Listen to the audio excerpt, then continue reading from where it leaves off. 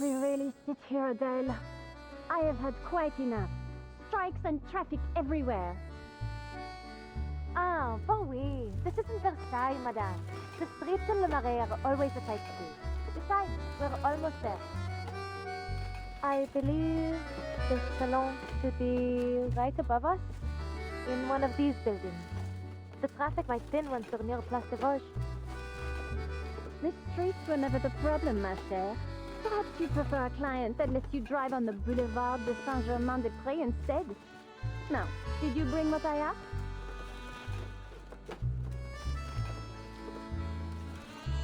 Voilà! It survived all the bumps. I know what you'll say, Madame Felicienne, but I must ask again. Do we really need to carry these pastries around with us? Not at all, provided you ensure there's always a la durée around the corner. If only that were in my power, Madame. Oh look, we're here! And with time to spare. Great, no need to rush.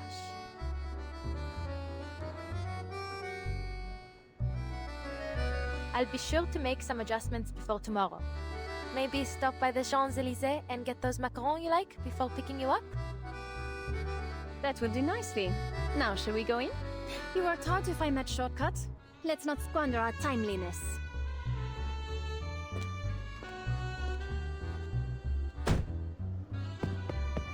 See? Just like I said from the start. Je connais Paris comme ma poche.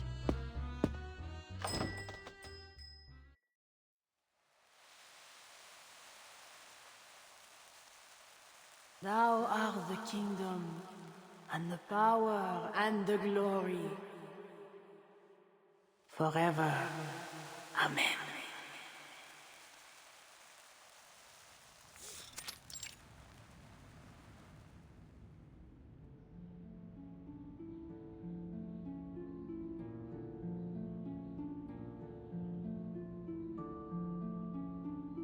Before me, Raphael. Behind me, Gabriel.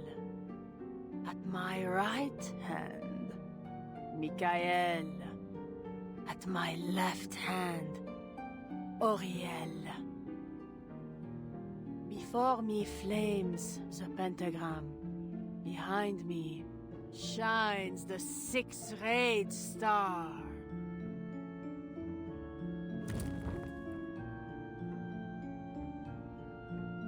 Shown to me, this I see. The whirlwind in the north, the giant cloud, and the blazing flames. Through the stifling cloud comes light, a piercing flame, a manifestation of divine wisdom. And what, madame? What do you see?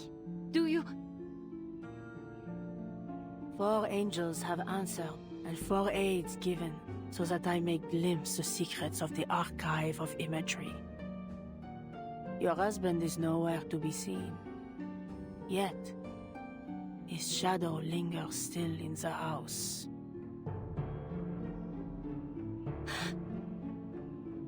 Yes! Yes! How did you know that? Sometimes I feel his presence. I see him in that khaki coat. Madame, s'il vous plaît, what's happened to him? How do I bring him home?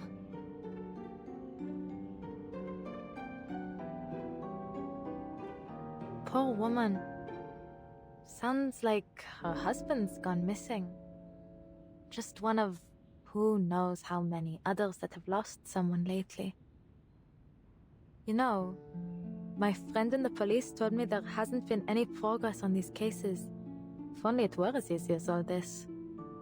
What do you think she'll tell her? That it's a curse, a demonic possession, or some such nonsense. That's the usual prattle anyway.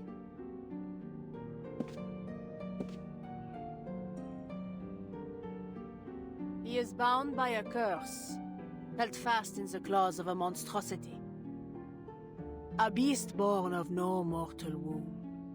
a foul creature of darkness, nurtured by the shadows that cloak this city. The old order has been shattered, yet there has been nothing to take its place. We are without shelter, and the beasts are circling, sniffing, coveting our troubled souls. They have awakened from their centuries-long slumber, bringing torment upon us. We have called them forth. We have set loose this horde, the beasts of Gévaudan.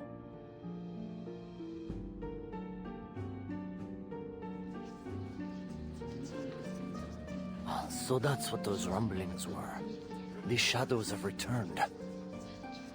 Maybe that's what happened to my missing workers. Ah, bravo, madame. It's a curse, just as you said. The same old rubbish. If curses were half as powerful as people think, my family and I would have been snuffed out long ago. Spare me the morbid talk, would you? How would I ever get around without my driver?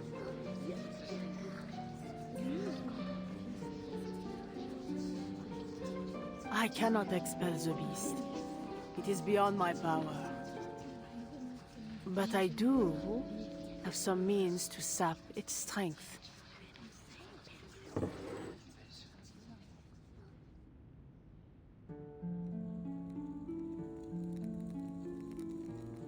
Our world mirrors the one above, bound in its reflection.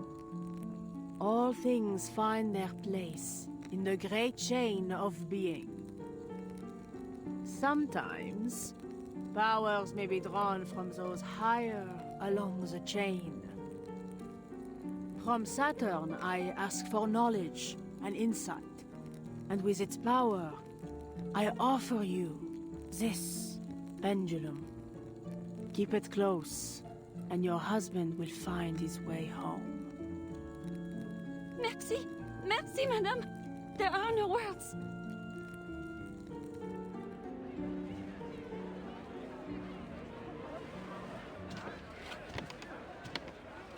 I was hoping to hear some insights on arcane study, or at least some decent gossip. Had I known it was just some poseur selling tired old charms, I wouldn't have bothered. There are still plenty of places in Paris worth a visit. If you're in the mood for fashion, there's the Galerie Lafayette Haussmann. Or for antiques and curiosities, we might try Le Marché aux Puces de Saint-Ouen. Something to take your mind off this, performance.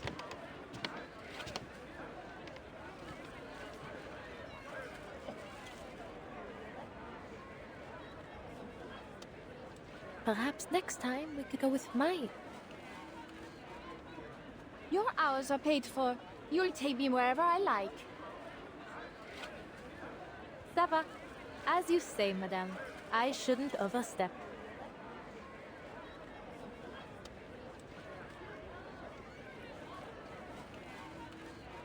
These cheap stunts are just a harmless little diversion. Besides, I believe I'm not the only one who's taken an interest. How have you been finding Dogme et Rituel de la Haute Magie? Ah!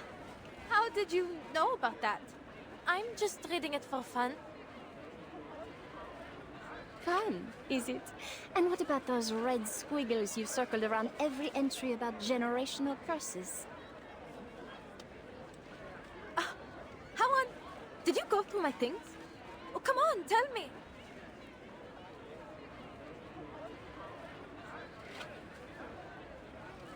Madame, please, stay just a moment longer. I see clouds and chains around you. The bonds of one led astray, shackled by fixation.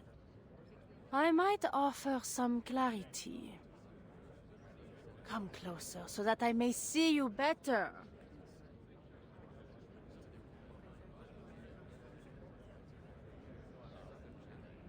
Felicienne, I think she's talking to you. I'm speaking to you, Madame, no need to look about. Please come forward. Me?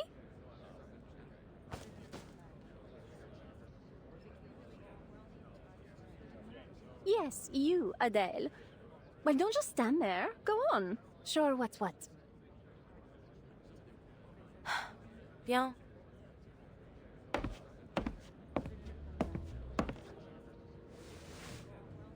Forgive me, madame, but I have no interest in divination. And I didn't come here for any advice, either. Frankly, I find it difficult to watch you take advantage of all these people.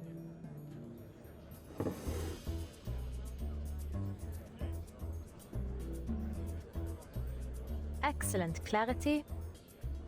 Smooth to the touch. A fine crystal at first glance. But there's something else. The evenness of its hue and that flawless sheen. Nothing is ever this perfect. Whatever do you mean? But... Let's put it through a little test, shall we? Par le feu est purifié.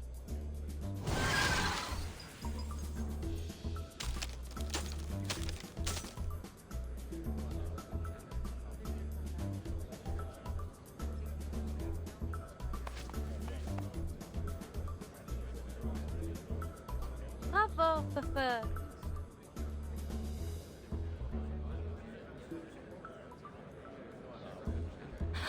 what have you done to my crystal? Please, allow me to explain. My name is Adele Tavernier. Have you heard of us before? Les Taverniers? Famed jewel hunters?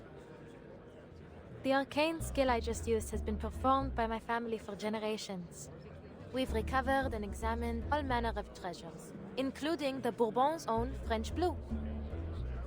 Fire holds a certain power to reveal the true nature of what it touches.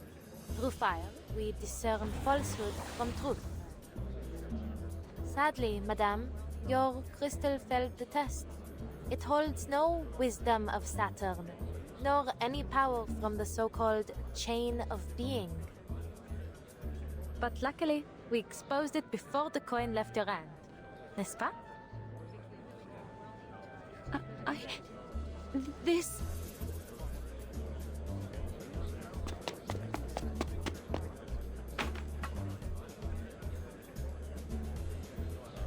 And you, madame, have given a lovely performance, I have to say. It's almost a shame to bring it to an end.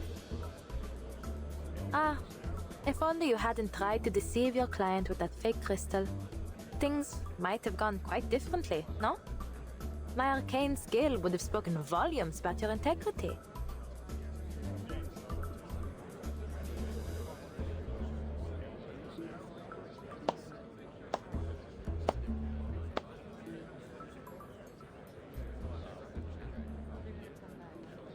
This is close enough. Close enough for me to clearly see the shadow upon you. Pardon?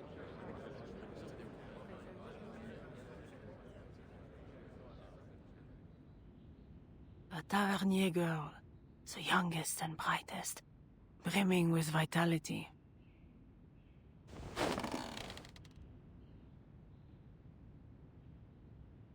The fated one has stepped onto her path. Twice will she collide with destiny. Once risen, once descended. For a fate left vacant now shall be fulfilled. You... The call must be answered. Walk with the wise, but beware their words. Beware the gaping abyss of death. What lies below shall reflect what lies above. One shall ascend, but all must be paid. All must return. All must restore.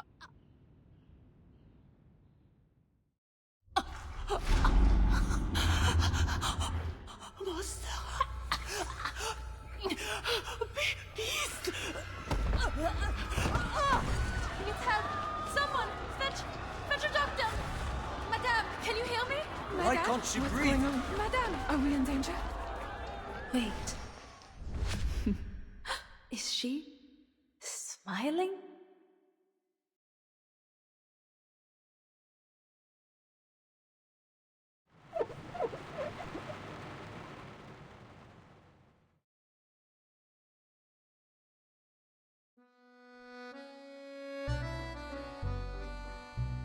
It was 2 years ago, or 16 years hence, depending on which chronicle you follow.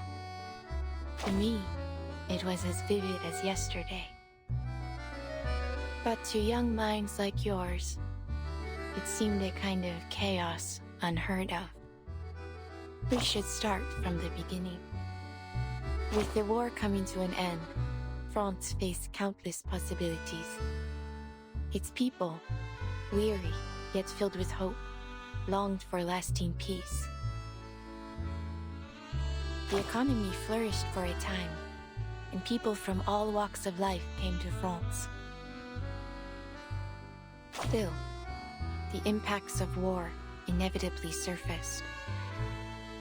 As the wartime factories closed, people struggled to survive. Their hardships gave rise to new demands. And before long, Paris became a swirl of competing ideas. That very much depends on your perspective. If your only interest is in the story itself, not the context, you might think it irrelevant. But I believe context matters. It keeps you from being thrown off by the details. That said, neither the economy nor society is our chief concern today. What I should end, as all stories must. Whether that end is a happy one, you will soon find out.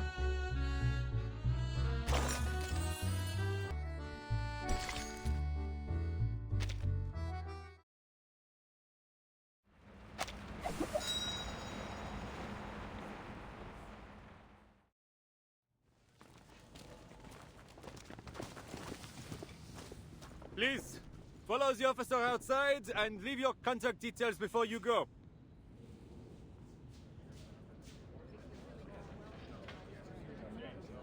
I doubt I'll get any sleep tonight after that sight. I told you we shouldn't have come. Nothing good ever comes of fortune-telling. What could explain all that? Hysteria? A disease, perhaps? It's possible. You know, Fabio and Franco told me their neighbors started ranting about fighting alongside Cardinal Richelieu. Next thing you know, the man's leapt out the window riding a broom. Still in the hospital, I hear. But remember what she said earlier? Maybe what she saw was her own killer. You mean the beasts of Gévaudan?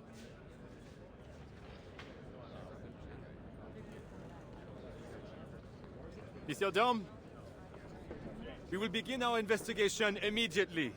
In the meantime, we ask that you not spread any rumors. There's no cause for panic as of now.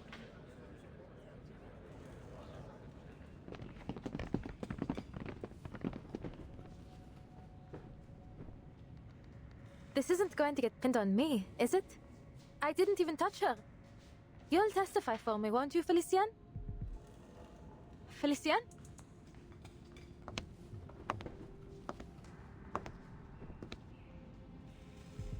Our so-called prophet failed to see her own demise. Well, if this isn't an interesting twist. What are you doing? Get over here before they scold you for disturbing a crime scene.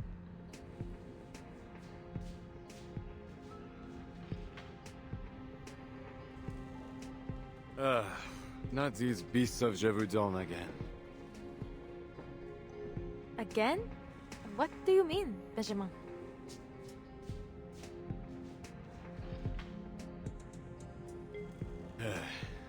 It's just a rumor, and a wild one at that.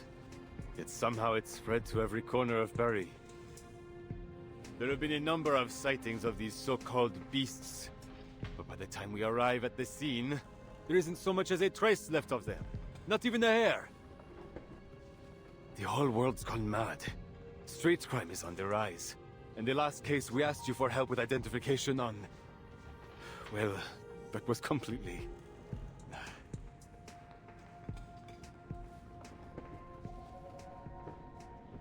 as if we don't have enough to deal with.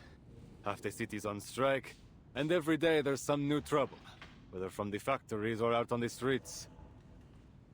I envy you, Adele. How simple it must be to sit behind the wheel all day and show visitors around. Well, it comes with its own set of problems.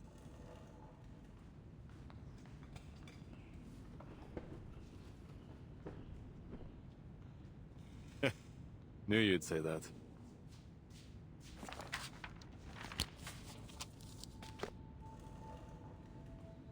Allons-y. There are some questions we need you to answer. You know how these things go.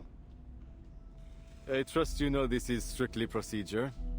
You were the person closest to the victim at the time of death. So please, Adele, answer with care. Allez-y. Ask away, officer.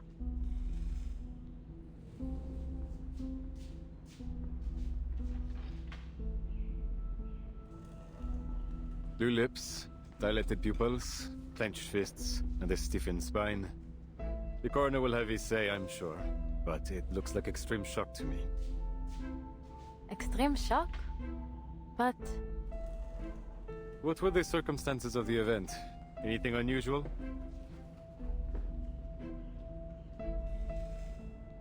the madame offered to read my fate, but halfway through she started acting strange, staring at me and mumbling things. She said something about a beast and then collapsed to the floor. So she was reading your fortune, saw a beast of Gévaudan, and it... what? Scared her to death? It sounds ridiculous, I know, Benjamin. But it's what I saw.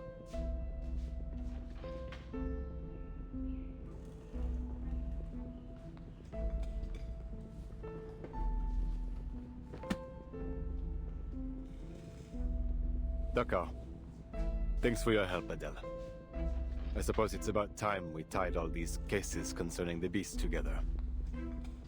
But it's strange, no? How could creatures from a folktale more than a century old be doing all this here and now? This has to be more than a passing fad. Paris, hell, the entire country, has been gripped by all sorts of rumors. The streets are growing more volatile by the day. You're right. There are always people who will try to take advantage of these situations. Like this poor fortune teller.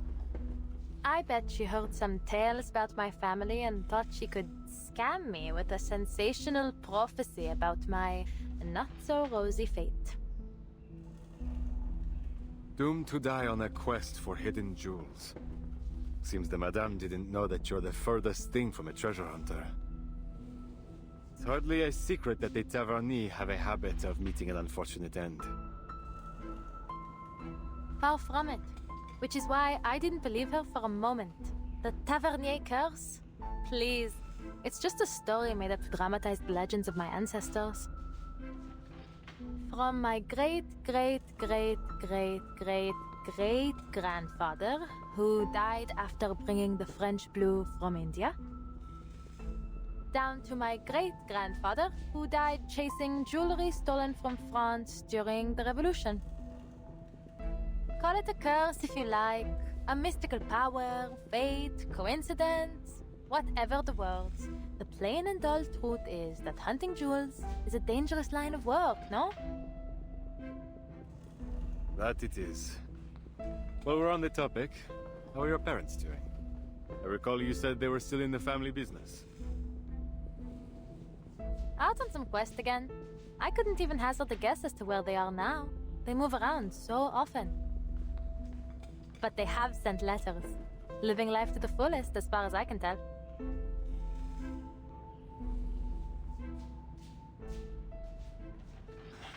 Glad to hear it. Maybe I should envy them instead. Traveling the world like that. Much better than being stuck in a police station. And you? Don't you ever think of joining them on the hunt? My parents and I are different, to say the least. I don't share their obsession with shiny stones. A simple, comfortable life. That's all I want. No glittering ambitions, no fancy things. Just a job that pays the bills, fills my belly, and lets me get a good night's sleep at the end of the day. Why anyone would want to think so hard every day is beyond me. In fact, this job was the first thing I saw when I opened the advertisements page. Why not? I thought. Suits me better than treasure-seeking ever will. I would expect nothing less.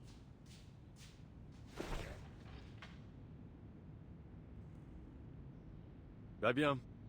I believe we have all we need from you. Please, don't worry, Adele. I see neither motive nor means for you to do her harm. You're all clear. But we'll get in touch if we need anything else. Oh, forgive me. Another question. Was there anything else that seemed suspicious? Anything that stood out to you? No, nothing really. Oh, wait.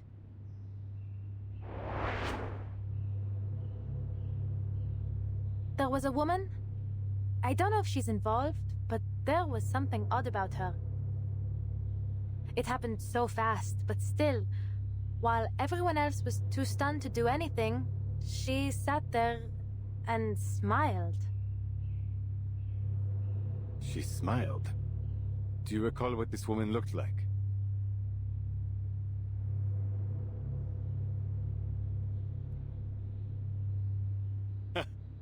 That's Madame Beryl Boaniche. Couldn't be anyone else.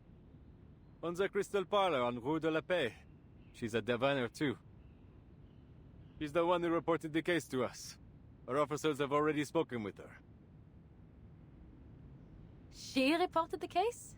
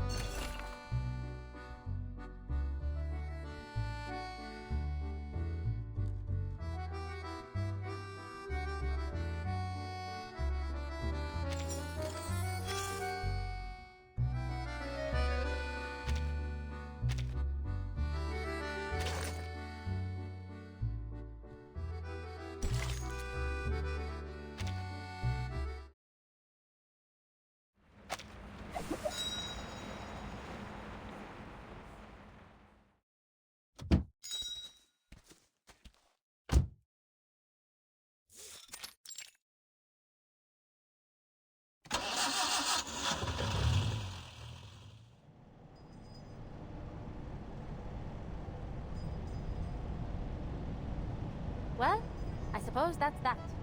No mysterious murderer, just another diviner. Benjamin said they spoke to her already and cleared her of any suspicion. Cleared? I wouldn't be so quick to believe that. Beryl Boaniche, she hides herself well, that one.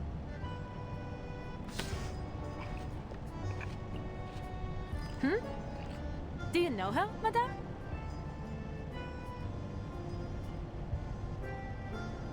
This box is empty.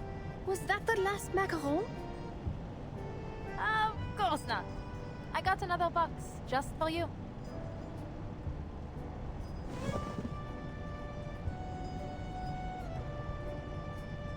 Ah, it seems my expectations have been surpassed, low as they were. C'est tellement délicieux. I must say, you seem to really have a sweet tooth.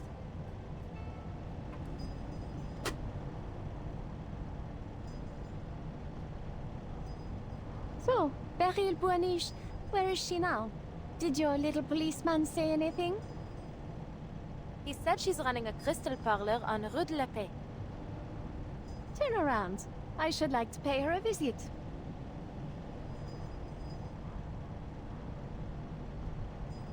Now? I don't know, Felicien. It's nearly the end of the day.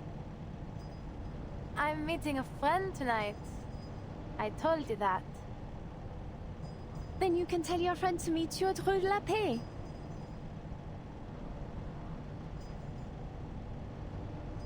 I'll double your pay for the evening. Turn us around. Take whichever route you like. But Ah, fine. Triple? No? 10 times then. 10 times?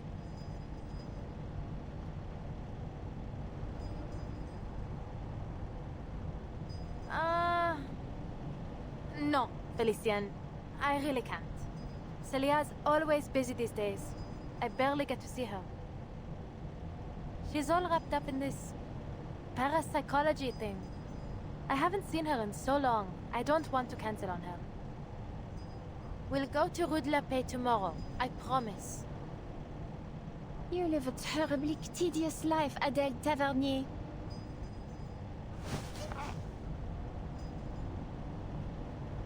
Wait! Look! That's her! What? Who? Perrine Buaniche! Just there! Turn! Now! Let go! I can turn the wheel Ugh!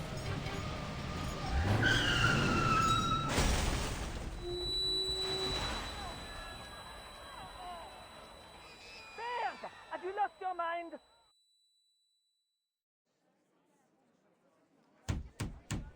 Ah! I'm speaking to you! Out of the car, now!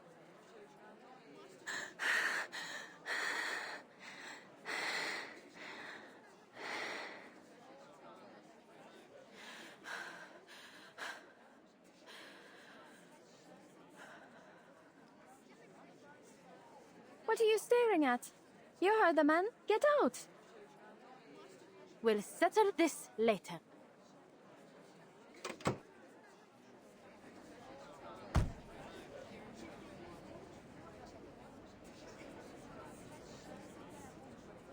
What was she thinking? Ugh, grabbing the wheel like that. Never imagined my first crash would be like this.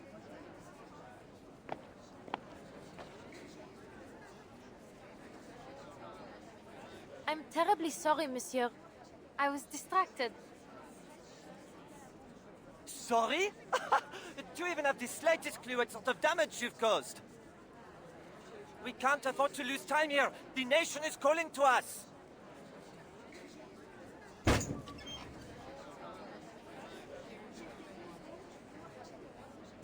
Huh? The nation?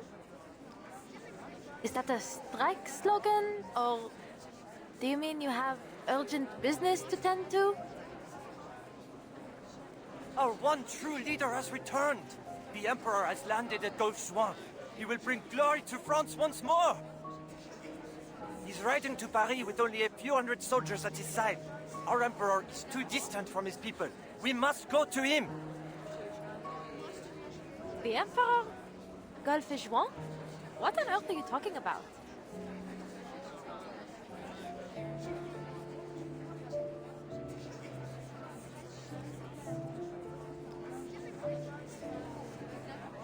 I see. You've sided with the Bourbons, haven't you? You're another one of the King's stooges. The son of Austerlitz calls to me. I will not be stopped.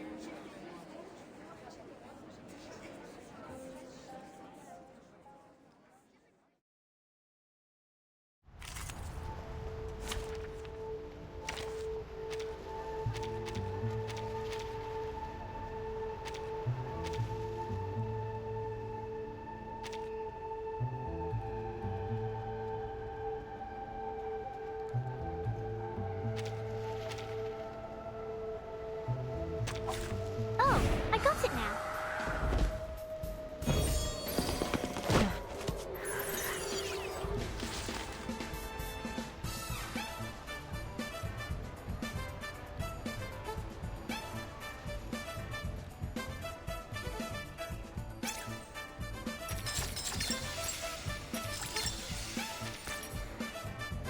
Derivative.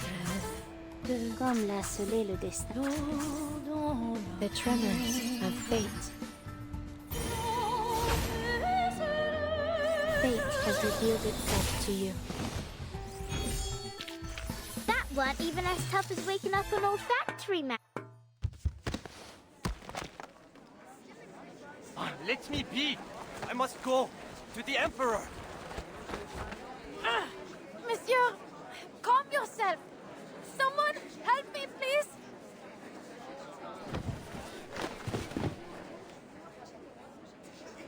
Aye, aye, aye. Another poor fellow lost in delusion. Careful, don't get too close. He's talking gibberish. The 100 days ended over 100 years ago. Please, someone, get him to the hospital. He needs help. Does anyone know this man? I really need to go. I have to see someone.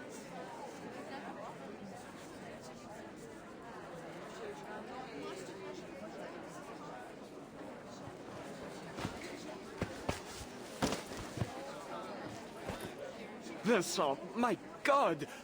I'm terribly sorry for all the trouble he's caused, mademoiselle. He's my student. Please, allow me to cover the damages. Would you mind leaving me your address? I'll take care of the rest.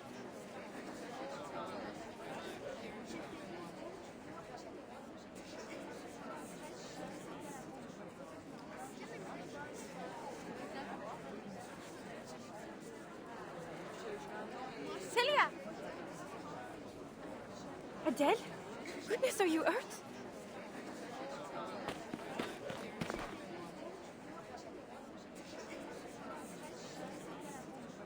This is Professor Roseau, the one I told you about.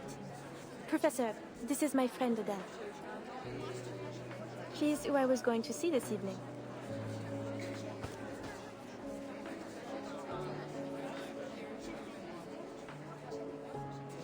Thank goodness you stopped him, Adele.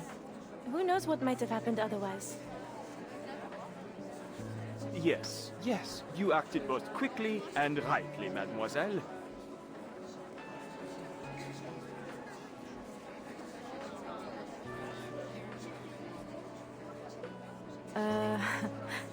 What's wrong with him? It's a long story. He's been acting strange for weeks. So, when he didn't turn up this morning, we went to his home to check on him. The door was open and it was a total mess. Poor boy. Such potential. But then, perhaps I pushed him too hard.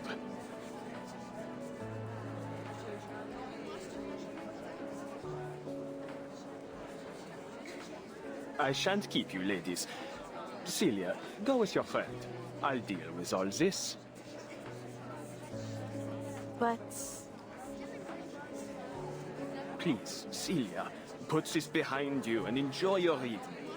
But be sure to join me for tomorrow's field work.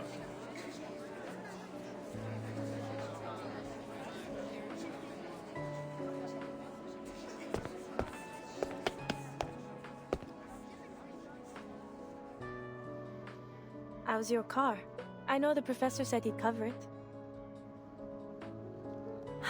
Pas mal. Just a dent on the bumper. It was a bit of a fright, but I'm fine now. Ah! Wait! Sorry, Celia. I need to...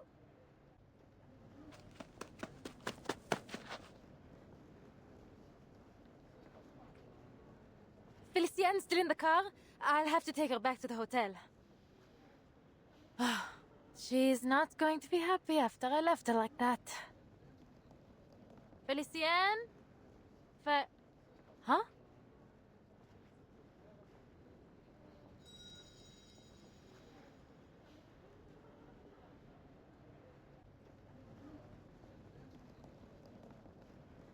Oh no. Is that lipstick?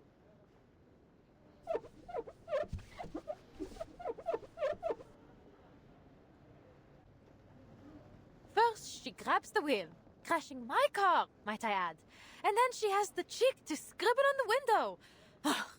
She's paying for a foot clean, I swear it. Are you certain you're all right?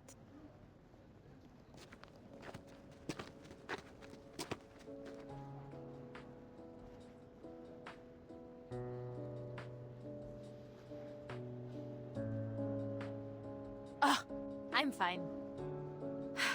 So, shall we eat at that spot near the Seine again? Or are you feeling adventurous tonight? You said you couldn't stand the campus cafes anymore.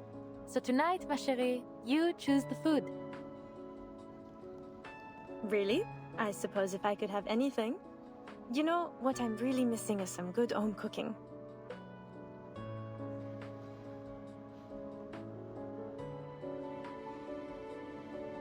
Onion soup, gratin dauphinoise, maybe a bit of cheese for a small fondue. Oh, and I just bought a bottle of cider. What do you think?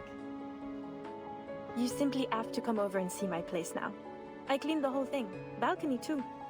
I came over to ask you for help, but you weren't home. Home cooking it is. Hop in.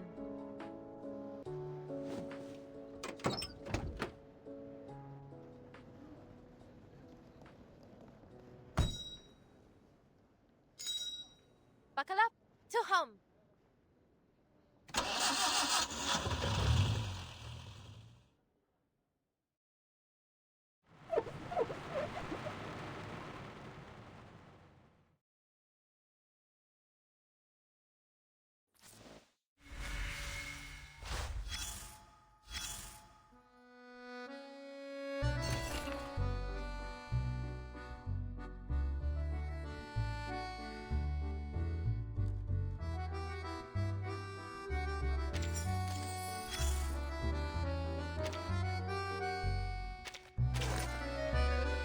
I was running a crystal parlor in Paris back then.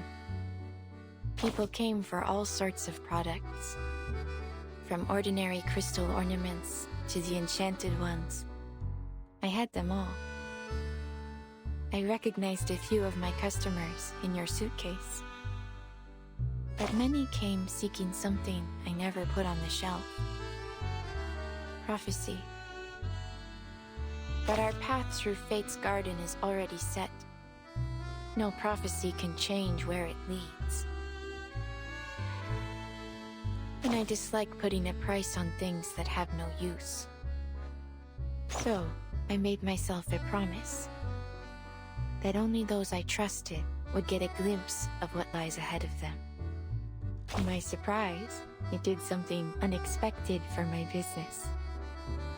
Word spread, and I recovered my investment soon enough. Nor was I. Few things in life have ever surprised me, and this was much the same.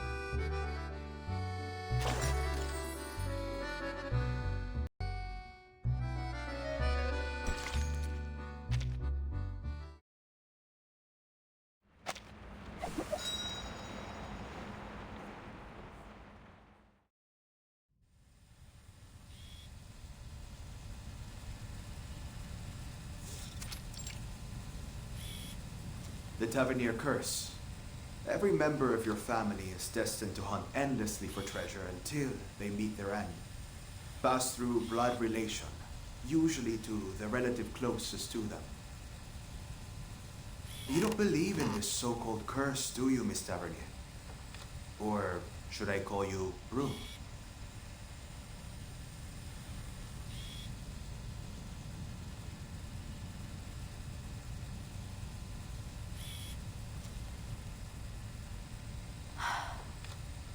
Given how things have turned out, it isn't as easy as a yes or no, don't you think?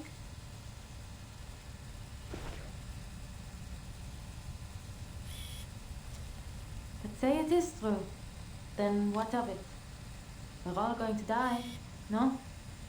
One day I'll die searching for treasure. But before then, I'll live as I see fit. I don't plan on wasting away my days in fear.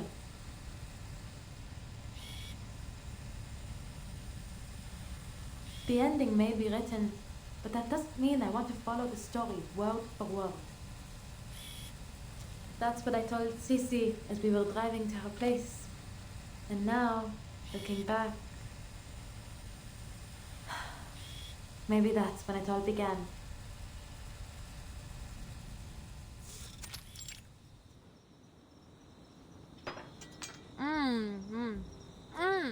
So good.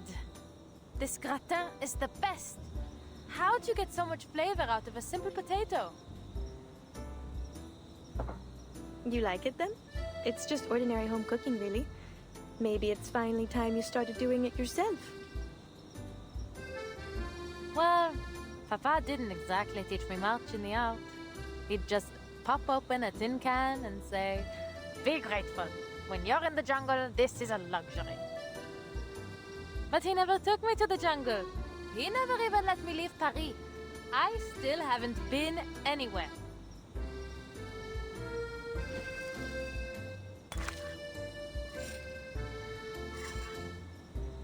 You can only blame yourself, Adele. You were the one adamant about not becoming a hunter. Of course, because I don't want my life planned out like a stage play. And don't pretend you didn't have a part in this. You're the one who picked the page number in the advertisements.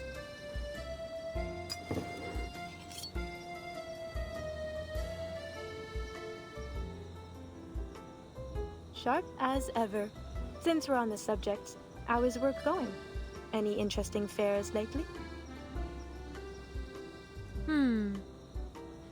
There was one thing. Not sure if I would call it interesting, though. Peculiar, perhaps?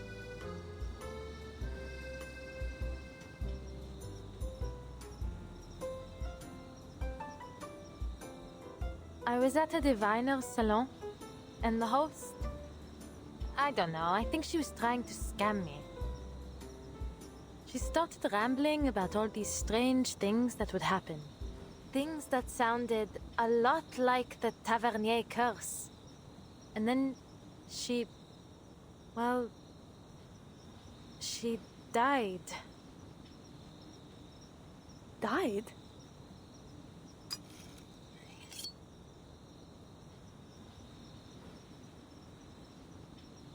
Then the police came, and I suppose the case is still under investigation.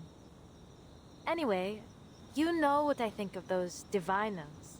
They're not exactly people you should take seriously. Then why were you there? Not by choice, that's for certain. One of my clients was interested, Madame Felicienne. She always gets these sudden whims and insists on having everything done just as she pleases. I wouldn't have crashed my car if she hadn't... Bah, forget it. How's university life?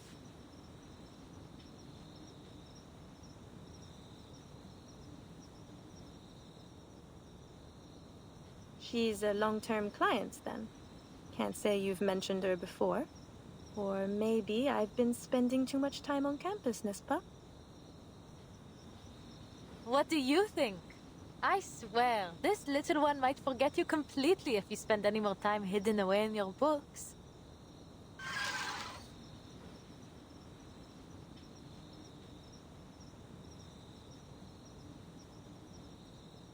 Oh, I know better than that. This sweet little thing was summoned by your family's incantation. As long as you remember, he remembers. Such a fascinating creature, the tutelary. He sees every corner of your psyche, memory and sensation, even your unconscious thoughts. Here comes Cici with another one of her academic lectures. Is this what you're studying these days? Yes. Professor Rozo has found new inspiration in a Swiss psychologist's theories. He's pushing for some new breakthrough. The whole research team's working on it. We've already seen some early progress. That, collecting brain thing? Collective unconscious.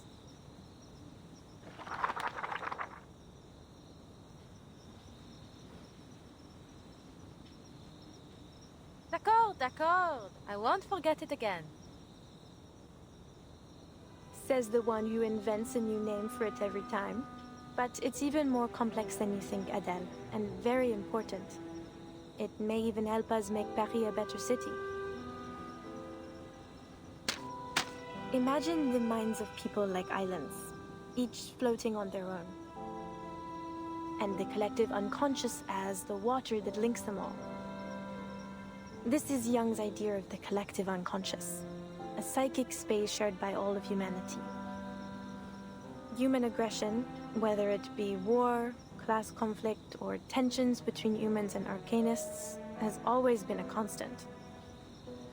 It's like the tides affecting the shared ocean between us. We build on our islands, but inevitably the tide will reclaim them.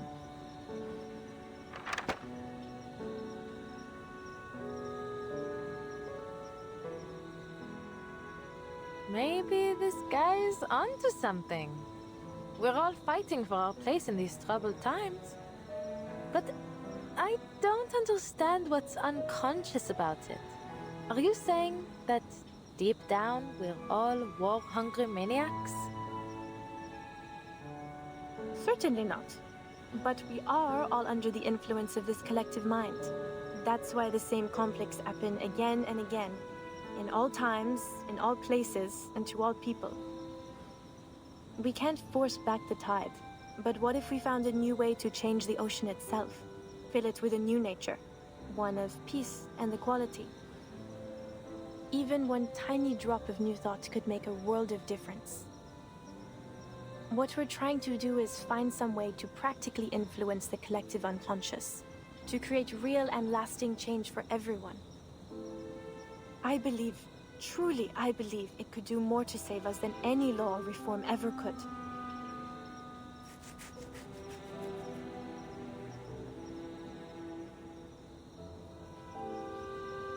So you want to control everyone's minds?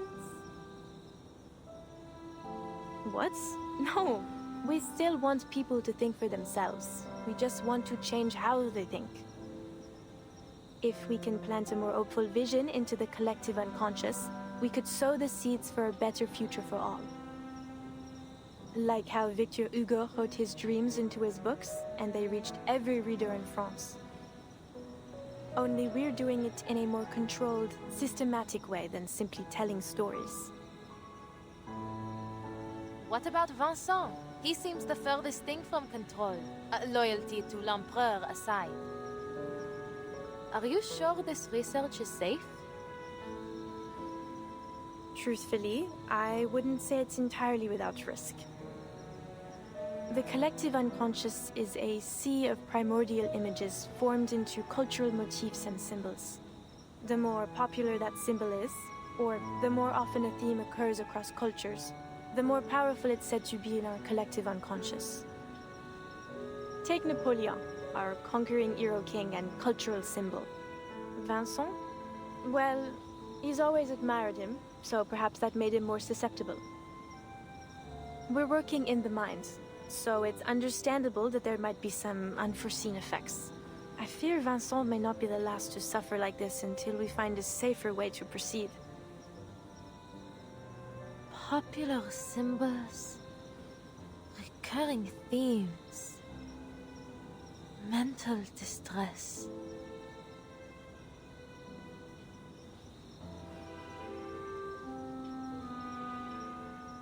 They have awakened from their centuries-long slumber, bringing torment upon us. We have called them forth. We have set loose this horde.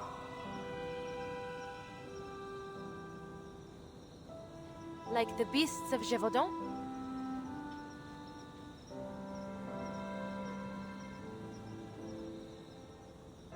That old legend. But why would the beasts of Gévaudan be... Wait, you might actually be onto something. As the rumors about the beasts have spread, it has gained a new identity in our collective unconsciousness, planting the seeds of terror inside just about everyone. Formidable!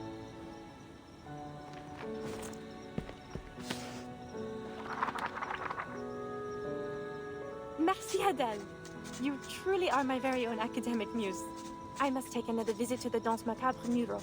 It may play a part in all of this. I'll buy you one of those good luck necklaces when I publish my paper. Then you'd better make sure it's chic. I'll want to wear it every day.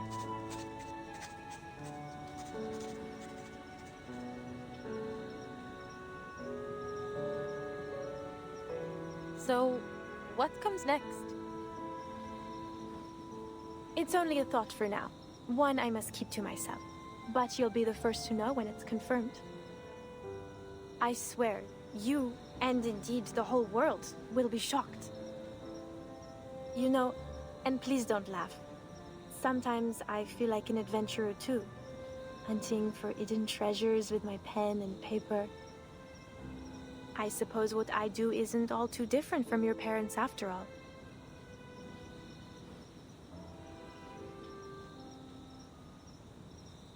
Do excuse, Adele. That was inconsiderate of me. I got carried away. You can find better role models than my parents, Leah. I got another letter from them the other day. C'est toujours pareil. A mind sure to bring amazing profits and something about a mural. So you do read their letters. They sound exciting, don't you think? You know how much I love adventure stories.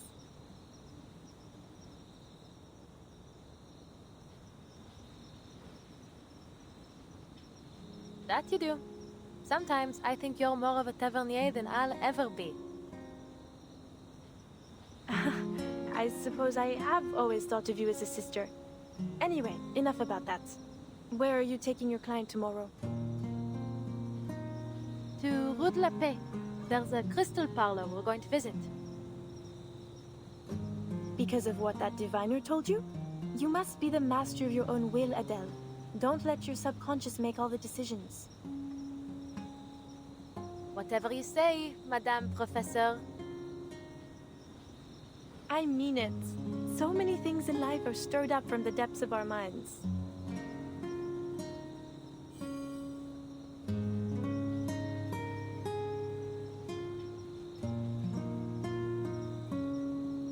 Sissi, dis-moi, tu crois vraiment au destin? Sissi? Celia?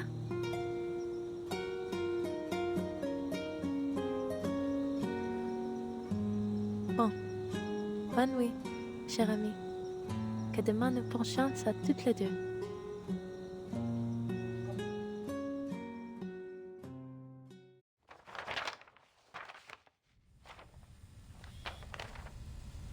And it was on the following day that you paid a visit to Beryl Boaniche's Parlor of Crystals?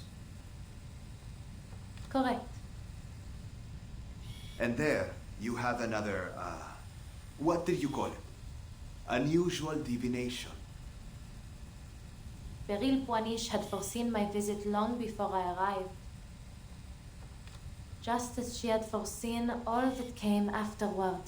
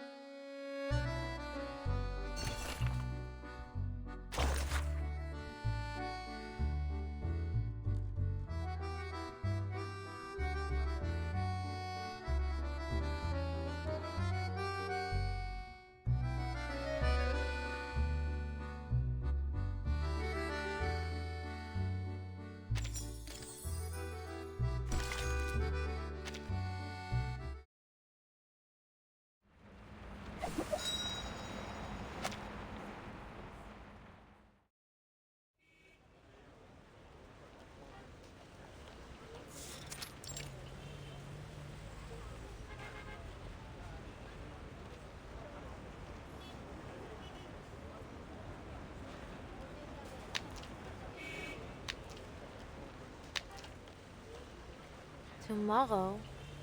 She never said the time. She's not planning to keep me waiting until the evening, is she? Or has she already gone in?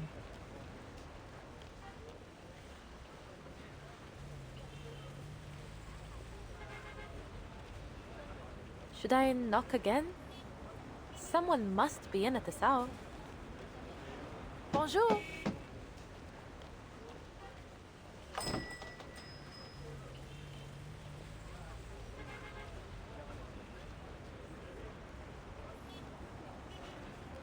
Ah, finally.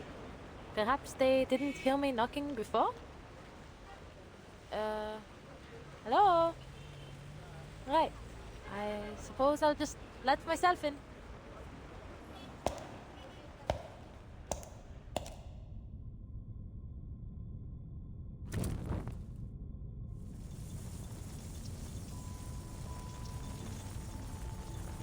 They could at least leave a light on for the customers.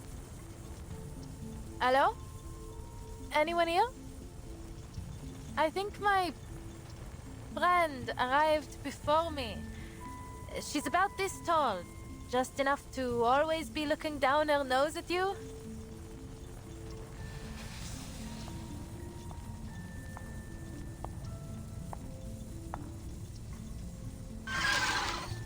What is it, Fufu?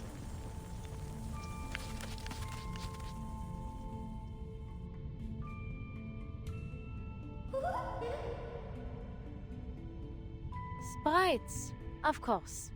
Where else would they be, if not in a diviner's parlor? Let me be clear. I don't care what kind of mischief you're up to in here. Just don't let it involve me.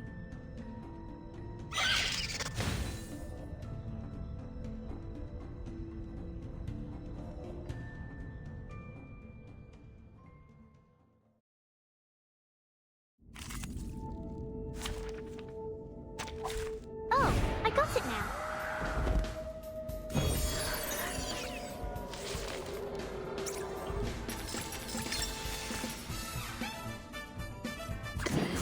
Comme là se dérive dans le... A secret revealed. The overflow of the Sephiroth.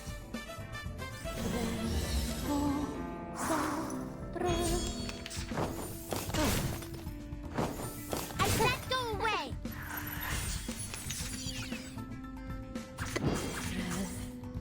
Just another what I'm good at.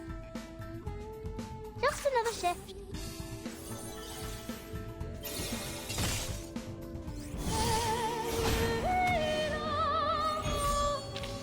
They've fallen still. Like...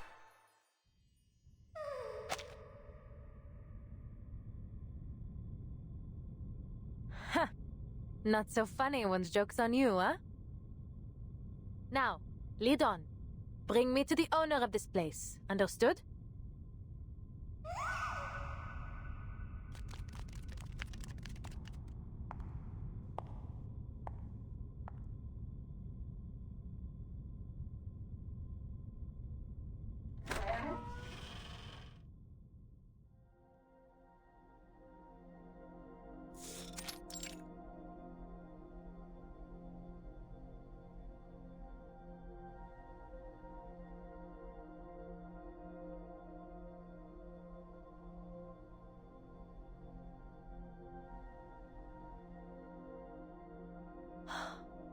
How pretty.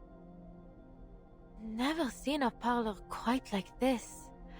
The way these crystals are displayed, it feels like they're not meant for sale or for exhibition.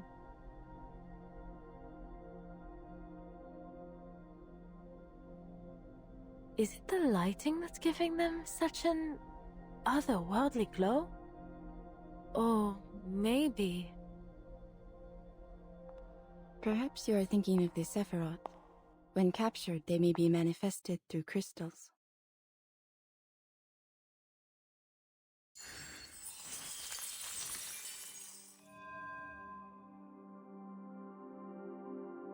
Some believe it is through these Sephiroth that the Creator formed our world. Without them, the divinity is incomplete. The 10 Sephiroth, the astral light, the flames of the fire which burned in the bush, the glowing stream which flows from the tree of life, the numerals, spheres, Enos, and all aspects of reality. Then you must be Madame Beryl Boiniche?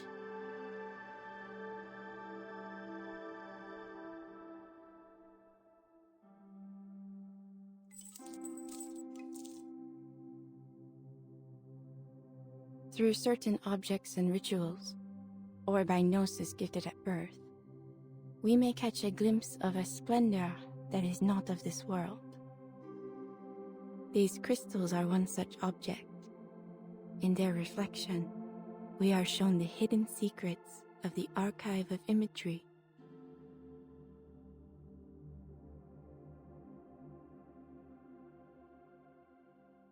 Madame, did you... I am pleased that you have made your way here, Madame Tavernier. That door was left open just for you.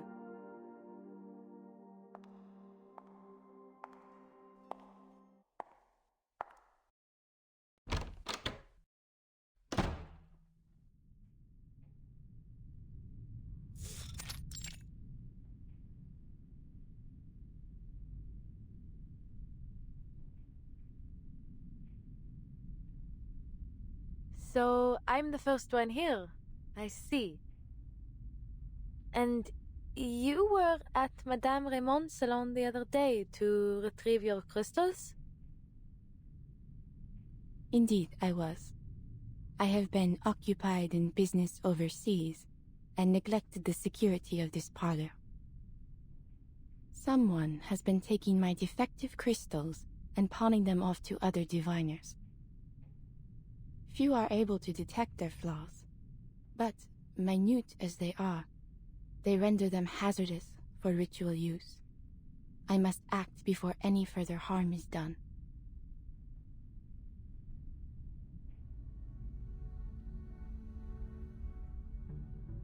For that, I owe you my thanks, Madame Tavernier. You showed courage that day, in your words and actions. Just Adele will do. And there's really no need to thank me. Truth be told, I probably wouldn't have interfered if the diviner hadn't tried to make a fool of me. Ah, those words still bother you, do they not? No, not at all. I don't take things like that seriously, you know? After all, fate, it's just a matter of belief, isn't it? You do not believe, yet you cannot seem to put it out of mind. Is that so? Ha! Please, madame. You aren't about to start with the prophecies like all the others, are you?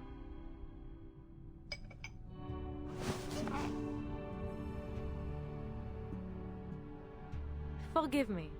It's not that I think all diviners are liars. It's just that it's hard to believe that fate is shaped by any kind of higher power. It seems just as likely to me that most divinations are simply self-fulfilling prophecies. And whether they be from a higher power or a crystal ball, I won't let prophecies dictate my life. If I have a fate, some road I'm destined to travel, then I will first go as far as I can down every other road until it's the only option I have left. There's still so much I want to do.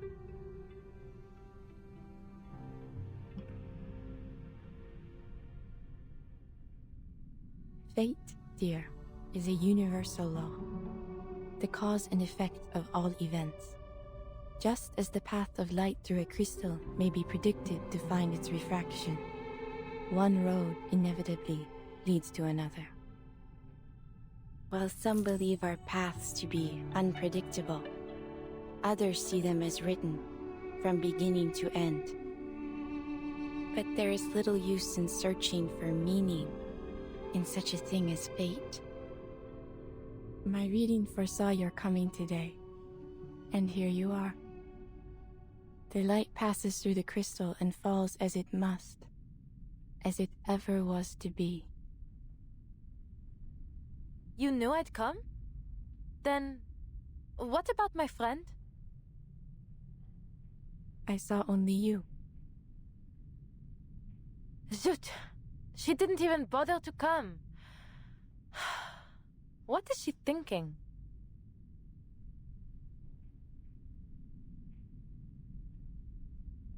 You came here only to find your friend.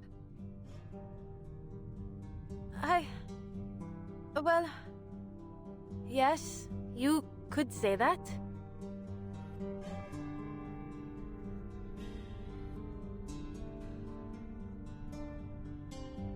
There is something more.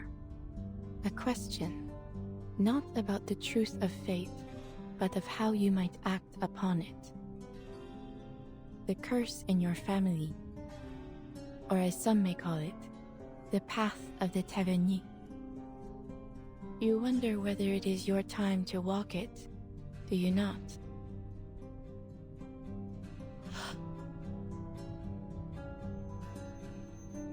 The call must be answered. Walk with the wise, but beware their words. Beware the gaping abyss of death. What lies below shall reflect what lies above. One shall ascend, but all must be paid. All must return. All must restore. How come every diviner I meet these days seems to know about that curse? Is obscure jewel lore really so popular in this city?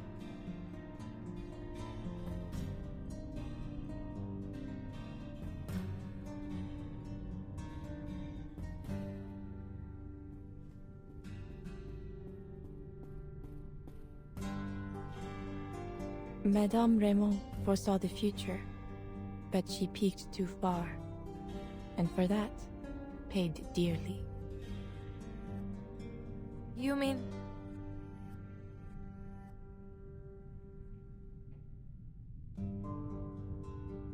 No. Please tell me you're just teasing me. You're saying that it wasn't her fear of the beast of Gévaudan that killed her, but what she saw in my future? Please, Adele, allow me to finish.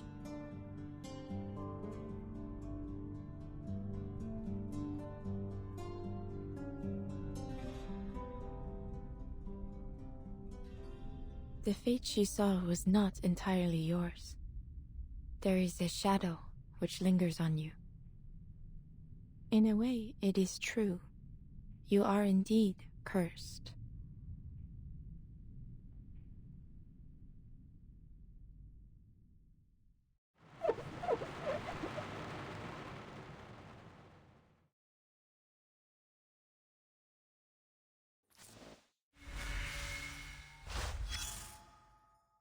I saw doubt on Mademoiselle Brum's face. As a diviner, you encounter that look more often than people think. Some have called me a schemer, a fraud, as the Vigile Bureau did. Perhaps they are watching me even now, listening into our very conversation. Some were frightened by what I could see, but kept coming back to sate their own curiosity. Some showed nothing but disdain. Not for me, but for the very idea of a predetermined future. I admired their courage. Broom was not any of these. She was a fourth kind. One who tries to ignore the prophecy, but in doing so, only finds herself carried further into its stream. Oops. Have I let it slip? Well, I suppose there is no use in pretending now. There was a disagreement about my decision to take a certain handful of arcane objects without consulting their rightful owners. In the end, I paid all their penalties, among other not-so-charming consequences. Not that it has done anything to prevent them from hounding me at every turn. To them, it seems I am only a fear-mongering schemer who knows secrets best left unknown. Alas, I am but a puppet dangling at the end of fate's thread. My limited vision cages my imagination. Though I may still see a little more than most people, I cannot do as I was meant to. I have lived long enough to know better than to act against fate. Though, in fact, what I would have done differs very little from what I was meant to do. What do you think? Is it perhaps fate that determined my personality? Or my personality determining my fate?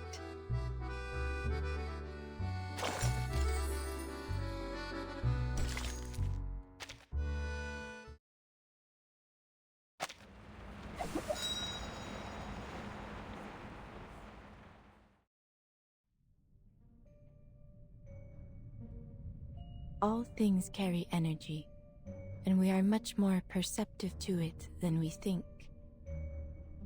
Now, I would ask that you concentrate on the subtle changes around you. You will sense it. You simply need to feel. Bien sûr, I'll try. Tell me, Adele, which of these crystals draws you the most?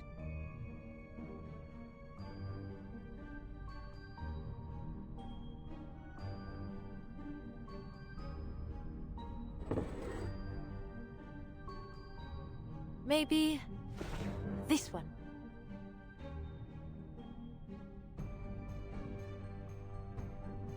A smoky quartz from Brazil. Very good. This crystal turns negative energy positive. It is a peace bringer, a banisher of the dangers that trouble one's soul. Now, close your eyes.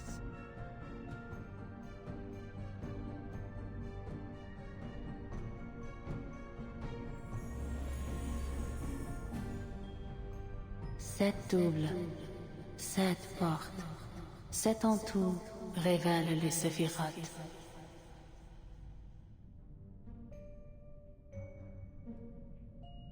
Keep your breath steady and look into the darkness. Search for the light. I see it. Only a soft glow, but it's there. Take it. How? Do I make it come to me? Or should I go towards it?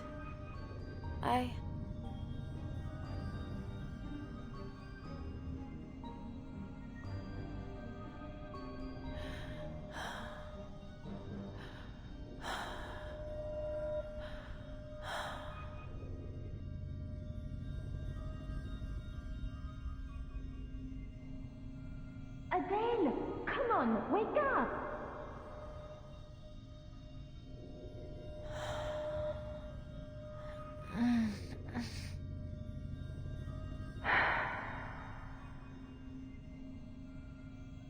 Wake up! Good heavens, how do you live like this?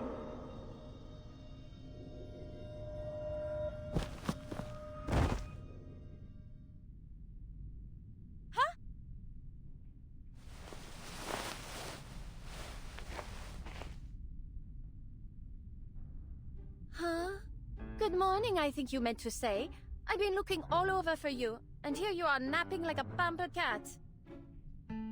You certainly know how to enjoy yourself, don't you? Abandoning me to take a doze in this cushy parlor. Felicienne? Where were you? I was waiting in the street for hours. You never turned up, so I had to... Where's Madame Boiniche? Perrine? She...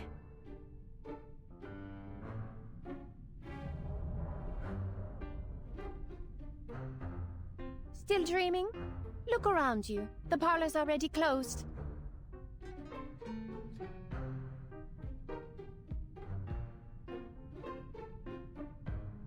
You'd likely have woken up behind bars for trespassing if I hadn't come to collect you.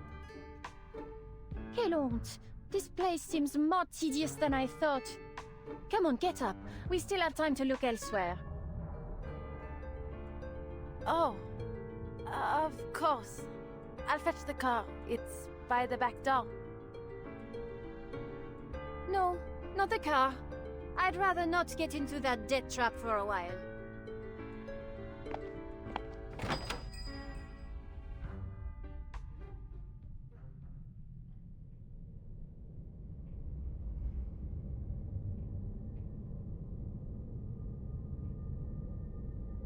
The street's totally empty. Where is everyone? Is there a curfew that I didn't know of? The street lamps are off. Huh. I don't even see lights on in any windows. What is wrong with you?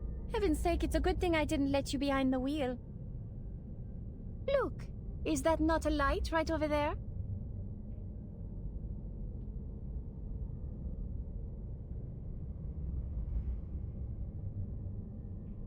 Is that Café de Flore? Do they really stay open so late? I suppose I've never checked. I'm starving. Go see if they have any food. I'll wait outside.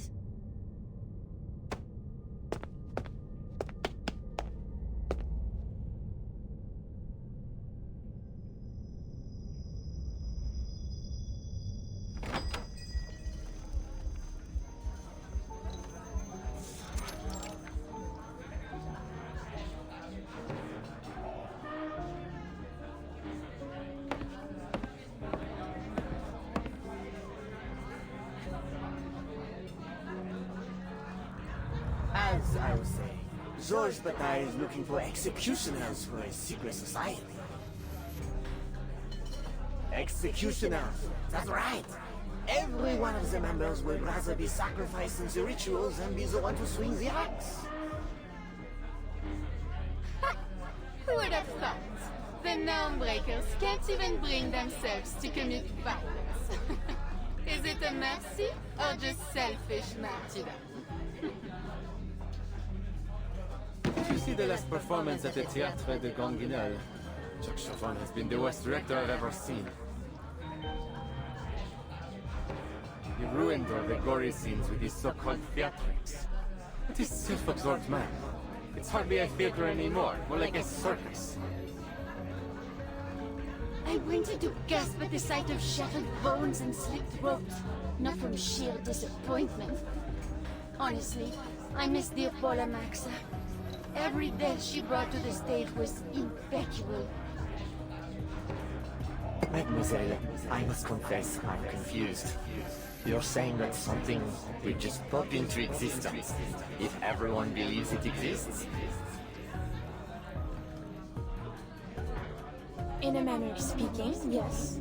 According to the studies we've been conducting, the answer may be hidden in our collective imagination. Celia!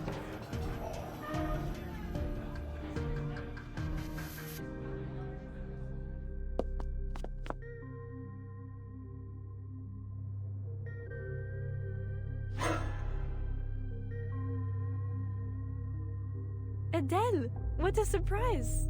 I thought you had no interest in my studies.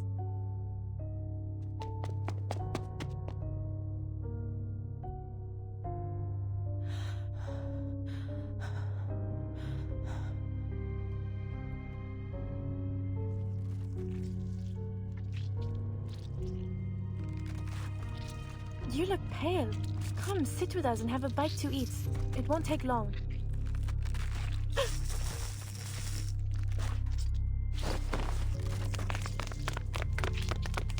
We need to go. Celia. You're hurting me. What's going on? Adele!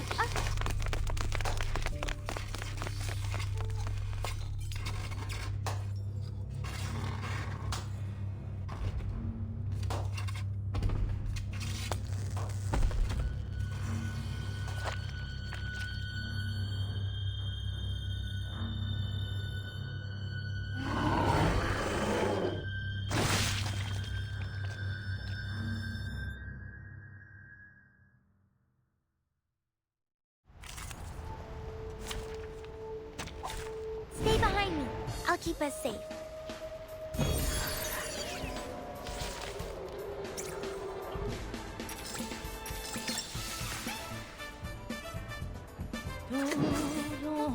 Dérive, comme l'a scellé le destin.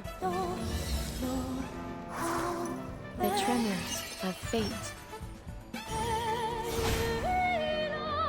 Prey caught in the woven net. Stay away from me!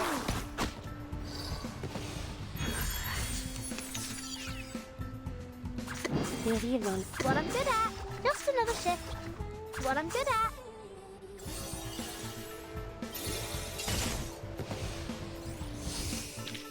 That weren't even as tough as waking up an old fat.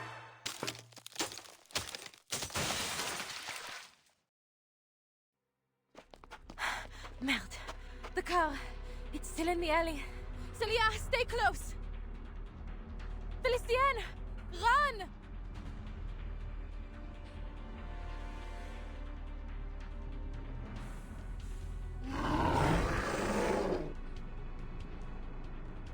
Go on ahead, Celia.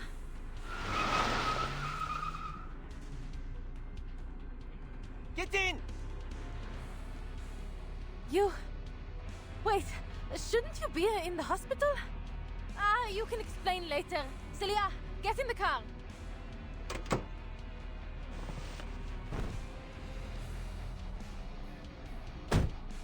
Go, go, hit the gas!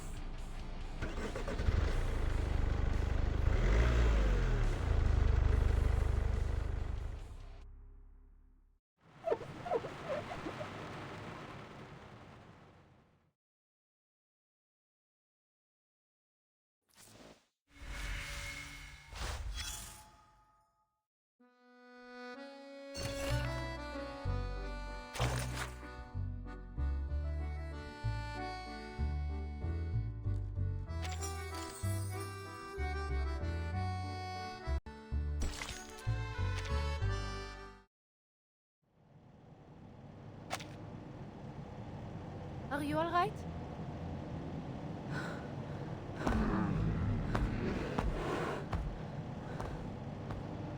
Good. I knew you were tougher than that.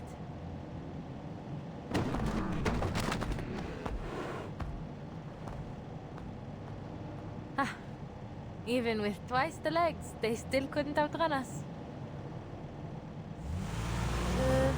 Monsieur Vincent, yes?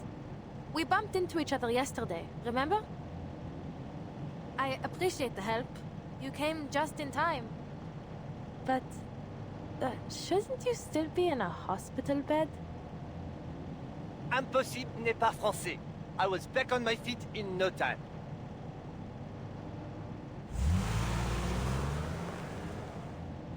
Bravo, monsieur. Glad to see you're doing well. Adele! Did you notice anyone waiting outside the cafe earlier, Vincent? No. Adele, please. Something feels wrong.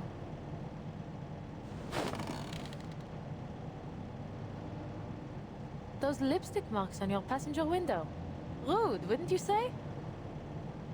People really need to learn where to put their lipstick these days, huh? Funny that you got the same message. In the same spot, with the same smudges. But I wiped it off yesterday. And how did it get here?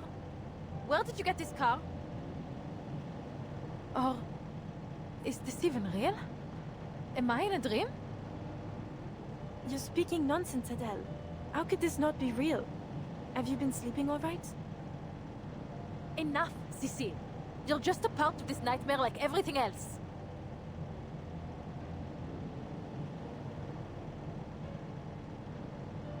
Ah.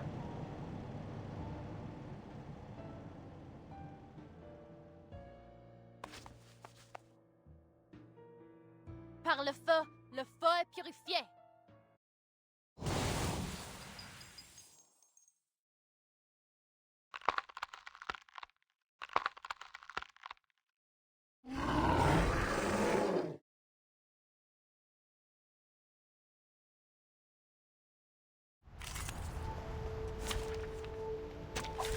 Oh, I got it now.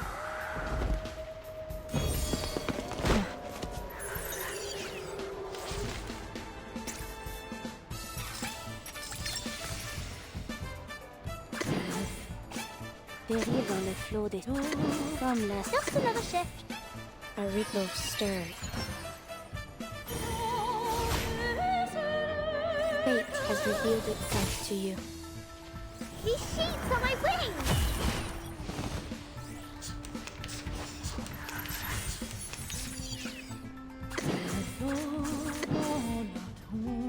What I'm good at. This one. Oh look, here's another one.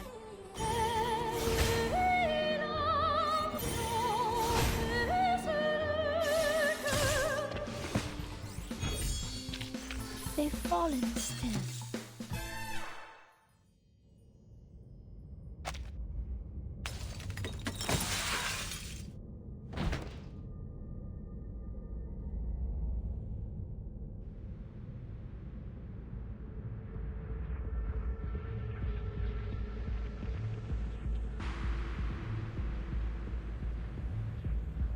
Adele?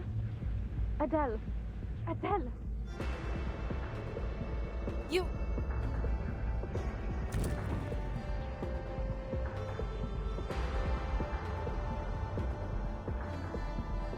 You're really?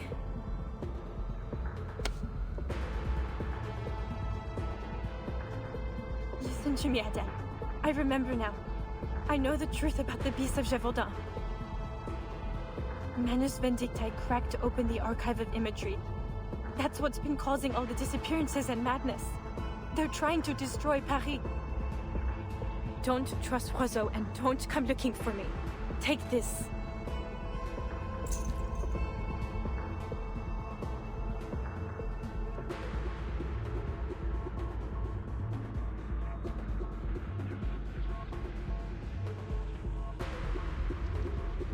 What? Is this the French blue? But surely this isn't the real thing.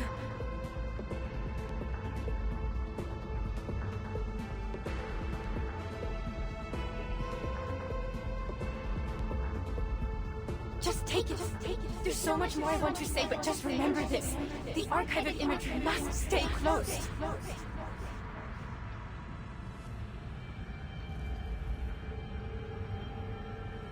Destroy the stone.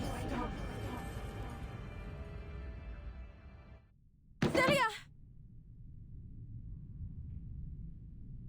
Des ténèbres, la lumière.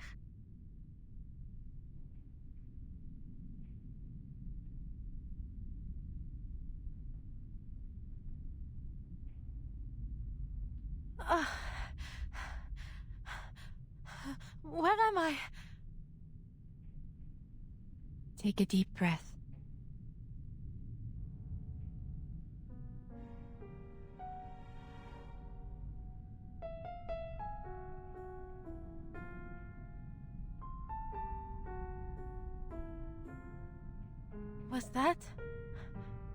Was I dreaming? Not quite. You plunged into the depths of your mind and uncovered the shadow lurking within. I saw them. The beasts of Gévaudan. At the Café de Flore. So, did we cast the beasts out of my mind then?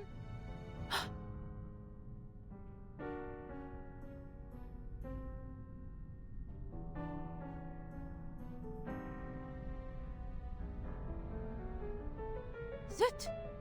This isn't the crystal I chose. This is the one Celia gave me. In the dream. The French blue. But how is this possible? Am I still asleep? Is this part of the dream too?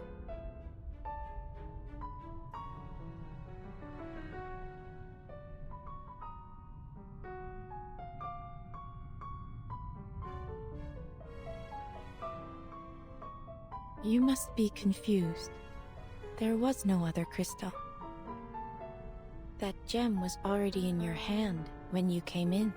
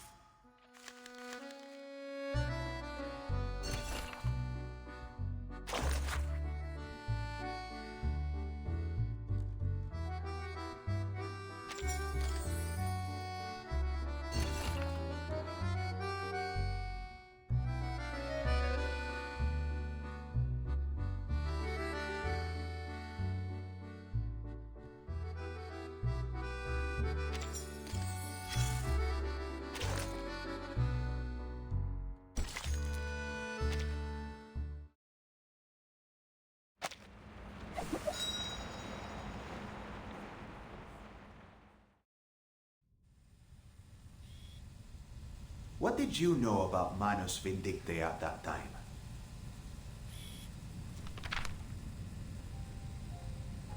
Only that it was some kind of secret society that believed arcanists are superior to ordinary humans. That's just the surface. They're responsible for so much more. Fueling conflicts, inciting wars, manipulating minds. If there's an opportunity to bring chaos, they take it.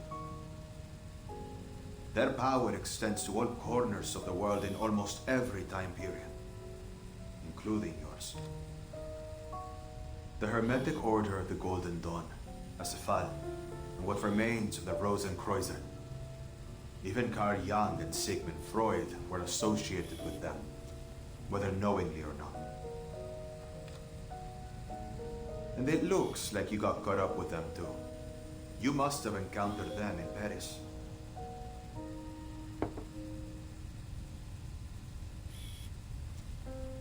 Miss Tavernier, what you say next is critical. From this moment on, everything you say will be monitored by a lie detector. Do you consent? I do.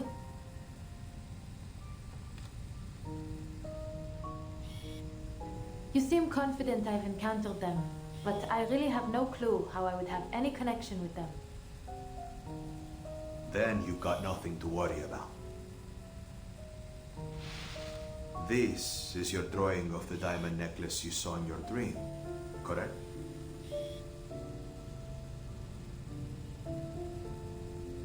Yes.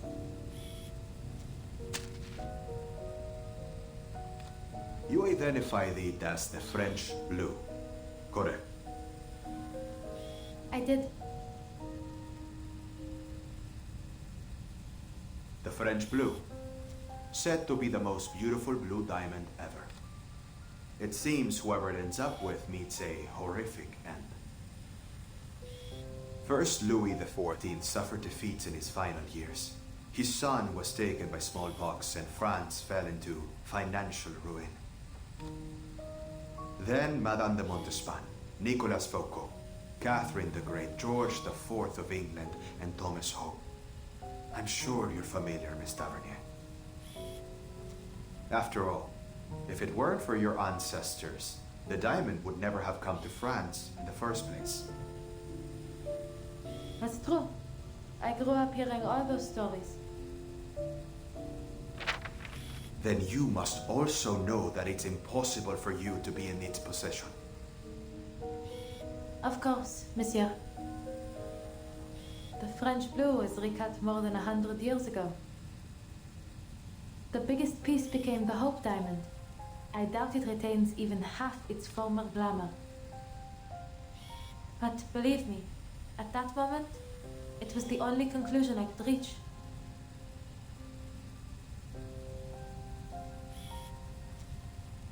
That diamond in my hand could only be the French blue.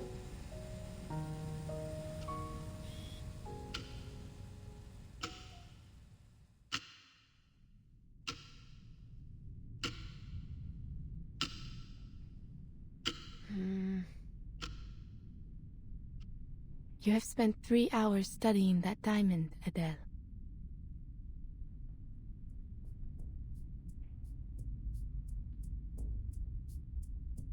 It's real. Whatever do you mean? No sign of forgery. Weighs around 60, 70, let's say 67 carats. And it matches the picture in my family's archives. But how? Is the Hope Diamond a fake? Has the true French blue always been in the hands of the Taverniers? C'est impossible. None of it makes any sense. None at all.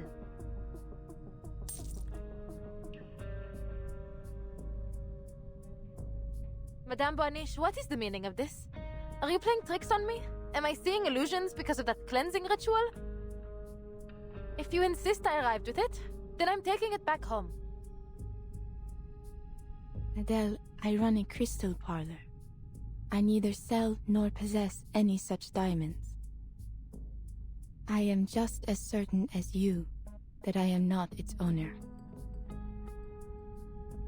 This diamond, this French blue, it doesn't exist. It cannot exist. And yet here it is before you. It has passed every test.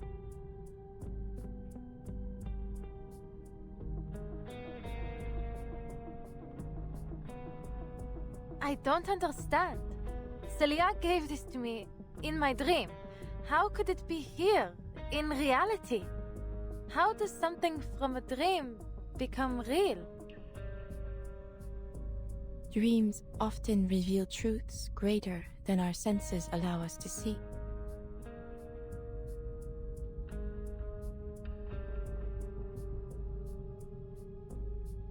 The material world is a result of contraction, shattering, and reconfiguration of Pneuma on its descent through 4 primary spiritual worlds. Everything we see is a mere manifestation of its true form.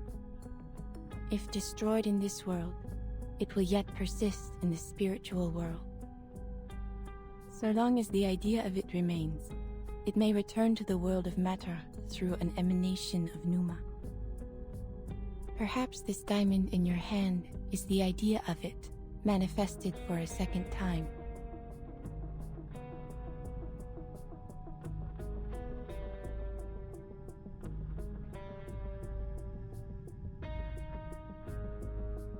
But how? All I did was see it in a dream.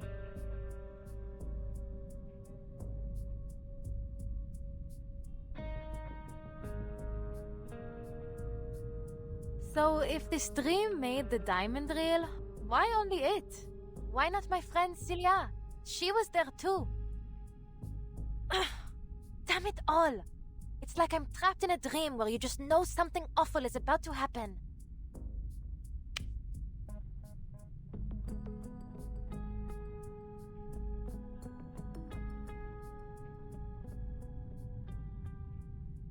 Oh, this is giving me a terrible feeling. I need to find Celia. The things she said in that dream. I have to speak to her before I do anything else.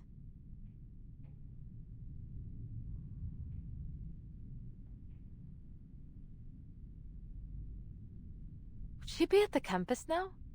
Or still in the field? Maybe I should wait for her at her place.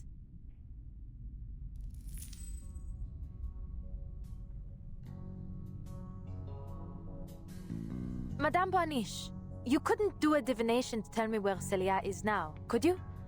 This diamond came from her, so you can trace it back to her, right?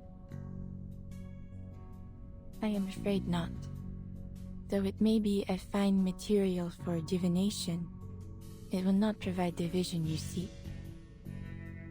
If we are to find your friend, we require an item she has often used, or something dear to her. No problem.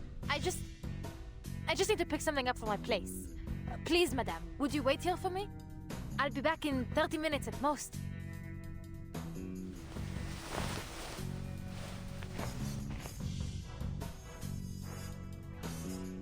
I am sorry, Adele, but I must close the parlor now.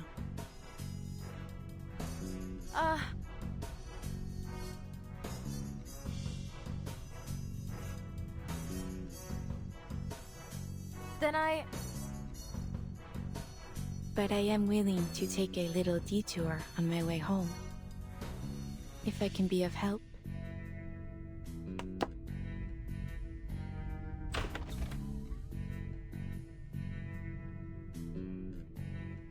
Thank you. I mean, sorry for taking up your evening. Yes, how much do I owe you for the divination? Think nothing of it. As I said, the door was opened just for you. Fate will see to the payment when the time is right. Wait, so Fate is the one paying you? not the client? So, what, you work for fate? I work for fate?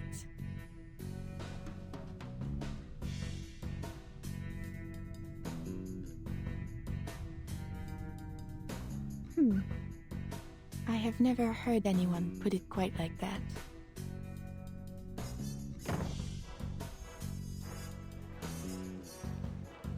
Allons-y. Let us see what your friend and my employer has in store for us.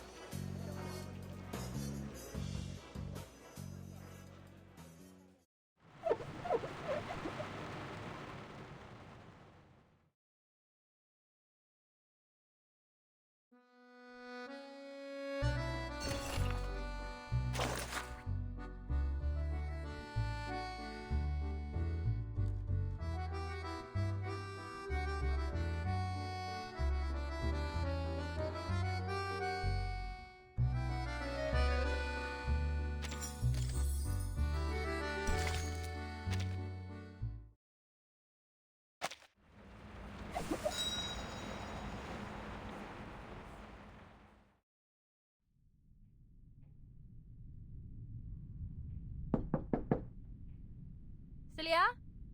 It's Adele. Are you home? I thought not.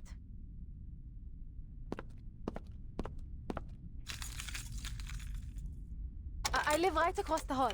There must be something of hers in there.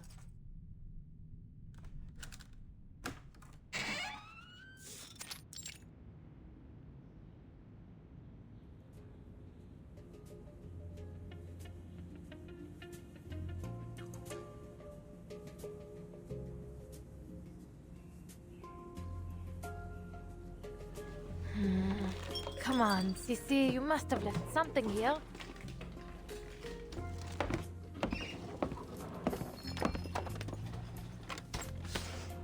Ah, this is her, is it not? The two of you seem very close.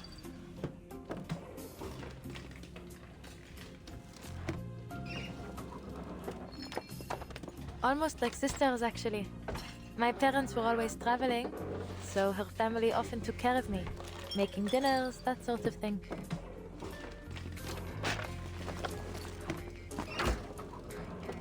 Looks like the quiet type, doesn't she?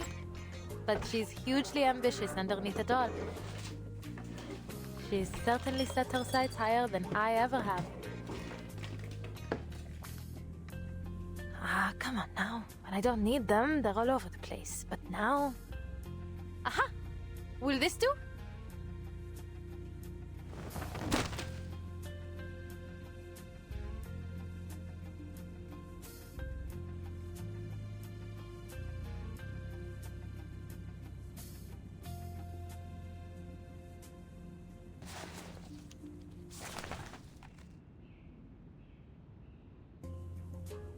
Madame Boniche?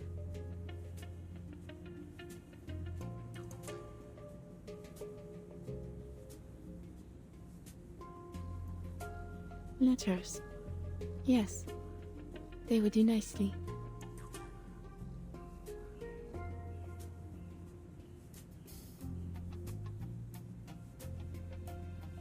It is little wonder Celia came to be like family to you, with your own so often away. Right. Not that I mind, really. They've hardly been around since I was little.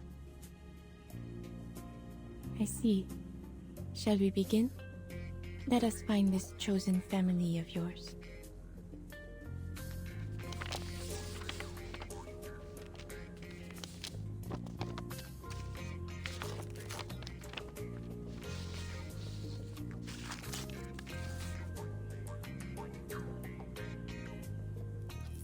I see her, swallowed by the city, sinking beneath the ground, in a relic of the Great Plague, in the world below, dancing with the dead.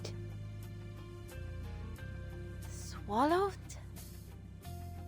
Beneath the ground?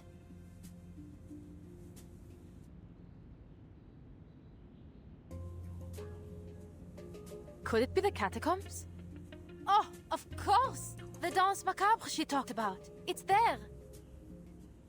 She must have gone to see the mural. Ah, Celia, you never pick the easy places, do you? You had me worried, madame. The way you said it. It sounded almost like she'd passed on to the other side.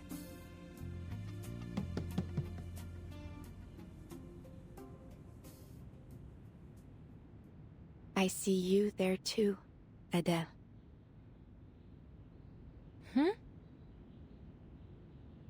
And the shadow of death follows close behind.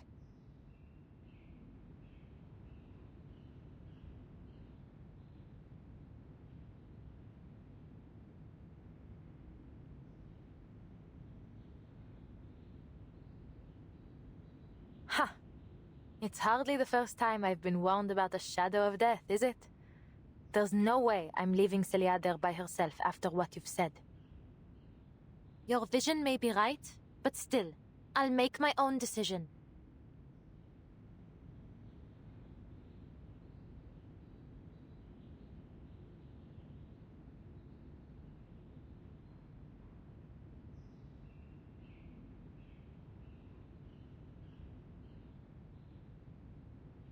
I expected no less.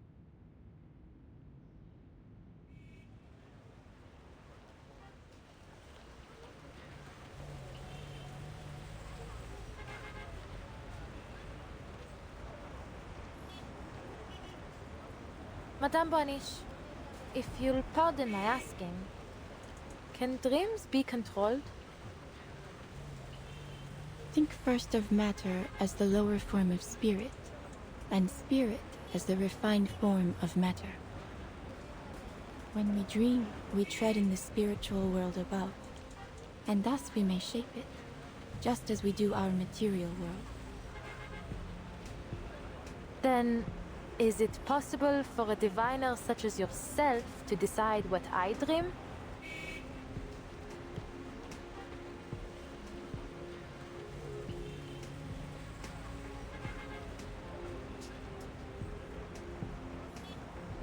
I did not interfere with your dream, Adele.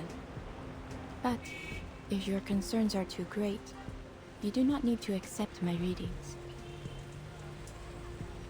No, I didn't mean it like that. I'm still trying to make sense of all this. A dream turned into reality. And I've met 2 diviners in the past couple of days, and one of them is dead. I felt I had to ask. I understand. I would feel much the same were I in your position. Thank you. I should take you home, madame. I know a shortcut.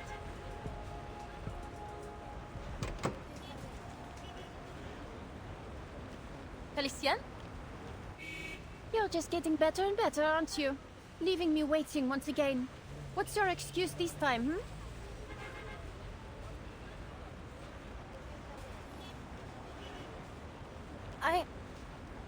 Where have you been? There are strikes going on all over the place, Felicienne. You've got to stop sneaking off and roaming around by yourself. Oh, hold on. Where did you get that necklace? Pardonnez-moi. Who are you to lecture me? You're the one who left me alone in this car.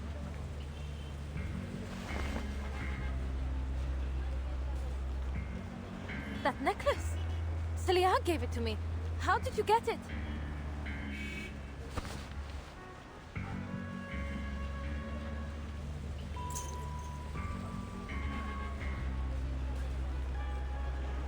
Celia gave it to you, did she? Are you mad? This is a priceless national treasure, ma chère. Not a friendship bracelet. I say this to you for the last time, and I shall not repeat it again. This is mine, and always has been mine. The finest of all treasures I collected on my many adventures. It's a relic of a more beautiful era. Shattered and distorted, along with the vision of the Baron family. My family. This jewel is mine. Do you hear? Mine. Mine, mine, mine!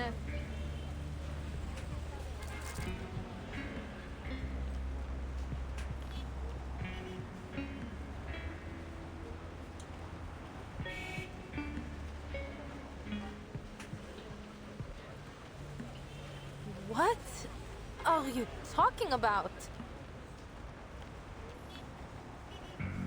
Is something wrong, Adele?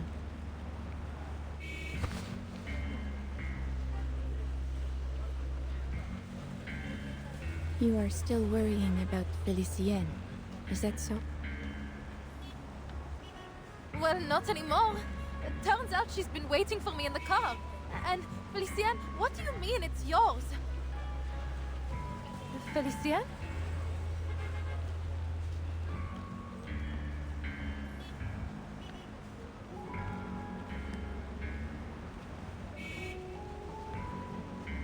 But, my dear, there is no one in your car.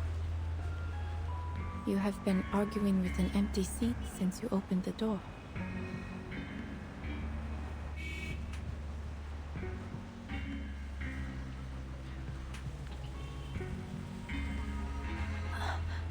How?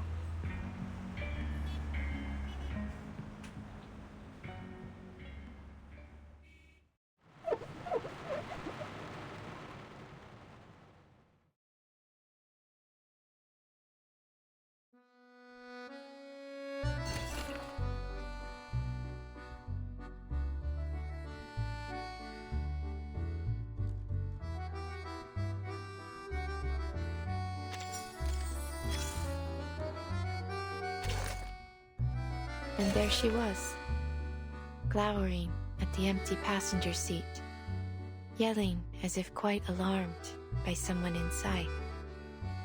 I believe she called her Félicie? No, Felicienne. Yes, that was her name. Indeed, I once knew a Felicienne as well.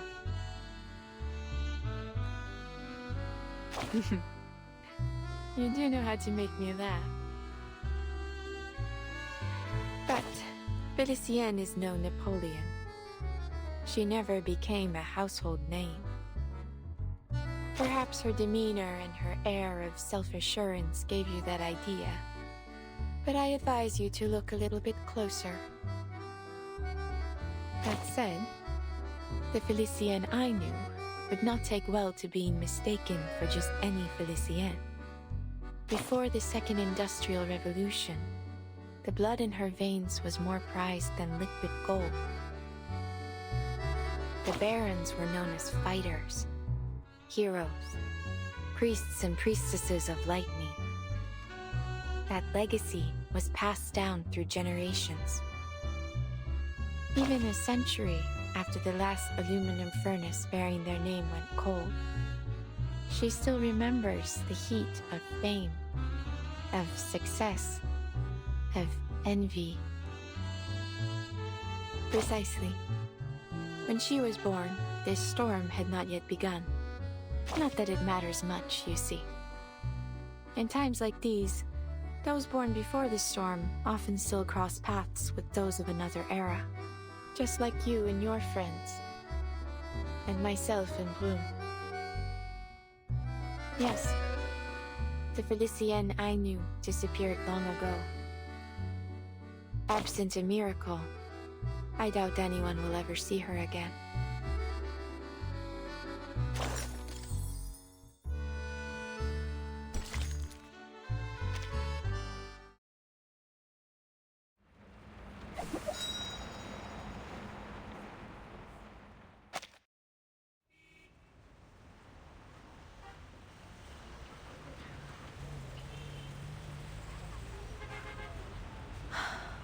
Madame Boiniche, as much as I appreciate your humor, now really isn't the time for it. Where did she go? I'm quite used to her attitude, but stealing that necklace crosses a line. Adele.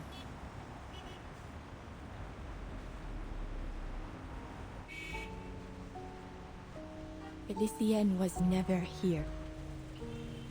Perhaps it fell out of your pocket. Allow me to aid you in its return. I believe it is best you not act alone in your current state. Ah, I've got it now.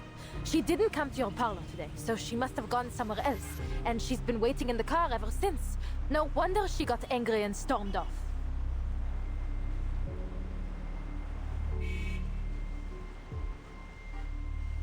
Aïe, c'est trop. What a day. I think it's better we speak again another time, Madame Boaniche. Would tomorrow work? When did you first meet this Felicienne?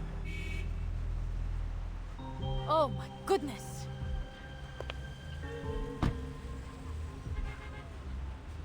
Honestly, what on earth is happening today? You want proof? I'll give you proof. Madness. Never thought I'd have to actually convince someone that I work for that terrible woman.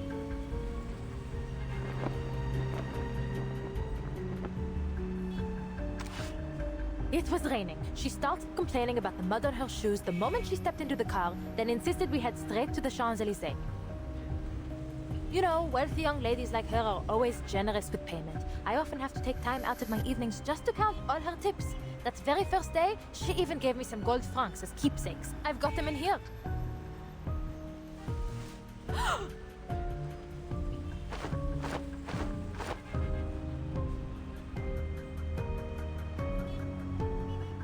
Oh. I must have put them somewhere else. Give me a moment to check the car. I've got other proof too. Ah, the macaron boxes. There's a full one somewhere, and her hair, little bits and pieces she left in the car.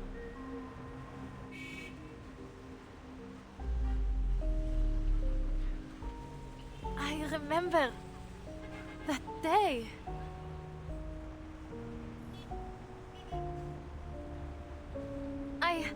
I must be tired. It's been a long day. It'll come to me soon.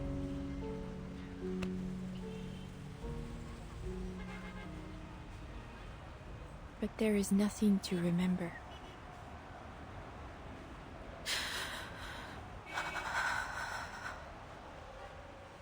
Something's wrong with me. Prophecies, dreams, the necklace. It's all playing havoc with my mind. I need to clear my head. Just bear with me. Those coins have to be in here somewhere. Do not worry, Adele. It is not only you who is confused in this era. Look at the people around you. People?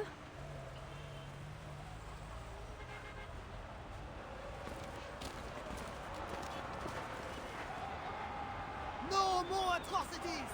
No more oppression! Liberté! Égalité! Stand with Paris! Stand with the people! Pour the commune! For France! Excuse me, monsieur.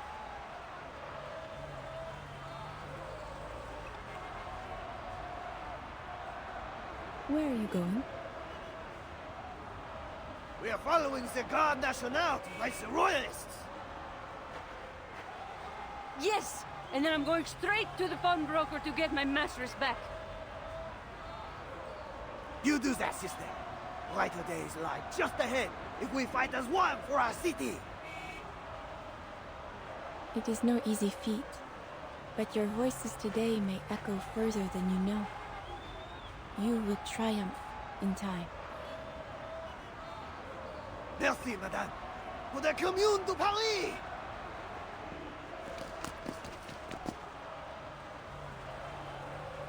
Well, everyone's fighting to survive these days. Looks like another protest. But did he just say Commune de Paris? He did. In their minds, this is the burning summer of 1871.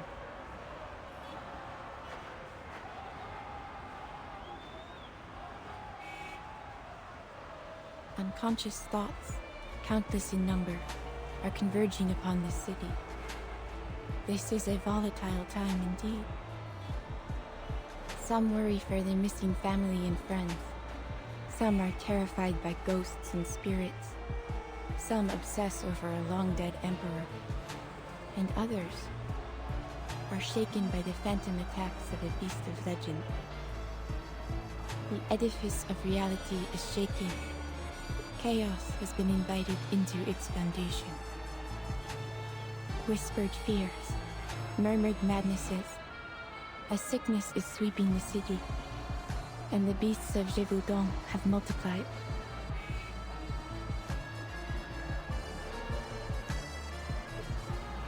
Those who invited this chaos did not comprehend that the flaws of reality are not the fault of a single person, nor group of people.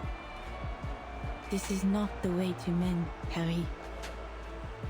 Everyone, everything has an identity, whether it be individual or collective. To attempt to unify them all so recklessly would not create order, but chaos. Chaos is what turned those people into beasts. You mean the sightings of the beasts of Gévaudan were all people? That the citizens of Paris have been turning into monsters? Then are they the ones who killed Madame Raymond? Who cursed me, took Celia, and trapped all these protesters in this delusion? And Félicien too?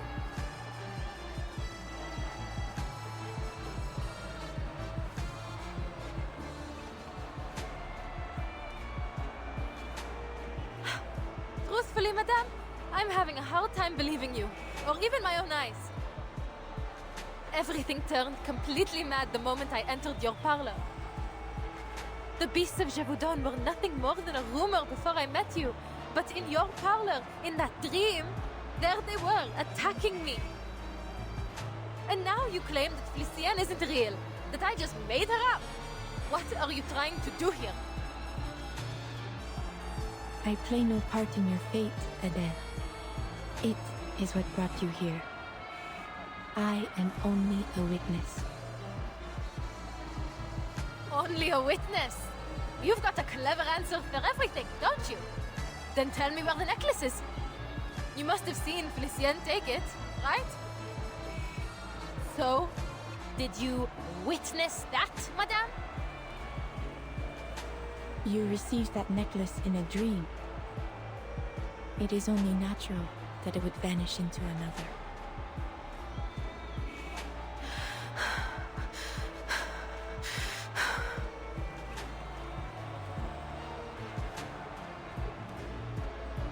That necklace proves the truth of my words.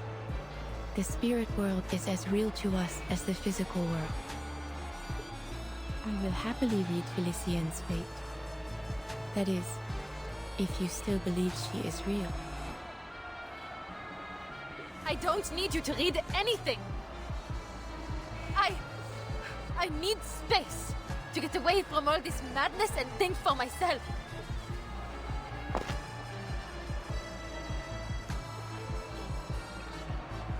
Adele.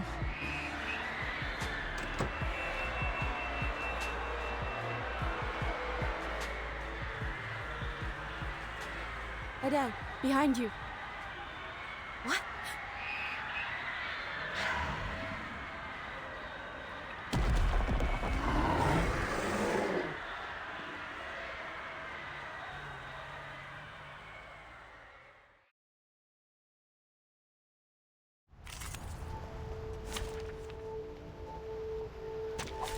Many streams are converging in this place.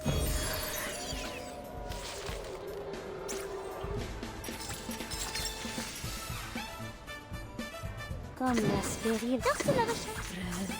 A secret revealed. Prey caught in the woven net. These sheets are my wings!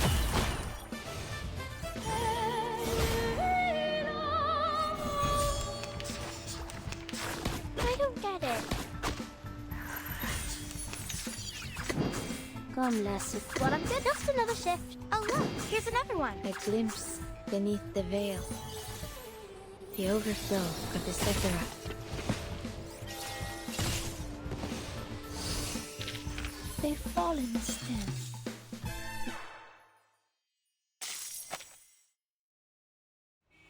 Stay close to me.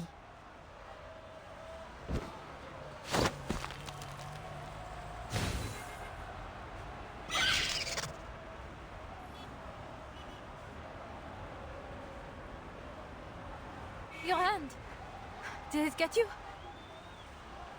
Bon sang! This is no dream. How did they get here?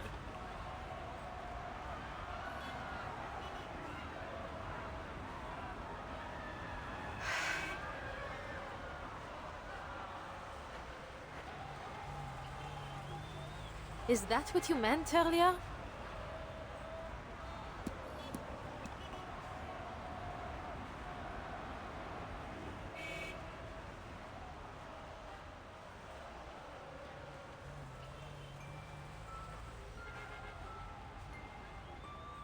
Maybe you do have a point. At least about the beasts of Gévaudan.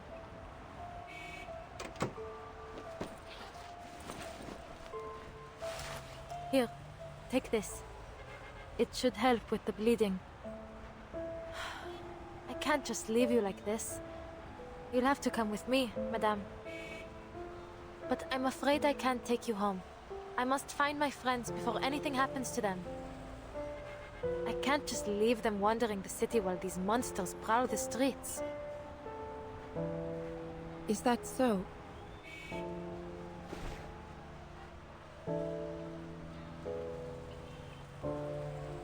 I foresaw death in the catacombs, and yet still you aim to go there. Of course. I've made up my mind. I need to find Celia. I don't care what it costs.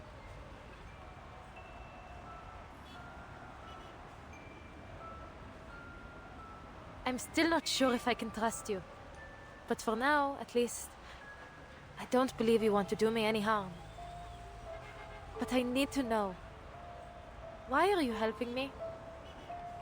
You didn't even ask for payment. What do you want from me?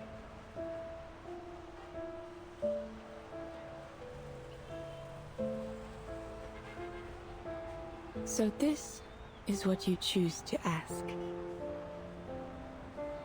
Why wouldn't it be? Of all there is to question, your future, this chaos, you choose to ask about me. What's so strange about that?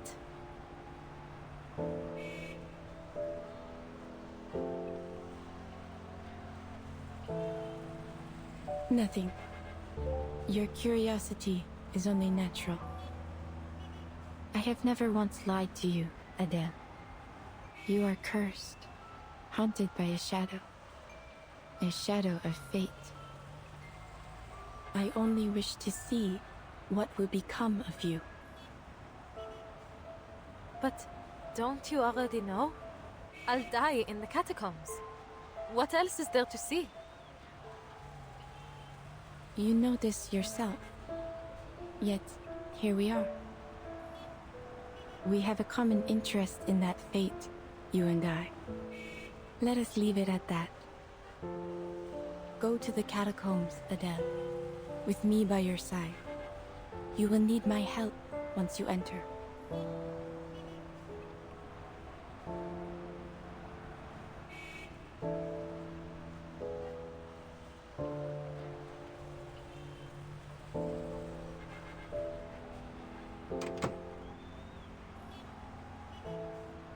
Please, get in. Careful. Let me open the door. Merci beaucoup.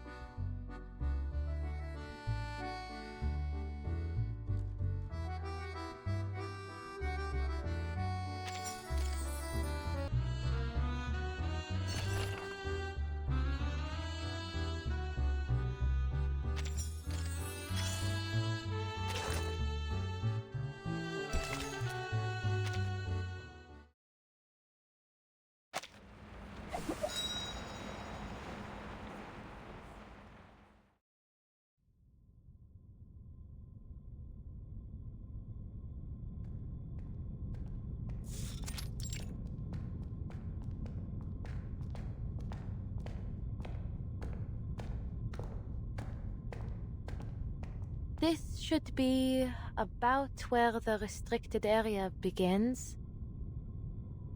Though I doubt the police have the luxury of worrying about our trespassing.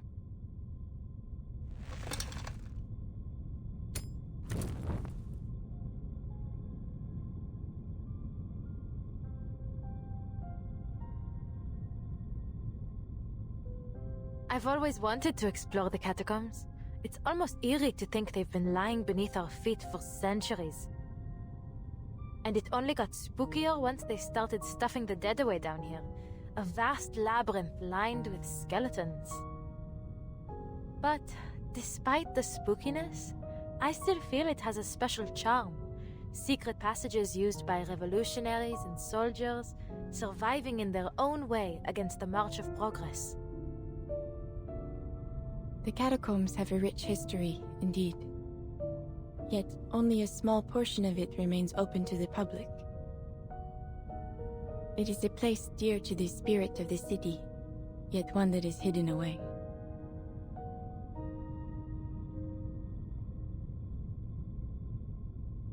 Oh, pardon. I'm treating you like one of my clients. I'm sure you don't need a guide to tell you these things. En plus, we aren't here for sightseeing. I need to find Celia and get her to safety as soon as possible.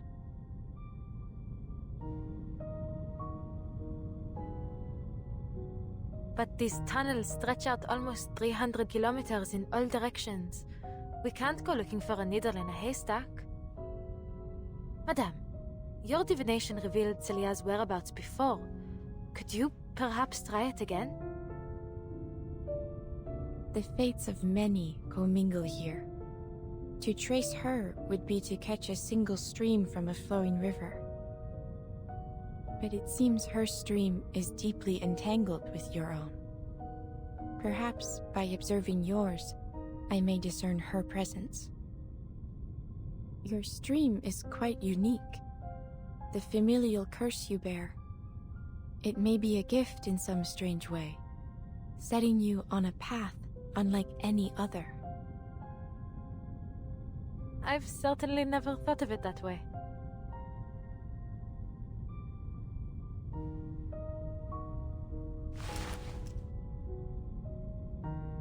But you're saying you can track her, n'est-ce pas? It will not show me where she is, but I will gain some sense of where she has been. Génial. Better than searching blindly.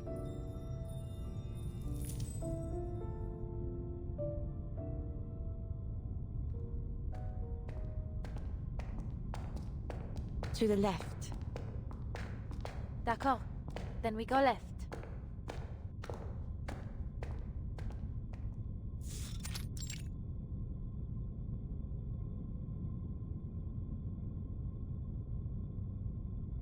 Wait. I should leave some sort of mark.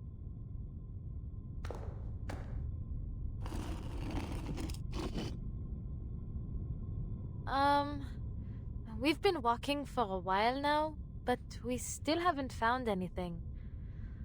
Forgive me, madame, but are you sure your divination? Shh. Look. The fruits of your search.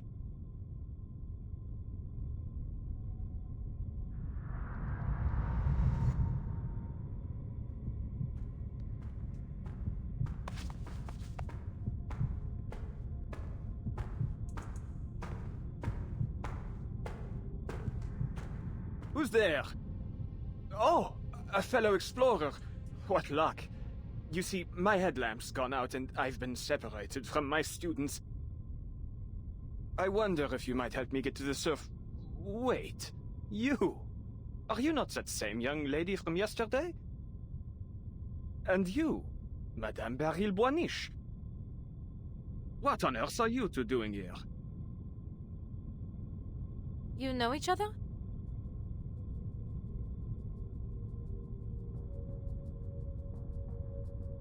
I have attended a number of Professor Roseau's lectures. His ideas are most intriguing.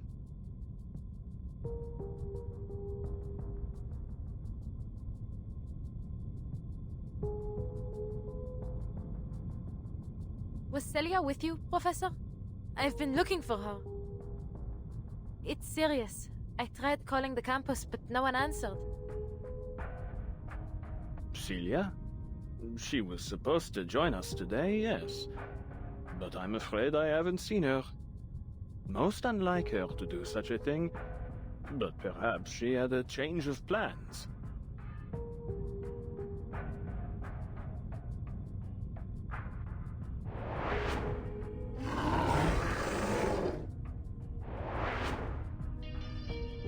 Forgive me. Huh?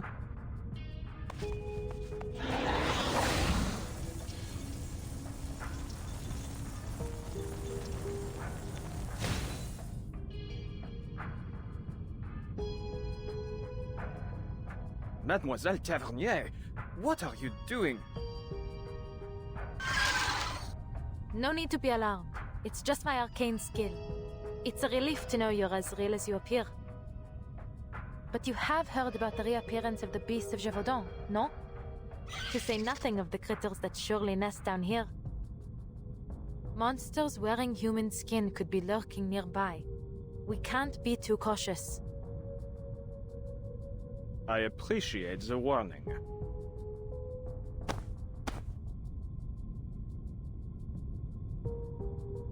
Knowing Celia, it may very well be that she lost track of time organizing her research materials.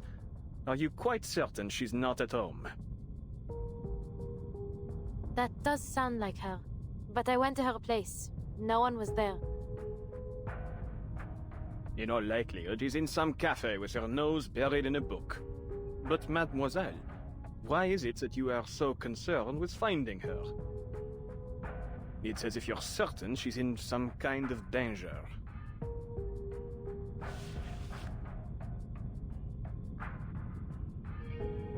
She may well be. Madame Boaniche has had a premonition.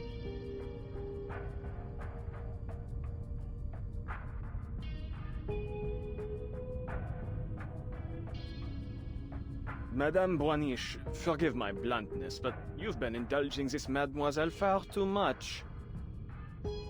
Scurrying about down here? What this young lady needs is a good rest. It is her will that brought us here.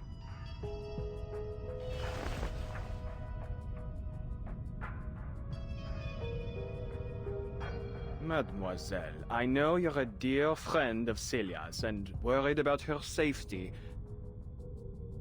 But you mustn't let yourself become paranoid, especially with all of this hysteria spreading through the city as of late. Are you saying I'm making things up? That this is just some kind of mania? It isn't! Absolutely not! How else could you explain the necklace? There may be many explanations. Many, indeed. Though I fear, in the worst case, that you've been under the spell of this mania for much longer than you realize. Think, mademoiselle, this necklace you were given in this dream of yours. Where did it go? Where is it now? It was Felicienne. She...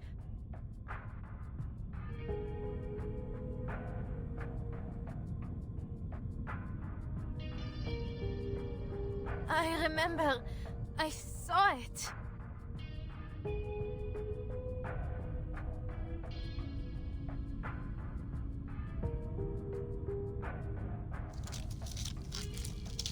Watch out!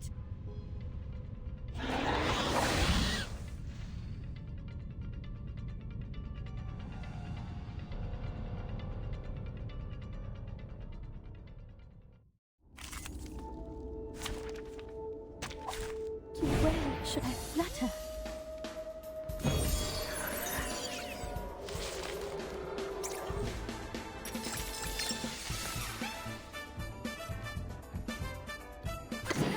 Comme l'a scellé le péril.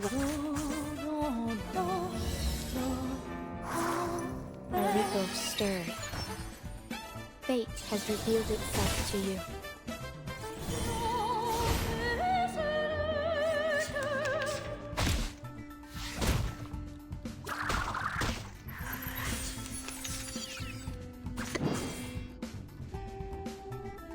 Comme l'a scellé le just another shift.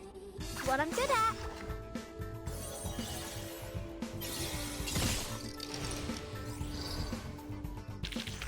Voilà donc succès.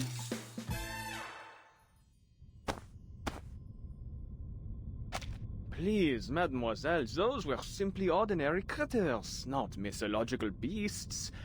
I'm afraid my verdict stands. What you need is rest, my dear.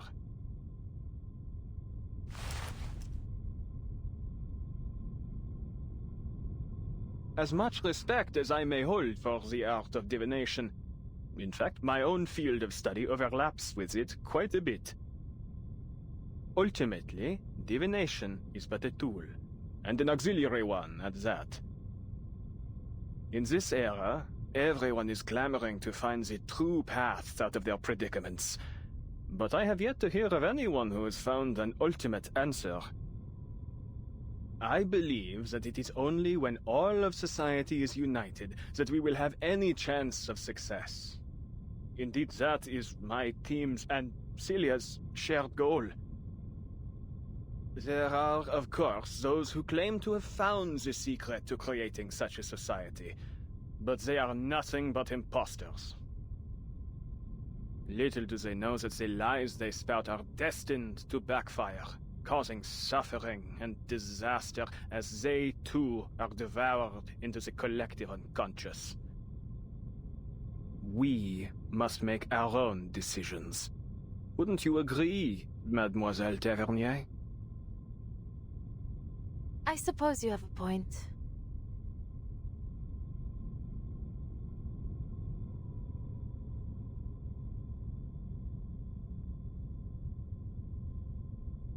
But I'm certain something is wrong. And that's exactly why I'm here.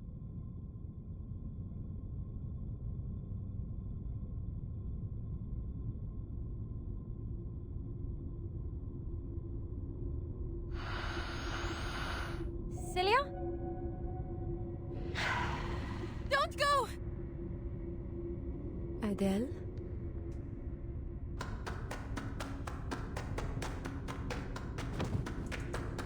Attendez, mademoiselle! Please, don't venture off alone!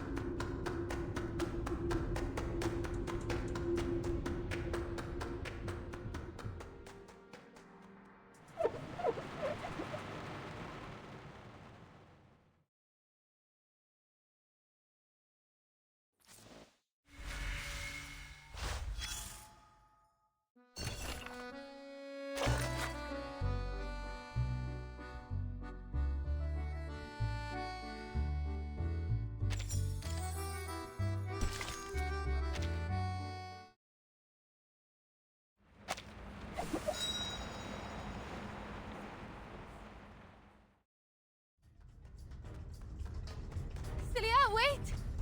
Why are you running from me?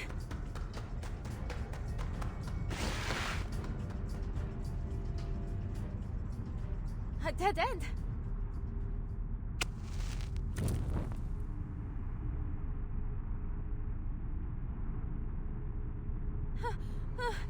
Where did she go? Adele, why are you with them?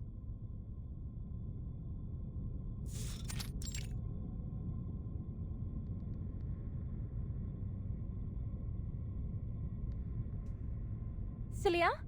How did you... I just saw you over there. Never mind. Are you alright? What happened to you? I've been worried sick.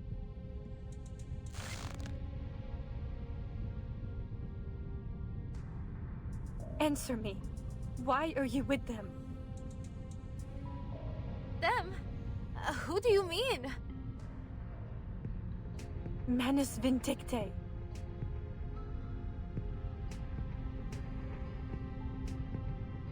The professor deceived us all. He's been a member of Manus Vindicte this entire time. He never wanted to help anyone. We can't let him open the gates. We can't let him unleash the Imagirial Paris. Wait. Hold on a minute, Celia. Manus Vindicte. In imaginary Paris? Please, I don't understand.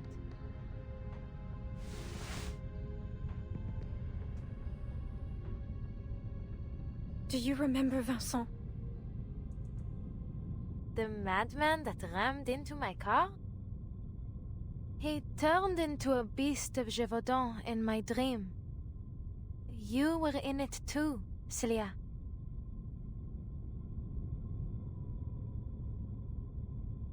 No, Adele. It wasn't a dream. Yesterday morning, I went to the hospital to check in on him. That would be around the time I visited Madame Boaniche's parlor.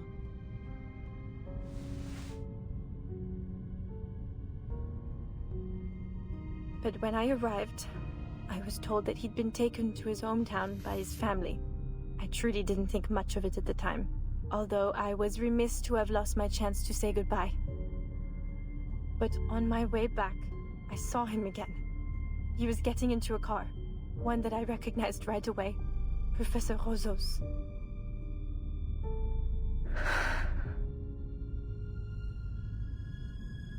It was altogether too strange. I couldn't just let it go. So, I hailed a car and tailed them.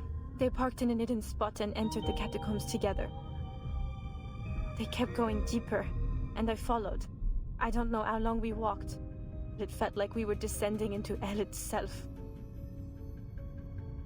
Then, I saw the room.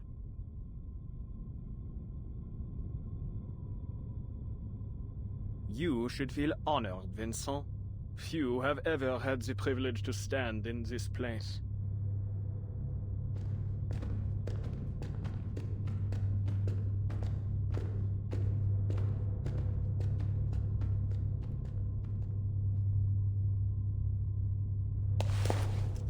Where are we?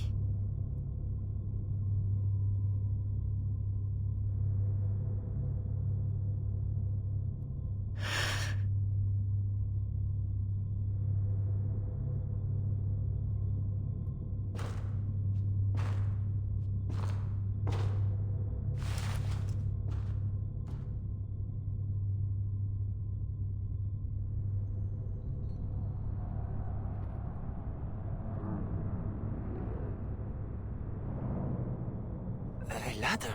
I thought we were already in the deepest part of the catacombs. Never mind my mumbling, Your Majesty. Only, could I ask, where does this ladder lead? As above, so below. Don't let appearances fool you. Huh? You mean... Yes, this is its entrance. The archive of imagery, the anima mundi, the shared dream, the sea of collective unconscious. It goes by many names, but I prefer to call it the depths of myth. And it exists in a more tangible form than you may think, my dear boy. In fact, it is right in front of you. My God! This is beyond my wildest imagination. For now, it is but a small crack in the veil, nowhere near enough. We must open the gateway.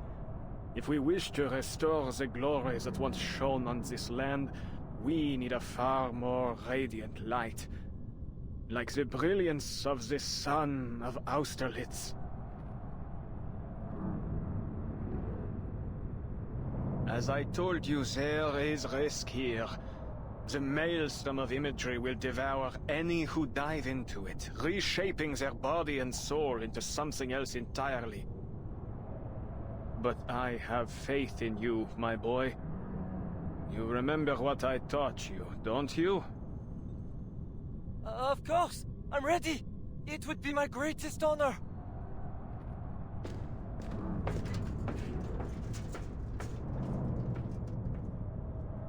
You must find the key. The French blue, a pivotal discovery by one of our most venerable pioneers. Sadly, her existence dissolved into the depths of myth just as she had nearly claimed it. Still, her discovery has paved the way for our victory today. Together we will build a bridge between the material and spiritual realms, one that will guide us toward a more perfect world. Have you found it, Vincent?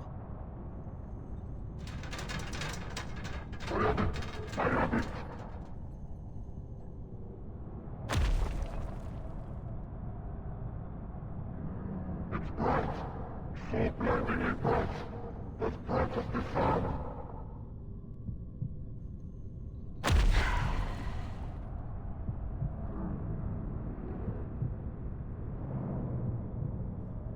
C'est magnifique! That's it! Bring it to me! Bring it to me!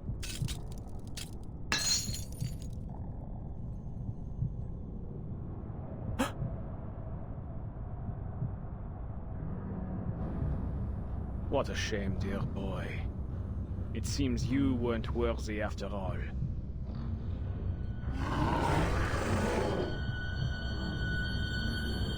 Perhaps, then, the final experiment must fall to you, Celia, my brightest student.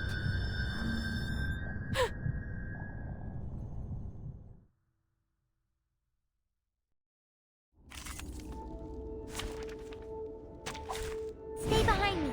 I'll keep us safe.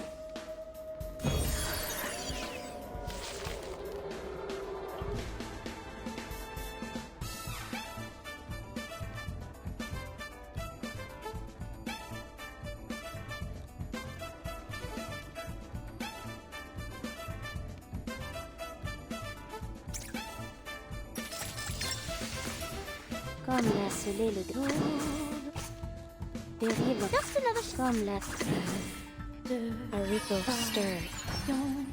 Get out with you! The overflow of the Sephiroth.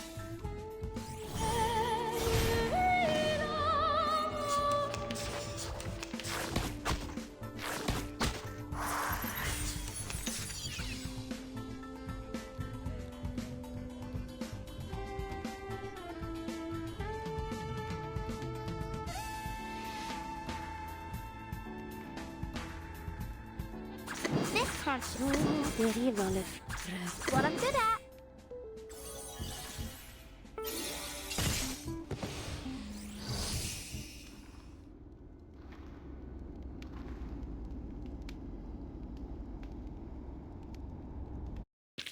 That weren't even as tough as waking up an old factory man. Laurent Rousseau is a madman.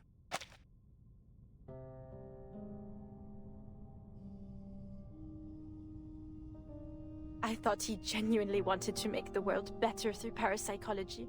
He'd gone much further than anyone else. But I was perhaps too foolish, too naive to realize that all his novel theories, all the inspiring dreams he shared with us, were lies, meant to ensnare us, to use us.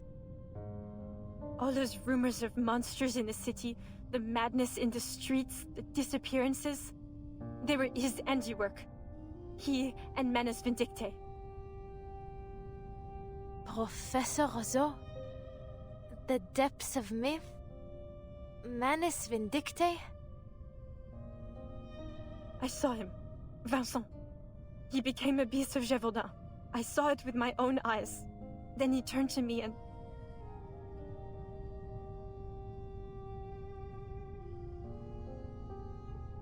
But you're safe now, Sissy. That's all that matters. We'll figure things out later. For now, we need to get out of this accursed place.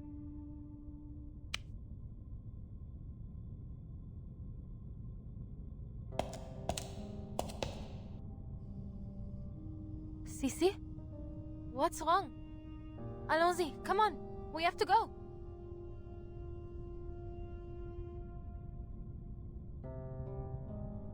I'm so very glad, Adele.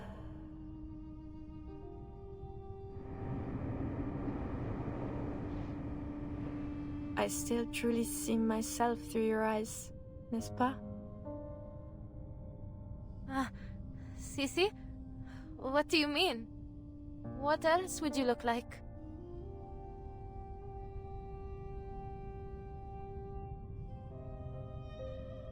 They captured me, Adele, and threw me down the ladder. So many voices flooded my head, an endless number, until I couldn't feel my own body anymore. They told me things, whispered about this Manus Vindictae. Everything struck me so quickly, so chaotically, yet it felt so long, like an endless moment. But I found something in the current, a diamond, the key to all this. If that diamond falls into their hands, they'll use it to unleash the depths of myth. And when that happens, all of Paris will be drowned in the maelstrom of imagery. And I'm afraid everyone will suffer just as Vincent and I have. I had to get the diamond away from them. I had to make sure they couldn't use it. But I remembered what you told me, Adele. That the real French blue was recut long ago. Then, the diamond must be an imitation. Something fabricated by Manus Vindictae, no? So a thought struck me. If it's only a forgery, then your arcane skill can destroy it. I kept thinking about that, over and over, and told myself I had to reach you. Then, just like that, a car door appeared in front of me. One I truly could not forget. It was your passenger door.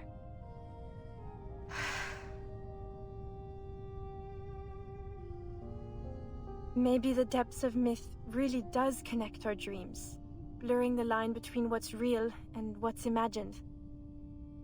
At the very least, it led me to you.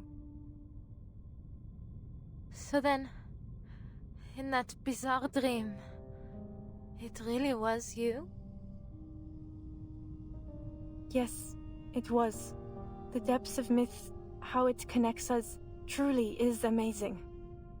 But I'm afraid I can't go any further. Too much has changed. I've changed. They won't stop chasing their key. Razo will do whatever it takes to retrieve it and inflict the suffering on all of Paris. Please, Adele, tell me you destroyed the diamond as I asked. You did, didn't you?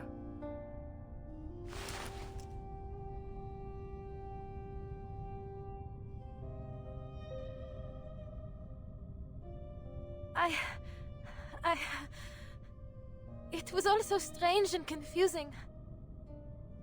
I was worried about you, and I thought the diamond might be the only clue as to where you were, so I didn't destroy it. It should be with Félicien now. Félicien. Quelle horreur! You can't mean that, Félicien. That's right. I told you about her over dinner. No, this is terrible. I see now, they're all... Listen to me, Adele. Félicien is an enemy. She's with Manus Vindictae. You mustn't trust her. She's more dangerous than she...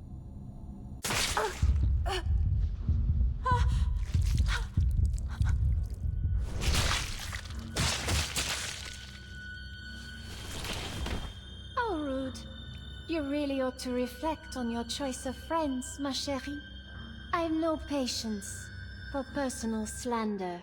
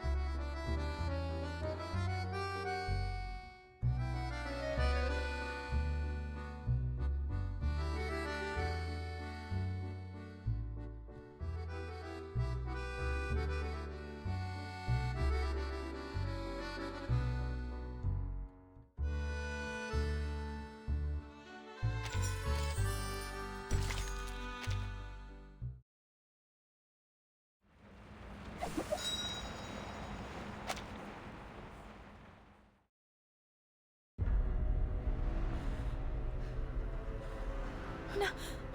No. Celia!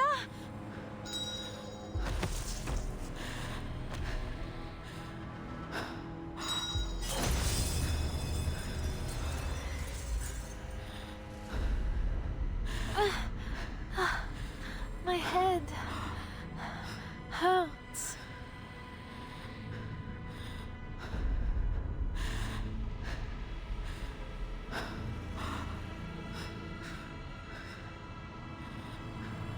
Take a deep breath, Adele. Come, take my hand. Time to wake up, dear.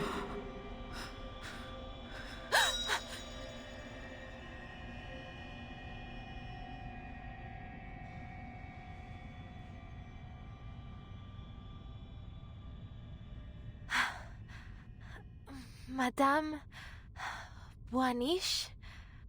Feeling better? Take a breath. Rest a moment.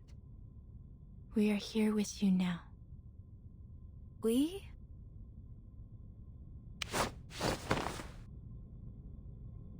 Stay away from him, Madame Boaniche. He's the one behind all this. What? Celia told me everything. She saw you turn Vincent into a monster. Oh, my dear girl. When we get you back to the surface, we must get you some immediate mental care. You've been pacing around in circles, talking to yourself, laughing and crying for who knows what reason. And now, just as I thought Madame Boaniche had managed to calm you down, you start spouting this nonsense. Enough with your lies. You can't fool me. If you know what's good for you, you'd confess all your evil plots and come with me to the police. Wait, isn't that...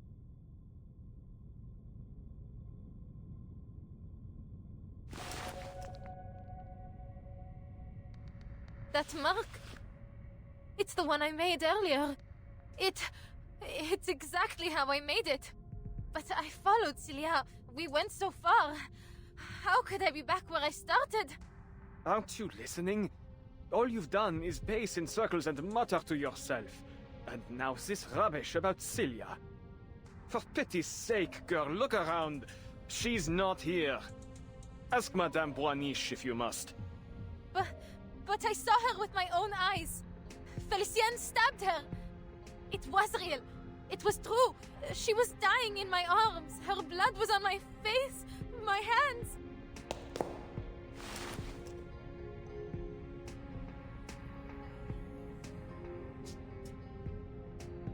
How could this be? This must be another one of his deceptions. You have to believe me.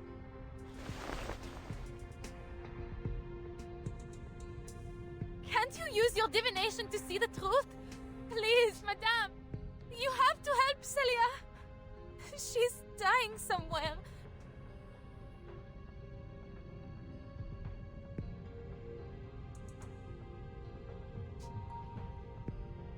It seems this curse still shadows over you. What you saw were simply illusions. Rest assured, I will do what I can to help you through this.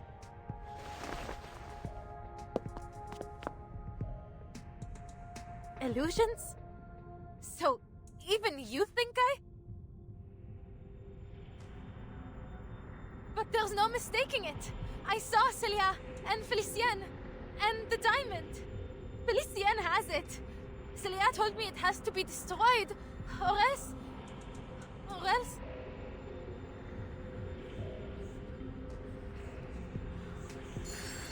The diamond? You mean the one strung around your neck? Huh?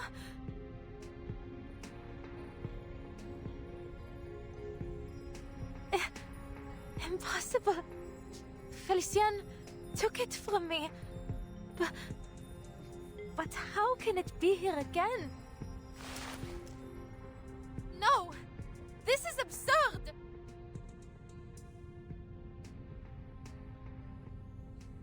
Celia was right. This wicked imitation must be destroyed. It must be destroyed now! Come, Fufu!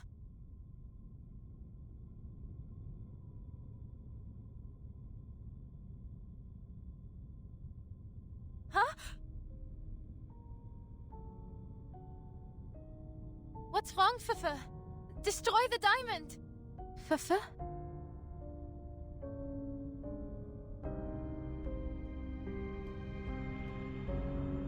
What's going on?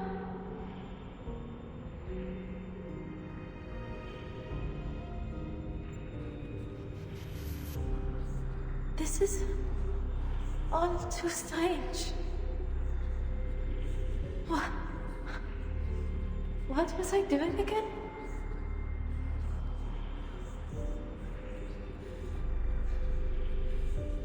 Ah, right. The diamond that Celia gave to me. What she said was real. I have to destroy it.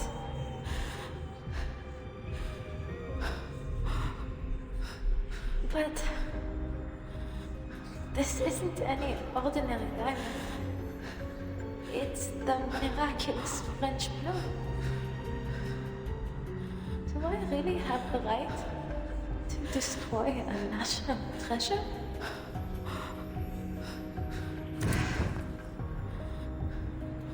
Who was it who asked me to destroy it anyway?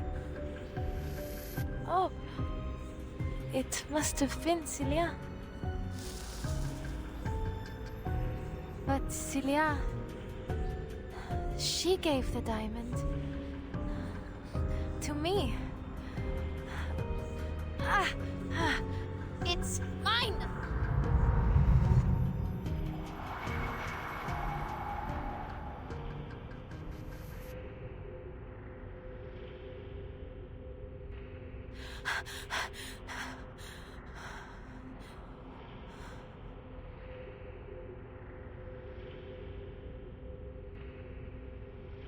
Please, mademoiselle, you seem to have been through a lot. You need some rest. Perhaps some fresh air might ease your symptoms. Come, I'll lead the way back to the surface. My colleagues and I have a reservation at a restaurant nearby. Please, join us for dinner.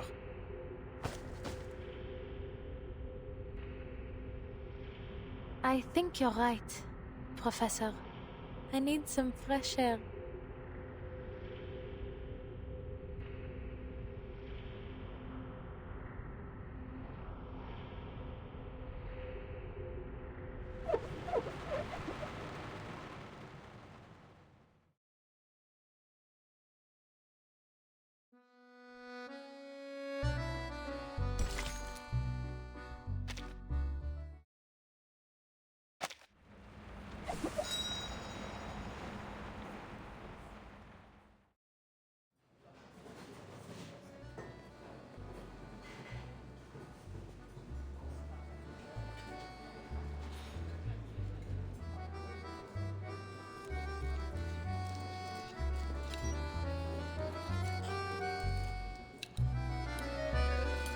You cannot cut steak with a necklace in your hand, Adele.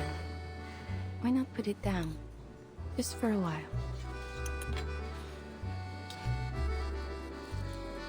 No.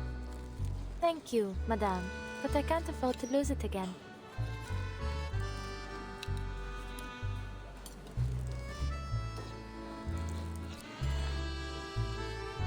Zut! This is practically a tire, not a steak. Allow me. No, thank you.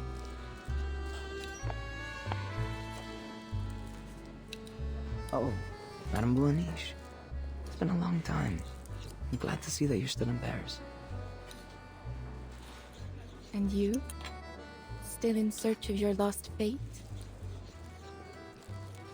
I'm not sure anymore. What you said may have been right. Fate is a kind of erratic stream. To search for meaning in it, or impose meaning upon it, is pointless. Even so, some part of me still longs to try. Perhaps it will one day be in reach. But I wouldn't want us to dwell on my insignificant problems. I understand that Professor Rousseau has made some interesting breakthroughs in the resurrection of the dead. Though first, perhaps you'd introduce the Senora here? She is the one I spoke of before. The girl who stands at the confluence of streams. Adele, this is a regular of mine. We call him Hummingbird. A pleasure, I'm sure. Ah, yes. I see what she means. You look a little pensive, Senora.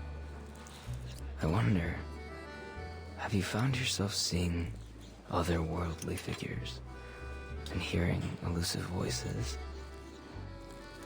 Are you still yourself?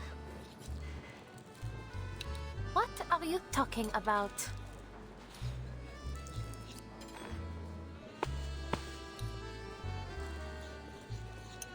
I'd say you'd prefer these over steak.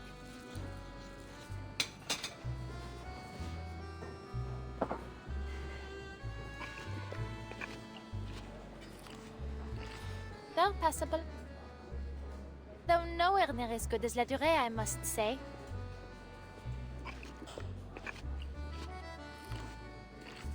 The professor is about to give his speech. If you don't mind, Madame Boaniche, might we continue our chat later?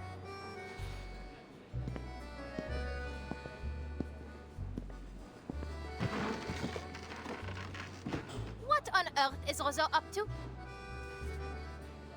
He has an announcement to make. One that defines his life's work. Ah, it seems he's made himself presentable for the occasion.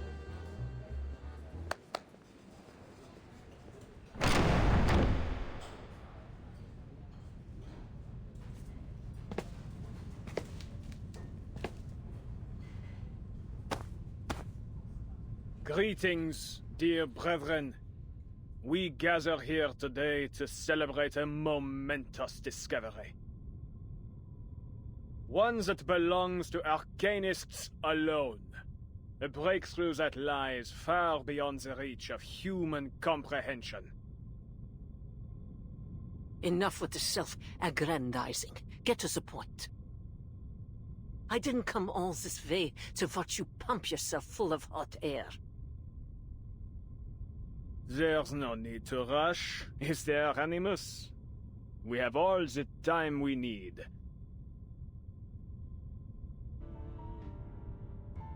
Since the year 1999, our search for the Promised Land has never ceased.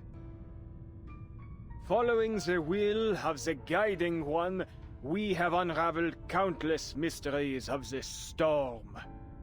For this great cause, many of our noble comrades paid the greatest sacrifice, their souls sowing the seeds of our coming harvest. Our endeavor was never expected to be easy. But tell me, has it ever crossed your minds whether this storm is the sole path to the Promised Land we have collectively sought to bring about? Further still, do all of us here, myself included, share in the same vision of that world? We are nothing like the Foundation's numb, obedient lapdogs, incapable of independent thought. Wouldn't you agree? This storm promises only a change to our imperfect, superficial world. Yet I believe a transcendent world may be drawn up from the depths of myth. A world where each and every dream becomes reality. Tell me, which would you prefer? Same old song and dance. Perhaps you care to show something new and actually feasible for once. Otherwise, you'll get naught from me. My dear Animus, worry not, for I have come well prepared to open your eyes. I have discovered a means to access the depths of myth, and through it, achieved a miracle. The miracle of resurrection. Allow me to demonstrate.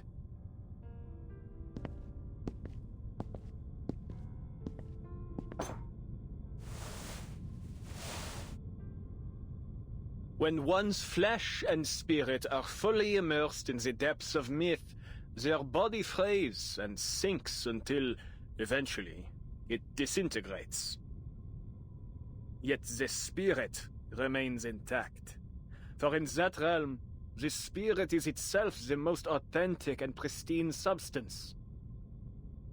Reality as we know it is nothing more than a crude layer of degraded substance laid over the depths of myth. And so long as one's consciousness remains within its maelstrom, that person may be raised from it again. Our Felicienne here is the very proof that the mind alone may be brought back to physical reality. Though she perished, she now sits before us once more. So, one and all, let us raise a toast to her revival.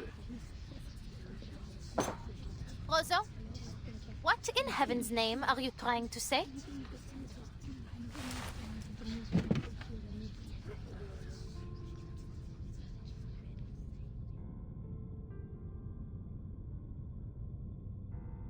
Ah, Felicienne, you fully rejoined us now, haven't you?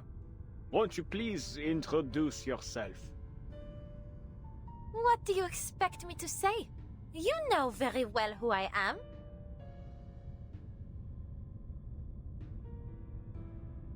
How are you feeling? I would feel a great deal better without your patronizing tone, madame. I have neither need nor want of your sympathy. Ahem.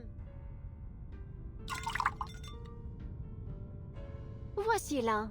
Before you now is Felicienne, priestess of lightning, advisor to the Sun King, vassal of the Guiding One. Attend to my words. I have conquered fate and overcome death itself to stand here. I arose from the depths of myth by my own power, unlike the poor, unworthy fools Roseau sent in. Yet he dares to claim this miraculous deed for his own. Quelle honte, monsieur! Have you no shame? But of course you don't. All of you non-entities lack in both gratitude and shame, basking in the grace of the Guiding One and myself without even realizing it. Did you think you had even scratched the surface of the power that dwells here? Roseau, you utter fool! This affront of yours ought to cost you your life. Yet, I am not so base as to destroy what may still have use. So, just this once, I will forgive you.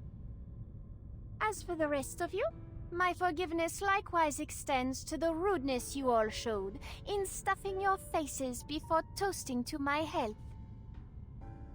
Et maintenant, à ma santé!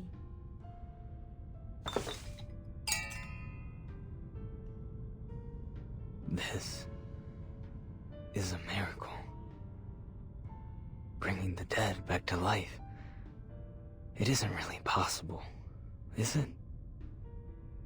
She came back to life? So it can't die anymore like what the Guiding One said? What a farce. All you've done is manipulated some girl into believing she's Felicienne, and yet you dare to call it a miraculous resurrection. What utter blasphemy. An offense to the word miracle and to the Guiding One herself. I heard another voice in Felicienne. One that belongs to someone else. Could that mean... Why do we speak as if she is not present?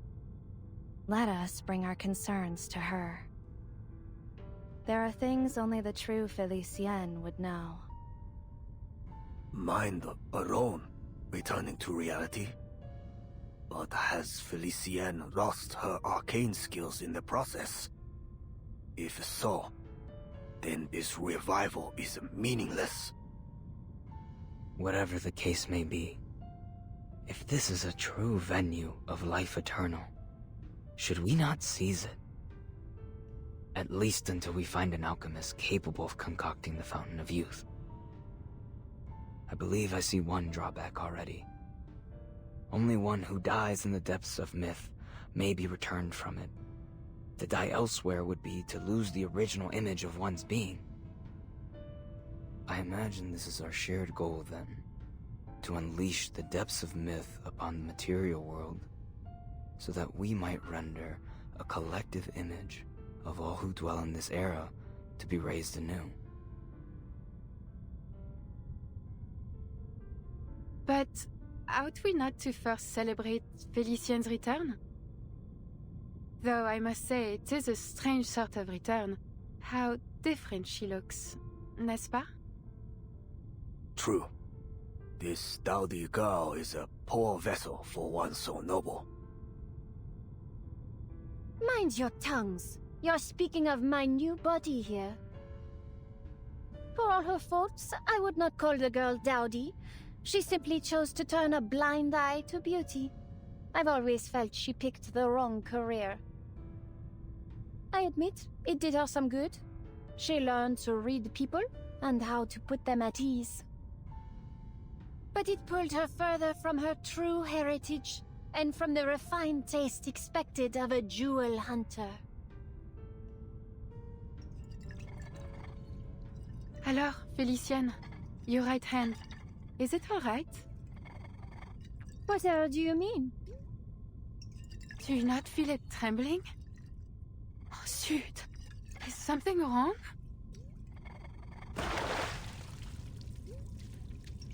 Oh, Adele, you insolent!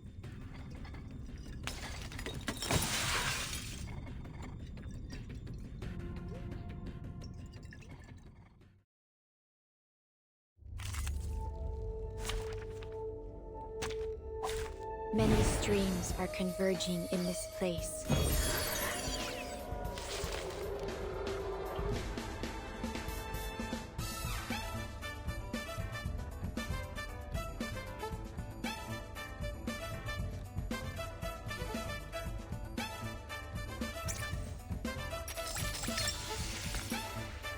What I'm good at.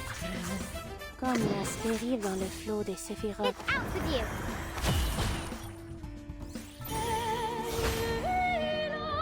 The tremors of fate. Fate has revealed itself Let's to not you. make a scene out of it.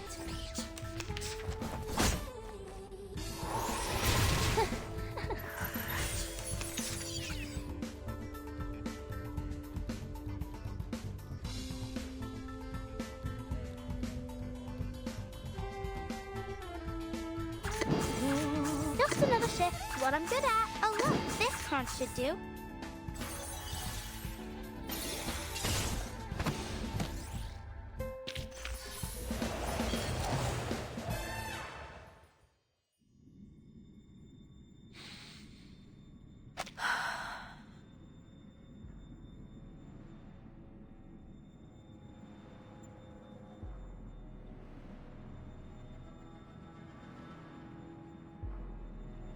You! Your Manus Vindicte! Why did you bring me here? What are you doing to me?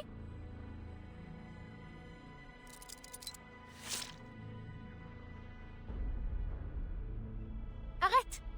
I will not accept any damage to my body, Ustrina. Nor from you, Lyra.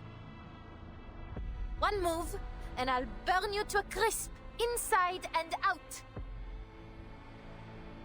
What happened, Felicienne? It is only us. We're still here at the banquet thrown in your honor. Stop your prattling, you rubbish dump.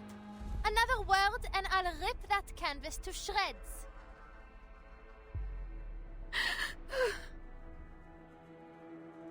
She's so angry.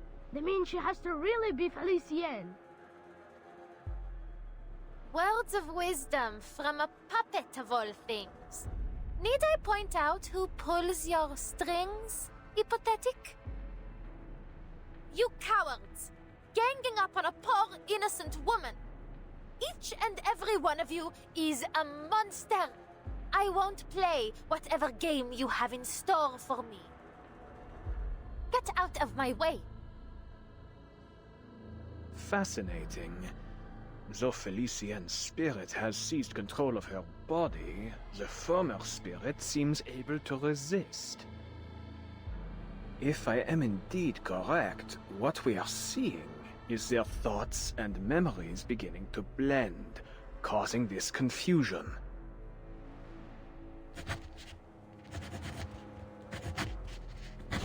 Laurent Rousseau, you've been in league with Manus Vindicte all along. You were lying to me. Everything Celia said was true.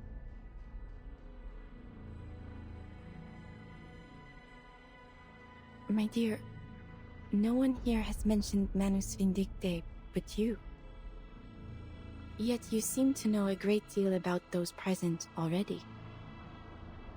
Far too much to be a mere guess. You have met these people before. I won't let you play with my mind again, Beryl. Celia told me all about these thugs. She told me everything.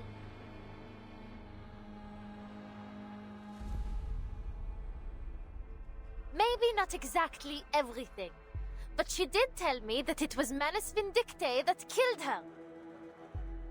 Roseau, Felicienne, you killed her. You murderous Manus scum. I believe it is time you faced the truth. The truth? What is it this time? You think I don't see through you? You killed Celia. In that place where the archive of imagery overlapped with reality. You killed her by your own hand.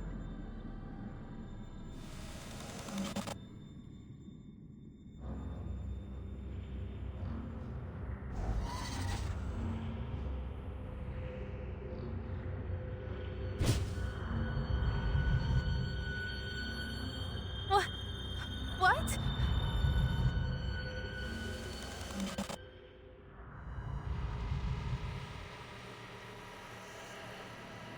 You remember it, do you not? You allowed it to happen. This is... no.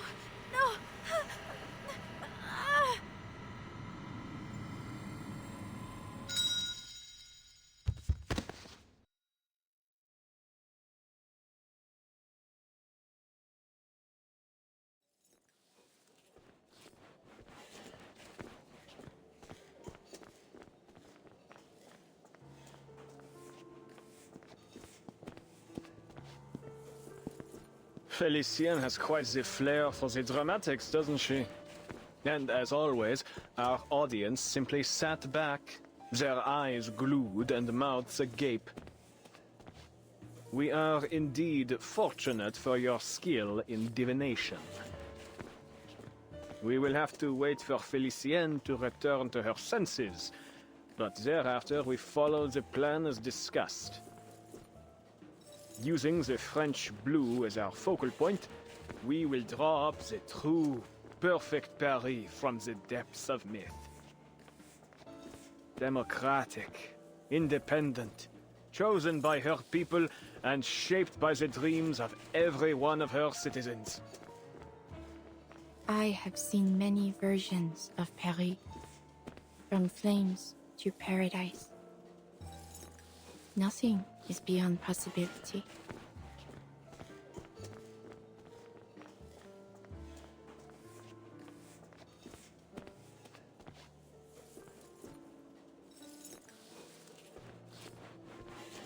Alors, tomorrow at dawn, we will perform the final ritual atop the Eiffel Tower.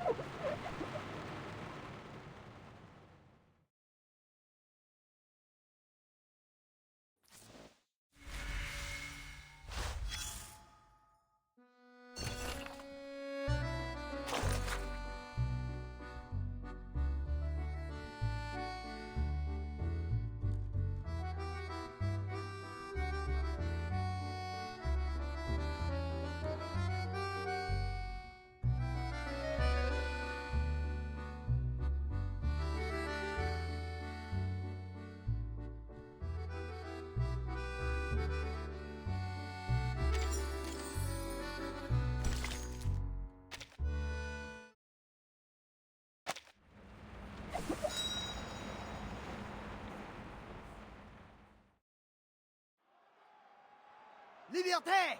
Égalité! Fraternité! Deliver what was promised! Hear our voice! Respect our demands! 8-hour workdays! Better wages! Paid vacations! No more hunger! We will not let the Bastille frighten us! Let the king and queen answer! Give power to the people!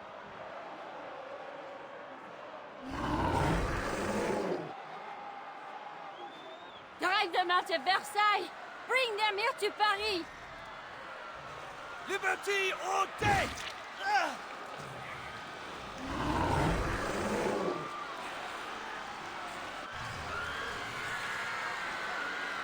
Liberty or death!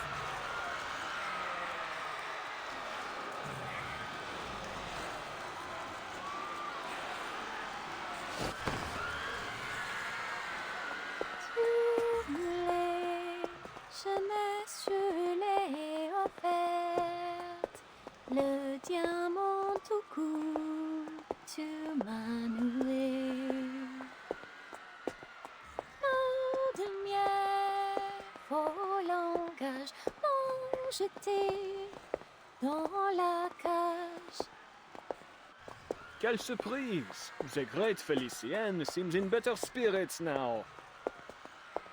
Et tout ce qu'on ne clôt dans le silence, dans un coffret noir, loin sous la terre.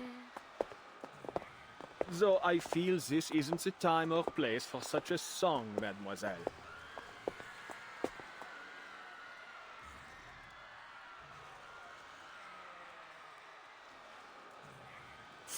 Adele would never interrupt me the way you did. What a shame she never heard this song. But you wish to speak business, yes? Then let us talk. First, answer me this. Why has there been near or no progress in passing on the Guiding One's teachings, despite the many changes in era? You've elected to ignore your most sacred duty, throwing aside her benevolent instructions in favor of your pursuit of knowledge. Without my leadership to inspire you, this organization is about as useful as a chocolate teapot, it seems. Please, mademoiselle. All these problems will be solved once I unravel the deepest secrets of the depths of myth. Look at you, still clinging to that old drivel. Did I not already expose your worthlessness? I'd have had you swept out by the servants in my day. But you're living proof of my thesis. You came back from the depths of myth. How can you not believe? What I believe in is my ability to conquer death. I have no particular interest in your imaginary Paris. Nor your babbling nonsense about ideals. It is our shared goal to return the world to its most glorious era, n'est-ce pas? We've found the means. I only ask that you trust me. Trust? You'd have me scale the Eiffel Tower of all things to use my diamond to unleash the depths of myth. While you stand at a safe distance and watch? That's your brilliant plan? I admit we made a mistake, mademoiselle. But I've discovered the truth. The depths of myth don't lie below, but above.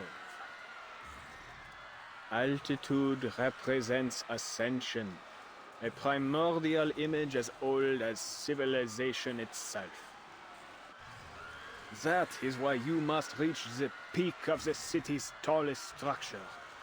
There, all of Paris, perhaps even the entire world, will transcend, if my theory proves correct. Theories, theories, theories. Ugh, what torture it is to listen to you. And what of you, madame? Why are you staring at me like that? Your gaze is nauseating. Stop it.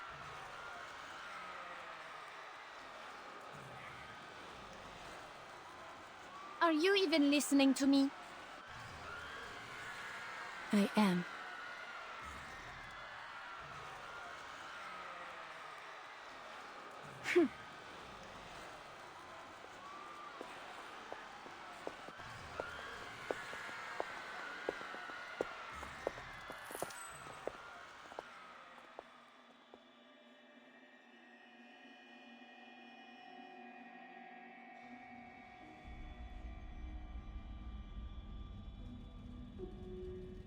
I never really understood any of the songs she sang. That's why I didn't bother to say anything. But I could tell she had a beautiful voice, the kind any singer would envy.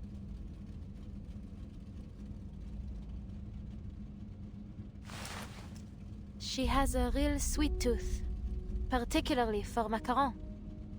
I've seen her eat a whole box in one go. But not just any old macaron. Only La Dure's will do.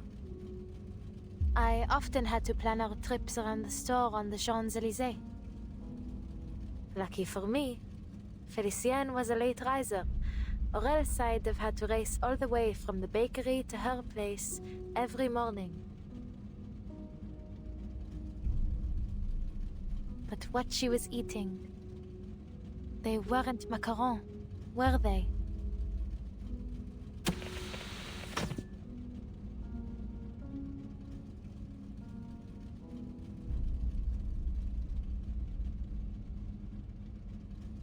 Madame Boaniche, please tell me, what did she do to me?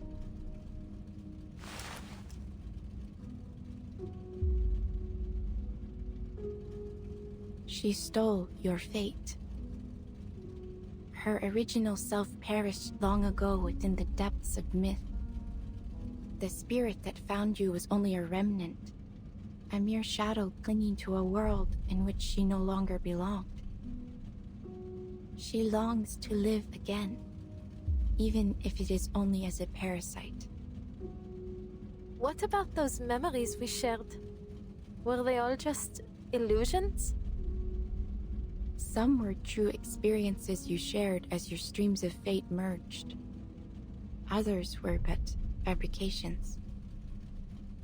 The nuance can be difficult to discern without careful observation.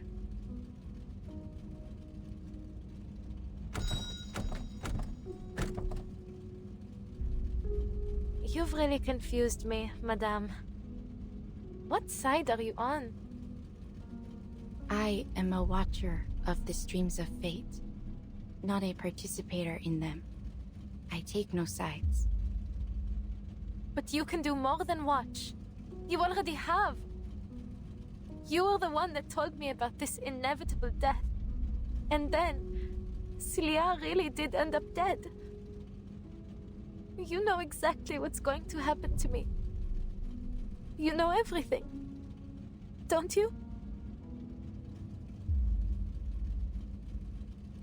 It is not nearly as simple as you might imagine, Adele. To observe a stream is to see only its curves and eddies, the ripples of importance.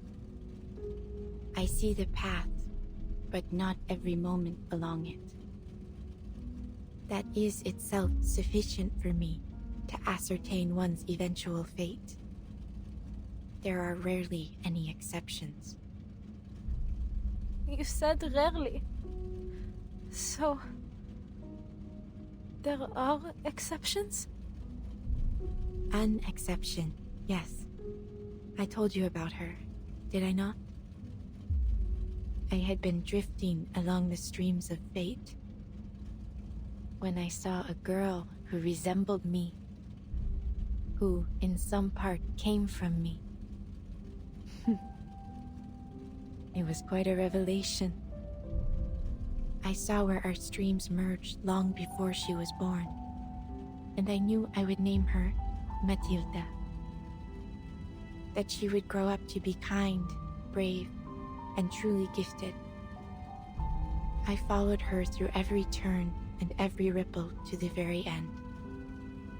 Then I looked away. I stopped watching. way you describe it, it sounds strange, madame. Almost cruel. As if you've ignored her in the present because you're afraid of her future. I studied the entirety of her stream, every moment of her fate. It seemed enough. But then, something peculiar happened. In the final moments of this millennium, there was a certain kind of rain. Since that time, the streams of fate have lost their clarity. At times they are muddied, at others interrupted, twisted into vortexes. As they began to shift, so too did everything else. The fates I had seen had taken a new form. Nothing was the same. Soon, Felicienne will complete Roseau's ritual. Once that happens, your spirit will rest forever here in this car, and a calamity would fall upon Paris. All the visions I saw end here. You're implying something, aren't you? Are you saying that my fate isn't set in stone? I am simply stating what I saw. Many who learn of their fates become passive to them, hoping that by inaction they might avoid their consequences. Others are driven to attempt, however vainly, to change it. How you interpret this prophecy is entirely up to you.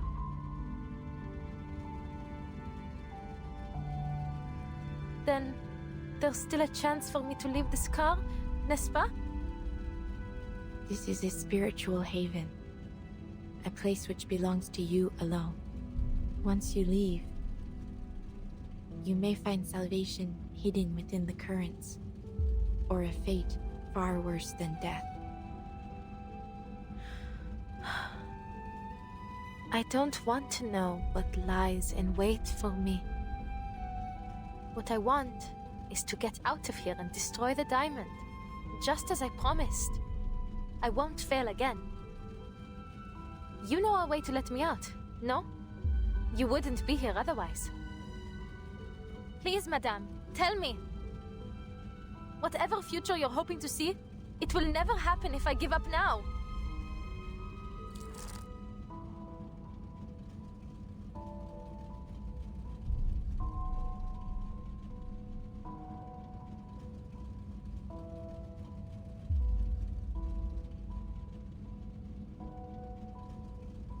Even in the face of oblivion, you would try to change your fate.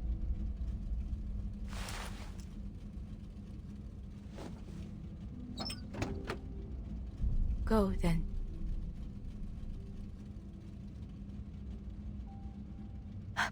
Merci.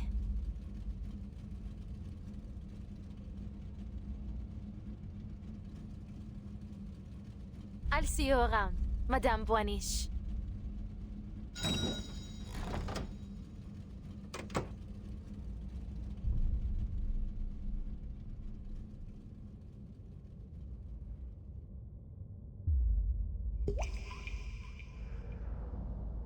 So, where is this so-called fate you've been waiting for? You've seen the end already, n'est-ce pas? The only one possible, anyway. My triumph. You prophets are all the same. My family bankrolled a dozen frauds like you, yet not one ever foresaw the revolution. You ought to have dedicated yourself to the guiding one instead.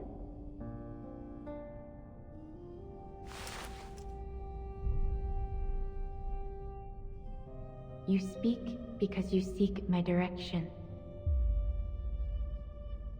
You wish to unravel the secrets of resurrection. You're clever for a prophet. Of course, that's my goal. I wouldn't allow those bungling followers to take credit for such a discovery. I must determine the truth before anyone else.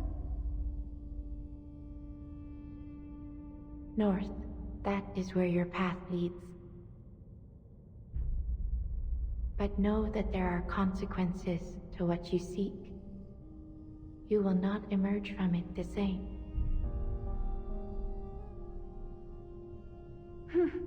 Spare me the theatrics. I shan't be intimidated. You've pointed the way. I have no more need of you. Whatever consequences lie ahead depend on me, on my actions, not some puddle of fate. Au revoir, madame. Let us see what the all-seeing lady has seen for us.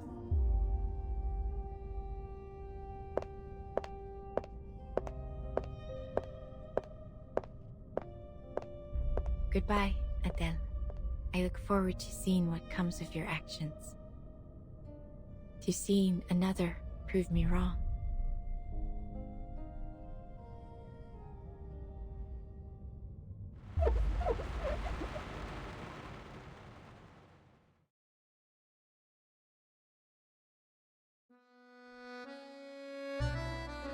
It is true. I have held back many important details concerning matters like the nature of Felicienne and Brum's relationship, and Professor Roseau's true intentions. But I believe it is not my place to disclose such things.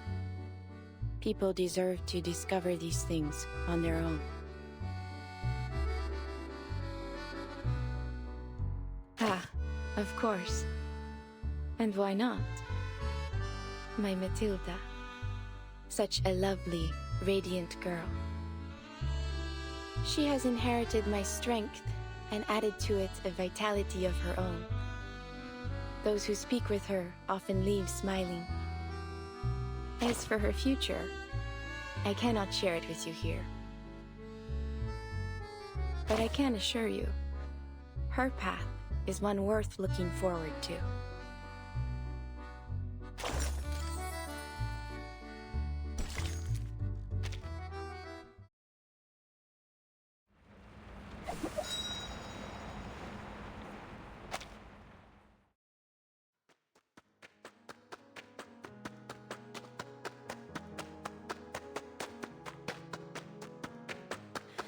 Streams of fate. But how can I find them? Dowsing might be a little on the nose. Zut! She was just steps away from me when I was in the car.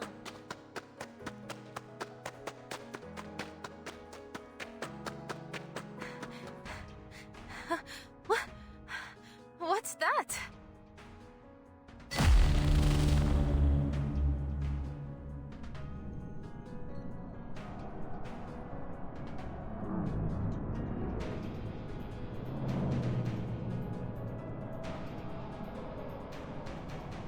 How spectacular. If this isn't a miracle, then I must ask, what else could possibly qualify as one? Let dusty historians scoff and rivals sneer, but there are none who would dare scorn this timeless, flawless vision of Parisian beauty across the ages. Who from this lofty perch would deny this is the truest form of Paris? The Palace of Optics, the Eiffel Tower, the Arc de Triomphe, Notre Dame, the Luxor Obelisk, the Lutetia Arena, the medieval quarters, each piece woven together in perfect harmony. As I've said, thought shapes reality. This Paris, born from collective imagination, is Paris at its most true and most real. Only when it fully descends shall we finally possess a real world, a life worth living.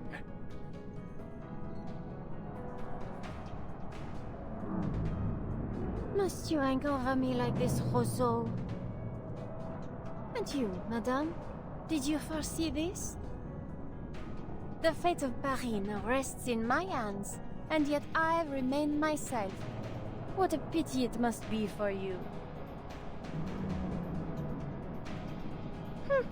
No more tricks? What lies below shall reflect what lies above. So, this is what will befall Paris?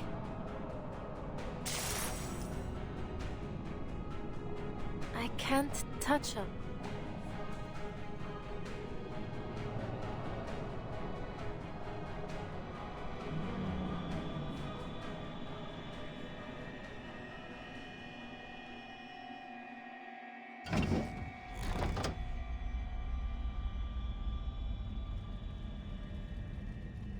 You have returned.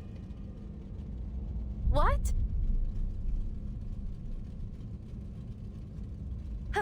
How am I back in here? You failed to take back your body. So long as you return here, though, there is still a chance. I found Felicienne.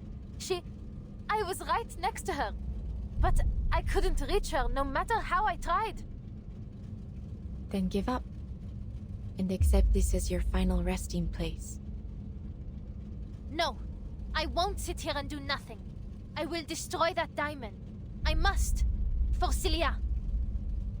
But how am I supposed to reach Felicienne? Wait, I don't really need to reach her, do I? Madame Boiniche, you said before that the stream of my fate merged with Felicienne's. So, in a sense, she and I are always together, n'est-ce pas?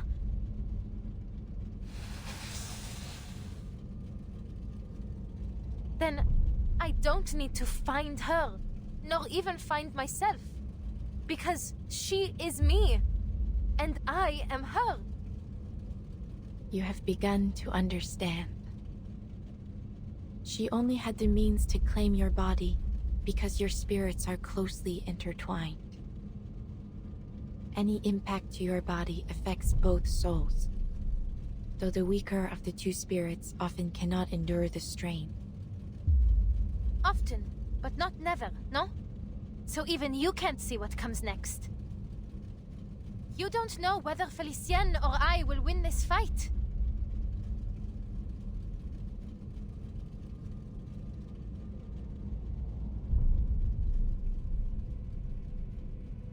The currents of fate will bend to your actions. You will steer its course rather than be swept away. You have never once yielded before destiny, and that is precisely why I have followed you from the beginning.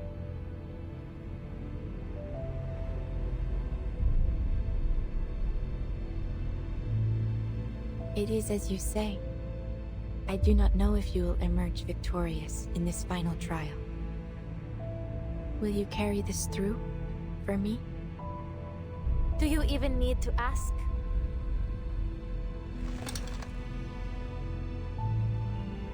Alors, Felicienne, time for you to experience the Tavernier family curse.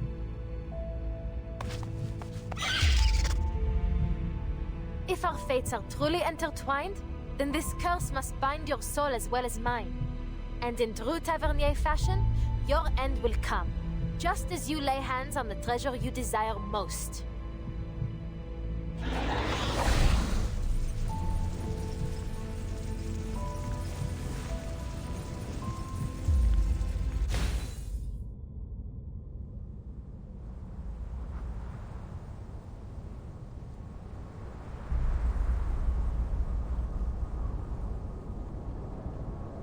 Incroyable, Felicienne. Just a little longer and Paris as it should be, born from the collective unconscious, will descend into reality. The true Paris, not like the garbage heap below us.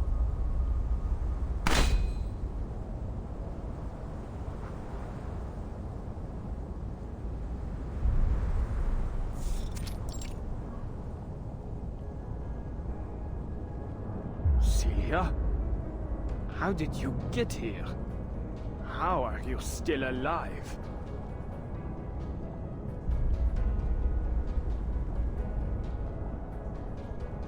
Adele called out to me. Fascinating. Truly fascinating. Your soul should have been erased by Felicienne. I must thank you once again, my most brilliant student. Your existence confirms another of my theories. The depths of myth promises more than just resurrection, but an end to death itself. A friend of Adele's? No doubt you're as tactless as she was. You intend to stop me? Be my guest.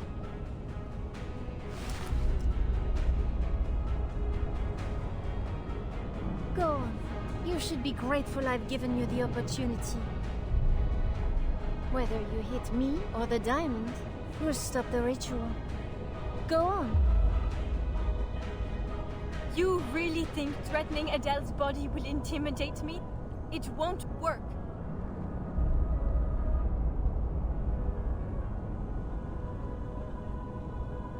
Yet, is that hesitation I see? Think about what our chère Adele would say at a time like this. Pull the trigger. Sounds like her, n'est-ce pas? Shut up! Shut up! My, have I said something wrong? Or perhaps you don't know Adele as well as you thought. Here, let me show you in a more vivid manner.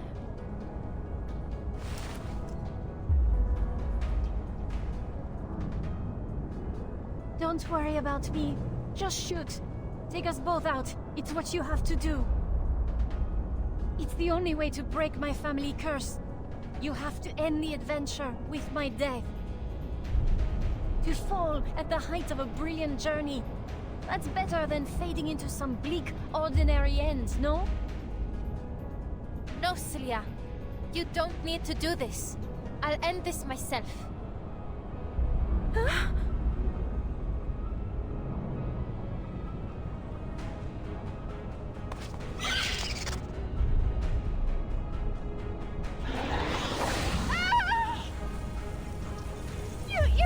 Little Lisa! How dare you harm your own master! Damn you, Adele! You and your wretched pet!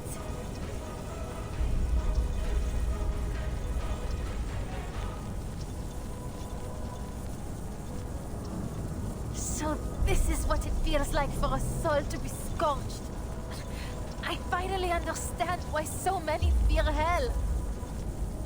Adele, you fool! Tell your pet to stop at once! Do you wish to die with me?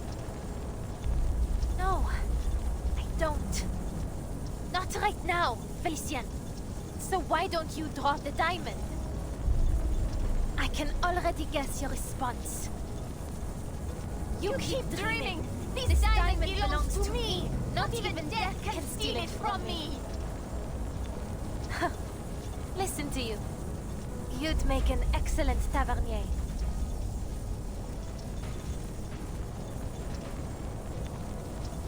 Now let's see if fire can separate true from false, Felicienne.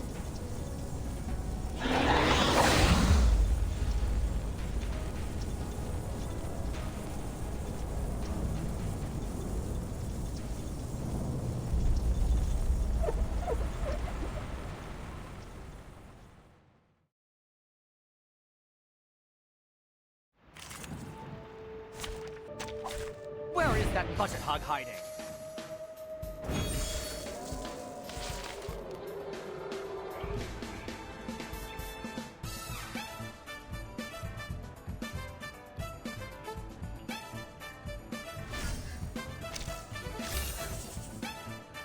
I've never been good with restraint. Give it a little. It is heat-treated, no?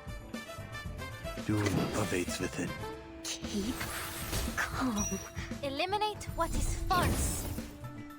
I shall savor this. Like crushing a grape.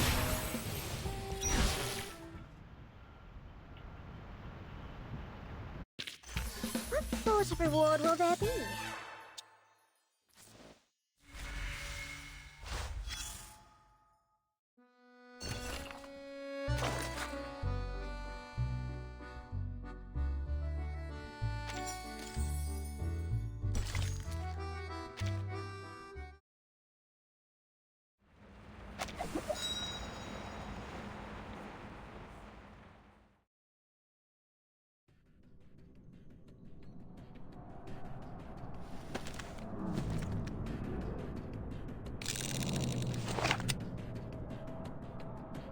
Then Adele's personality wasn't entirely consumed.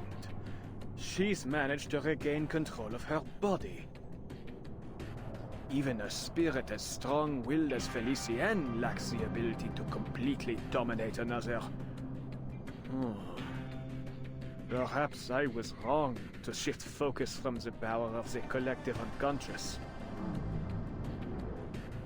There is no need for that, Professor.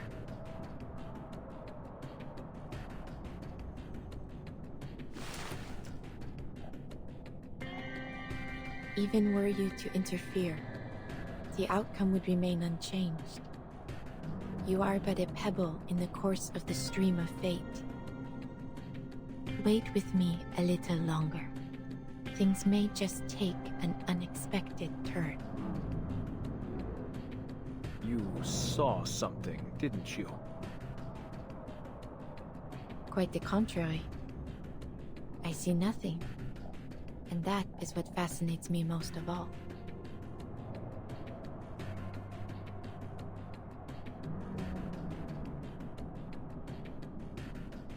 You're fired, Adele! You reckless, foolish would-be Joan of Arc!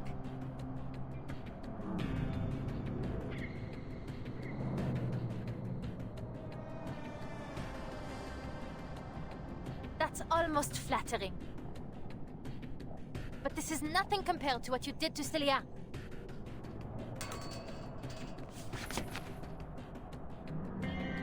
Adele, hurry! Turn your fire on the diamond!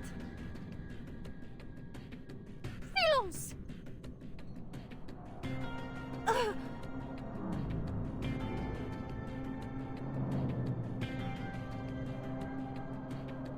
Stop this, Felicienne!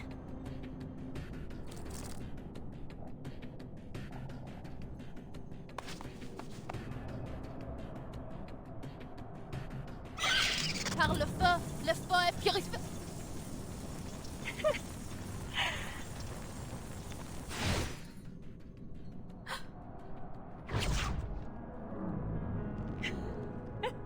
You disgusting hypocrite! Don't you dare wag that finger at me! You may fool everyone else, but not me. I know you better than anyone. I know your true colors. Deny it all you want, but our souls are entwined. Because deep down, you and I are just alike. Take pride in it, girl. Hosting me will be your greatest achievement. Be honest now. No need to play pretend as you did with Celia. All that time, you let her keep writing those letters, knowing full well that your parents were long dead.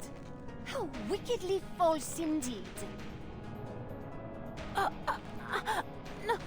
No, I just...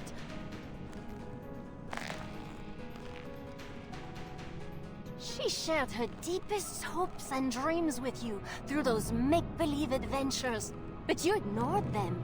What's there to envy about a cursed bloodline? I suppose you kept her as a salve to your dreary, miserable life.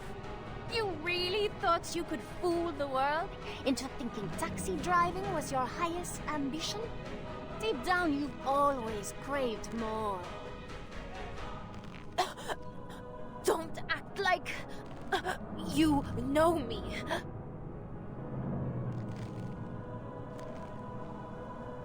But I do know you. I know each and every one of your wicked thoughts better than you do. She told you to burn the diamond, but you secretly desired it. You craved your place in this adventure. Your death. Who could blame you for triggering the curse? You weren't chasing treasure, not by choice, not like your parents. All of this to pretend you are unwillingly caught up in this adventure. You even get to play the savior. And oh, how your dear little friend fits the role of a damsel in distress. All you need is a villain. And that's where I came in, just as you wished. Of all people in Paris, why did I come to you? Have you given it even the slightest thought?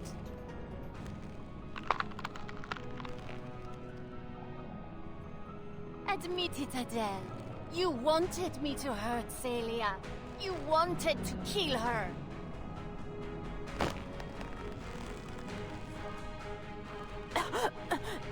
You're lying.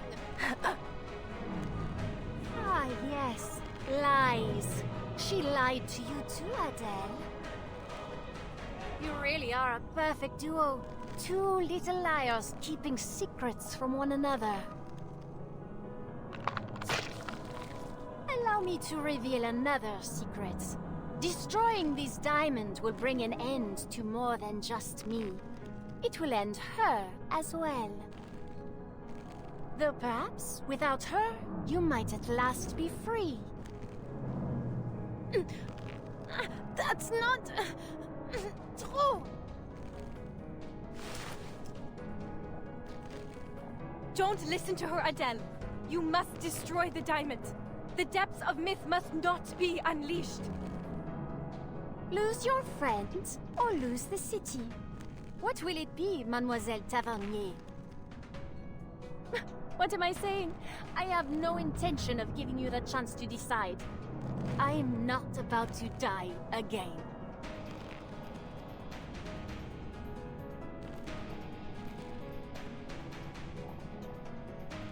Ah!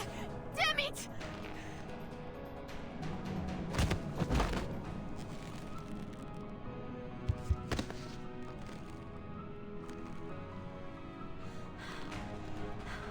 Funny that. I'm not ready to die, either.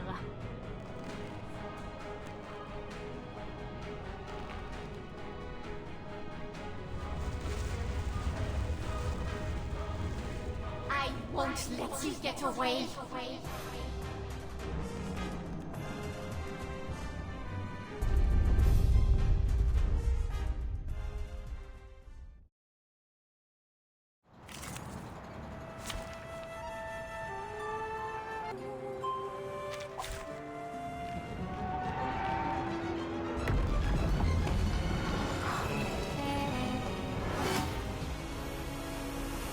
Stay behind me. I'll keep us safe.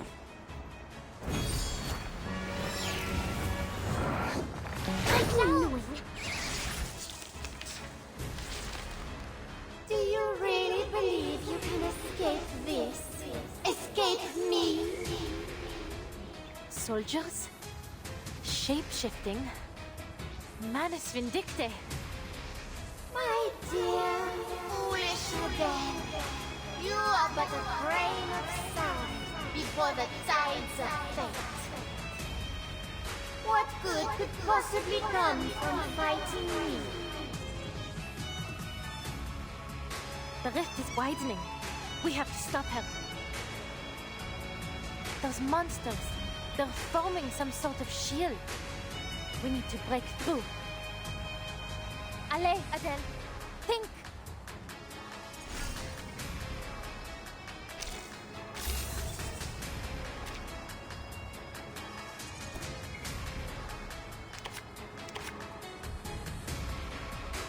This may sting.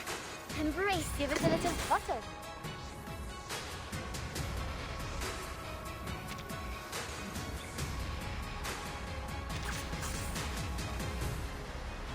Doom awaits within.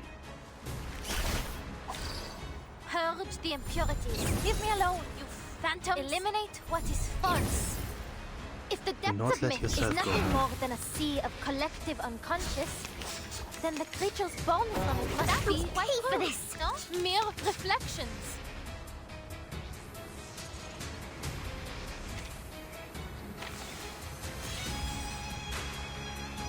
I've never been good with restraints.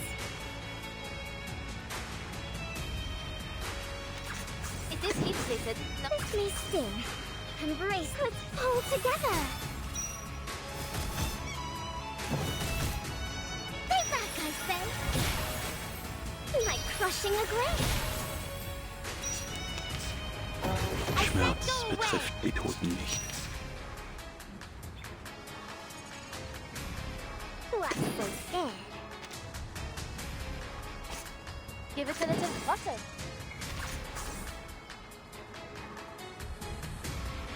The dead. What's so scared? Purge the impurities.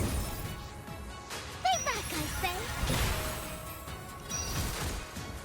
Vergossenes Blut für nichts.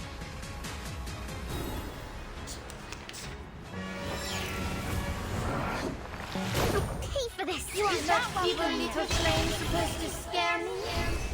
I shall.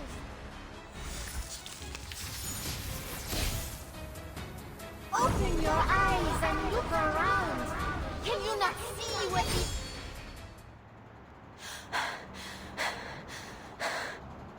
Stop this, Felicienne. You're no master of this city. You're not even the master of yourself.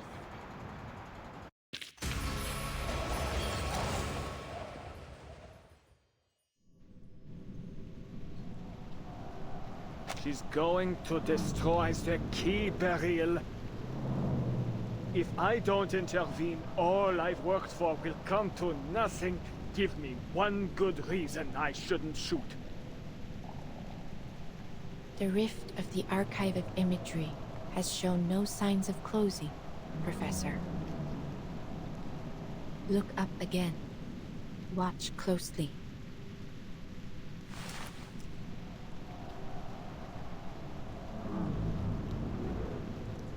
The diamond has already served its purpose.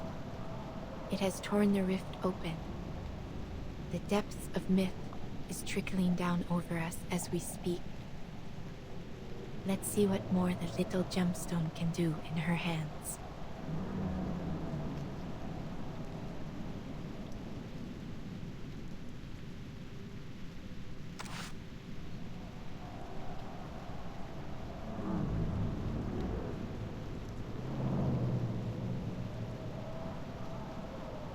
Celia, you said you'd buy me a good luck necklace after you publish your paper.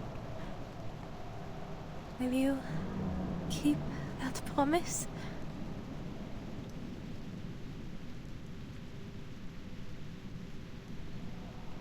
You're too cruel, Adele.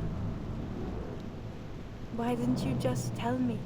I wouldn't have had to write all those silly letters.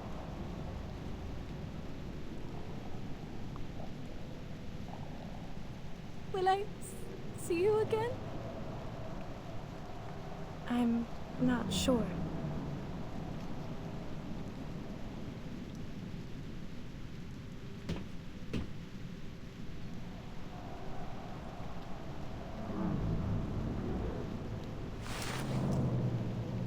The art of resurrection is elusive and unknown. I don't know what will happen after the diamond is destroyed. What Felicienne said, it was just speculation. There's no more time, Adele. Make your decision. Now.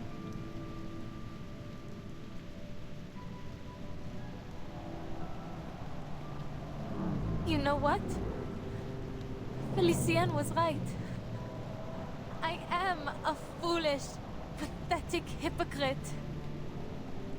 But she still doesn't know all that much.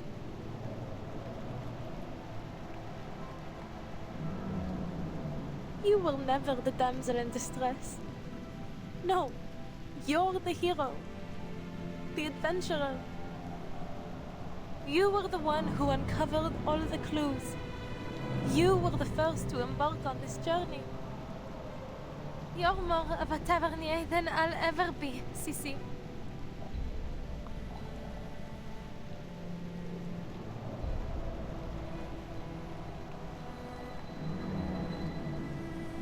Don't be silly, Adele. That never mattered to me. It wasn't the tales of gemstones or adventures that drew me to the Tavernier family. It was you. Me? You've always been so driven and sure of yourself. Even when we were kids, you never hesitated, never looked back. I wish I could live without regrets like you do.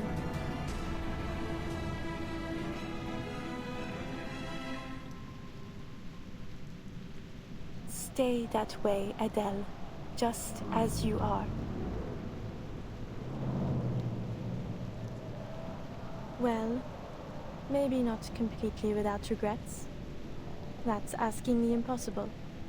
But if you hesitate now, I'll be disappointed.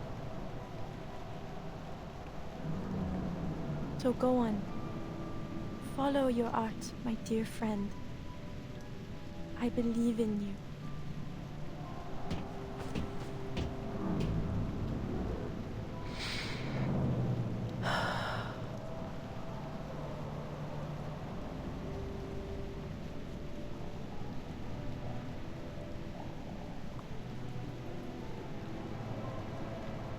Par le feu est purifié.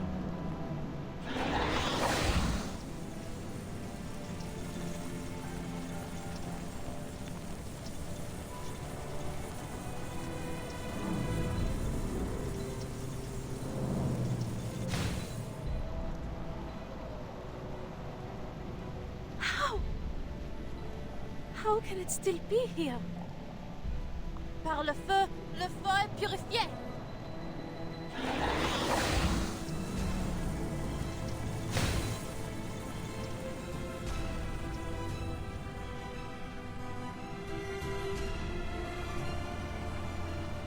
I burned the beast of Gévaudan. I even burned Felicienne. So why can't I burn this diamond? It is from the depths of myth, isn't it? Surely it can't survive your fire. It isn't possible. It's only a symbol. A primordial symbol, yes. That is precisely why it survives.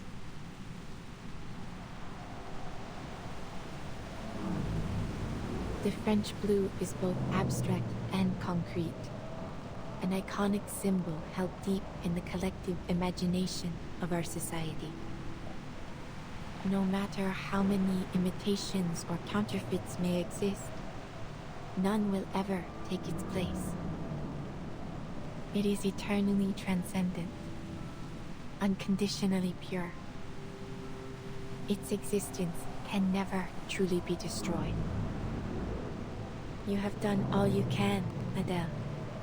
Bravo.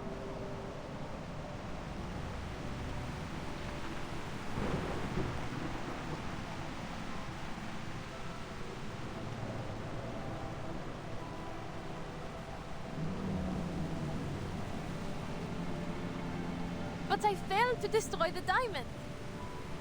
Celia and Felicienne are...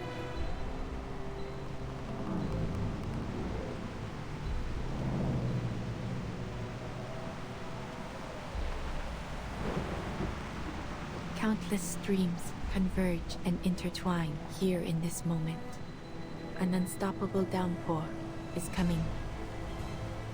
And in it, you are a remarkably stalwart droplet. Your struggle has at last reached its conclusion. The rain. It is about to fall.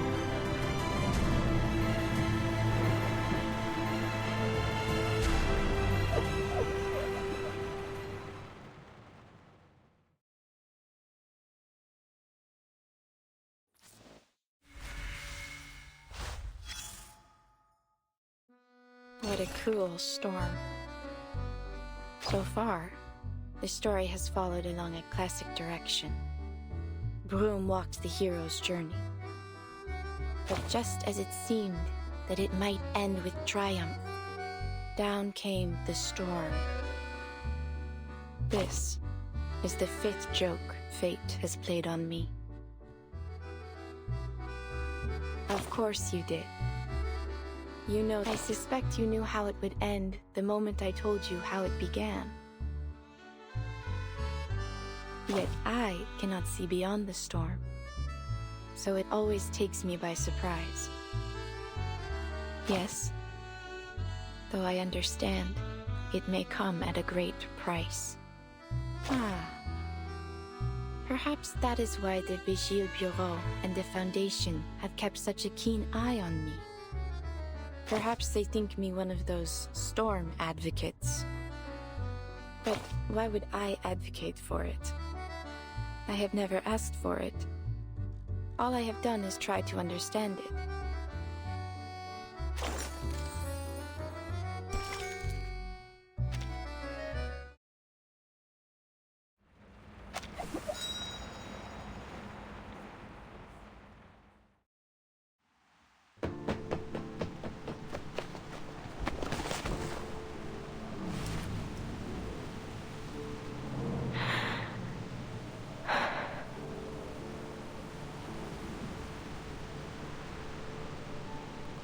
Just as it was meant to be. What?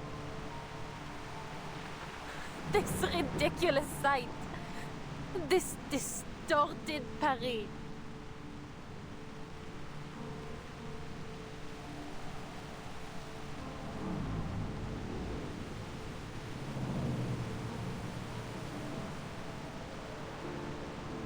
The July column just turned into a bilboquet. The Vert Galant statue replaced with some bizarre lobster. And my friend is disappearing before my eyes. And you're telling me that all this was meant to happen? It's all so meaningless. So absurd. Is it?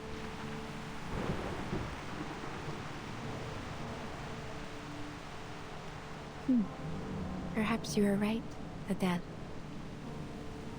Thank you for showing me what I could not see.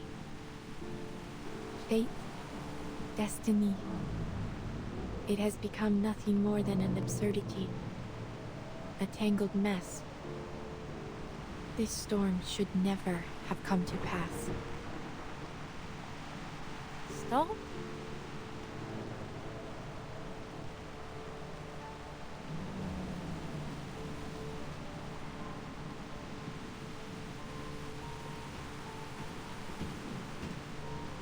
This storm is quite a delightful surprise. Look at this mass hysteria. It's becoming ever more unified. As if some force, some will is drawing them together, controlling them.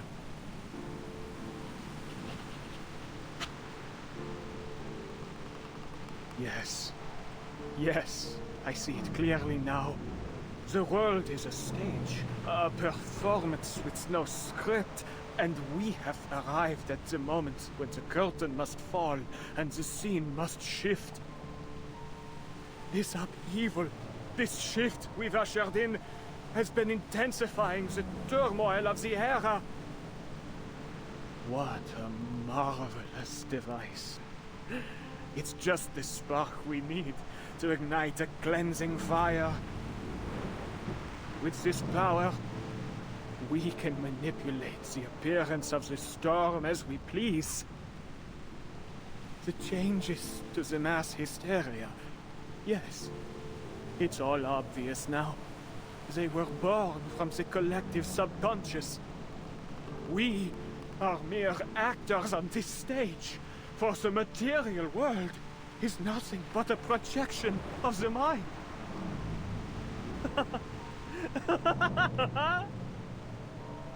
Their dialogues are but borrowed lines from ancient scripts.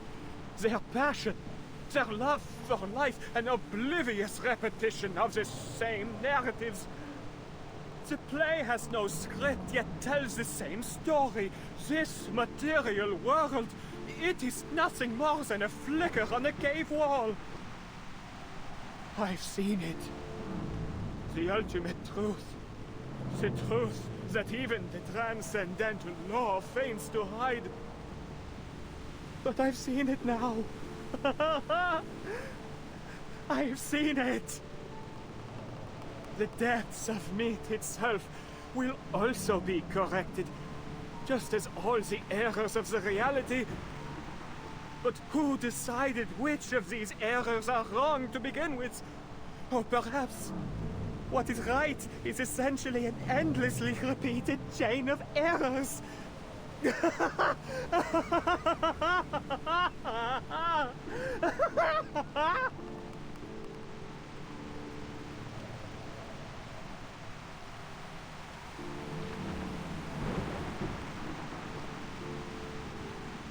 What's wrong with him? He has seen the fruition of his life's work, and it has driven him mad. But mad or not, none of it will matter soon. This whimsical era, along with the Paris we know, will be washed away in the coming rain. Is this some kind of joke? Am I missing something? An era wiped out by a little rain? It doesn't make any sense.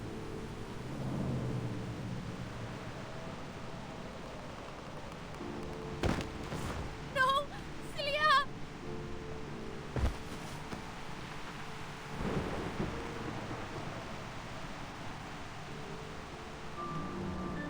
Paris. La ville lumière. La ville de la romance. Une tapisserie de symboles. Elle n'hésite jamais à montrer toutes ses émotions. Les passions chaotiques de points de vue qui s'opposent. Les complots mis en scène dans ces ruelles anciennes et étroites. Parce qu'elle défend ton droit de choisir. De crier ou de te taire.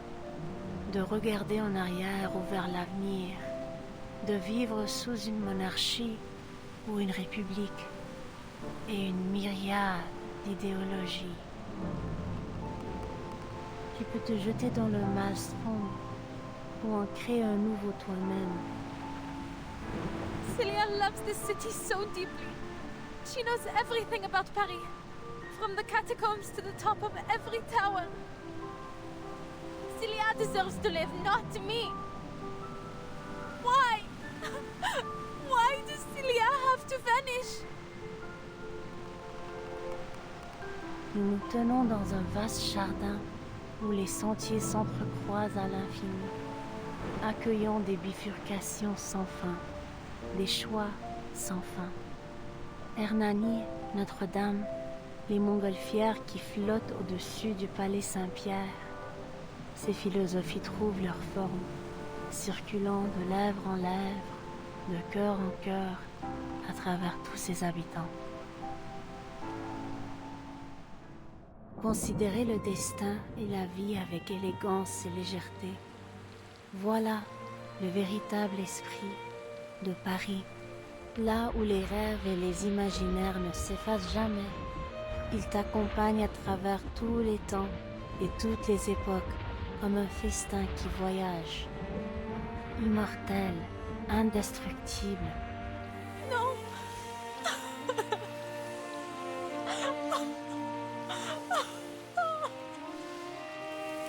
What more is there for me to seek in this meaningless, inferior world? The true world, the one that matters, has already descended. Voila. See that? The clearest, most perfect water at the bottom of the archive. Now, so close. Almost within reach. In the deepest, most pristine layer of our joined consciousness. Éternellement vrai. éternellement gravée dans l'esprit.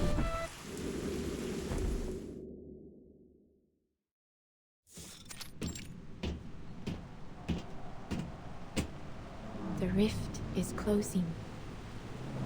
The storm will now correct the faults of this era. The city of light descending from the sky, the phantoms walking among the living, and the legendary beasts roaming the streets. They will all vanish. The mad have fulfilled their wish. The play has come to an end. Everything once in chaos will be brought back to order. No! Beryl!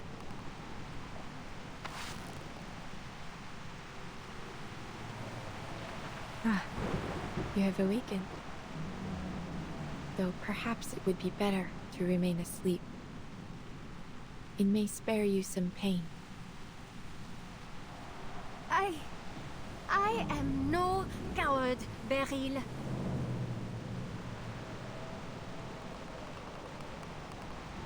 But you have to fix this. You have to do something. Tell me how to change this. Just a hint. I refuse to vanish like this. To disappear after finally clawing my way back.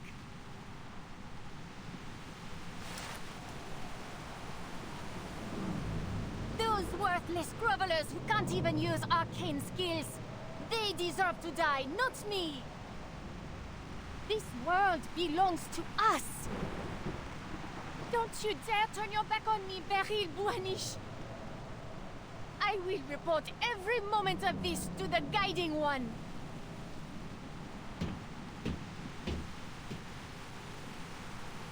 I saw what you did to Laurent Roseau. You drove him to his death. You've never been loyal to anyone. You're nothing but a soulless profiteer. You care for nothing. You never believed in any of the principles of Manus Vindicte. You never wanted to bring back the beautiful world we once had, did you?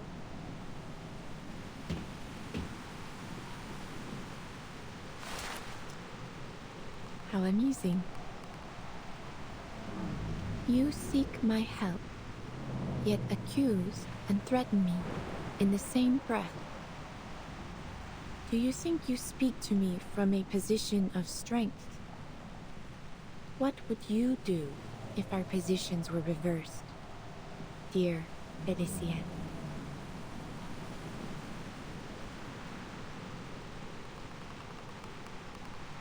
There is nothing more to say. It has been a pleasure, Madame.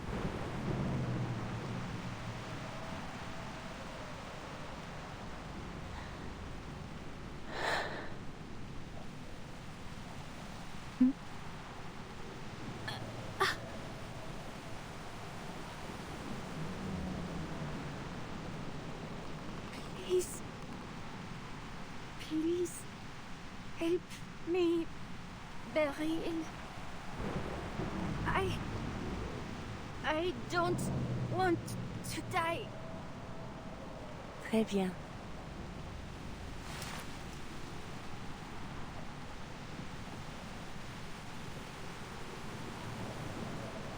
What do you think, Adele? Should she be saved, or pay for what she has done with her life?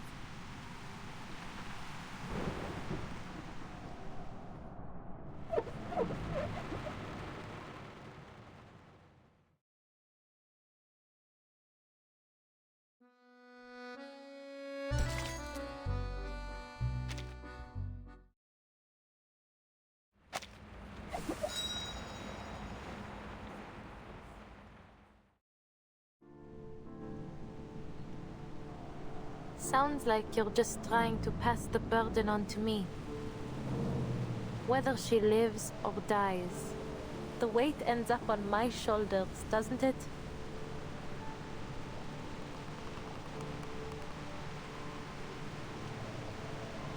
In many ways, you two are alike. Neither of you can stand by as fate attempts to pull you down its path.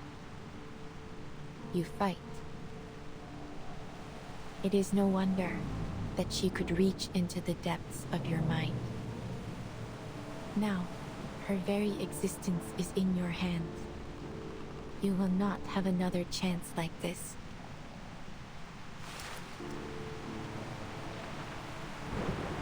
Your friend and the original Felicienne perished in the same way. It is likely, then, that she has returned to the depths of myth. Should Felicienne live, she may become the key to discovering the truth of that realm. And in time, you may even find a way to bring your friend back. Yet, should she die, you will have taken a fitting revenge, and her torment of your body will end at last. Swear it then. Swear that every word you just said is true.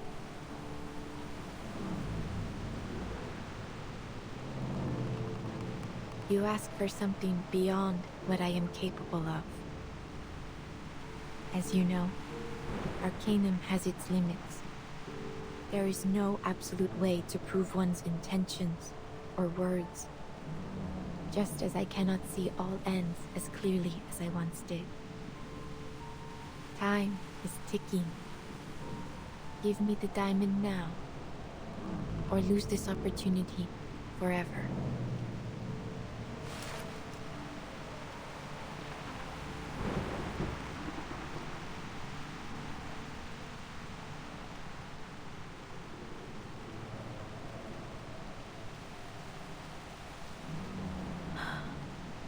Take it.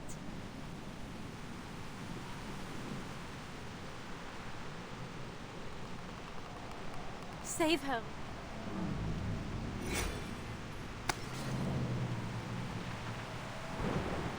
Merci beaucoup. You have led me to the answer. I will respond with the sincerity it deserves.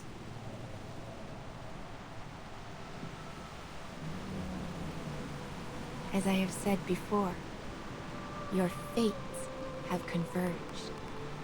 Felicienne, your journey through the spiritual realm has reached its end. But you still have a place in the crown of the material world. Now, the Numa that has reached the edge of one world must begin anew in the next.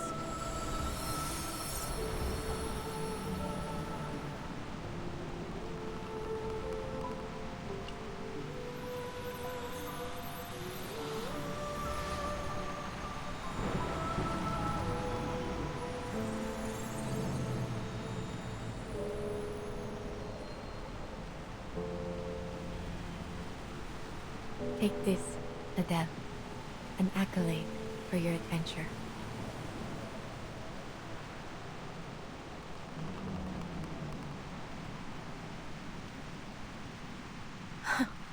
An accolade.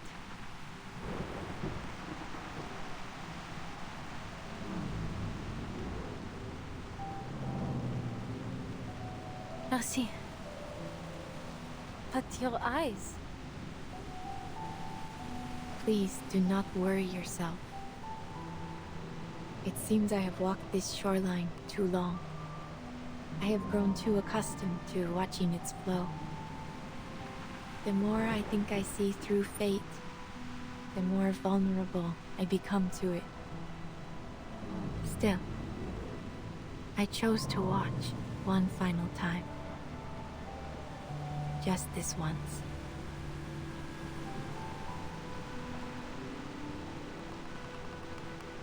It makes for a fine imitation. Your flame separated the French blue from the smoky quartz it had inhabited. I simply gave it a new vessel, a clear quartz. It was the best that I could manage. I hope it will suffice. And I hope both you and Felicienne will be satisfied with it. Will she wake up soon? And when that happens, will I still see her image in my hallucinations like before? you will suffer no more hallucinations. And she will awaken again, in time. Yet you will be the sole master of your body. She is but a soul quietly bound to it. So long as neither of you strays too far from the other, her soul should remain whole.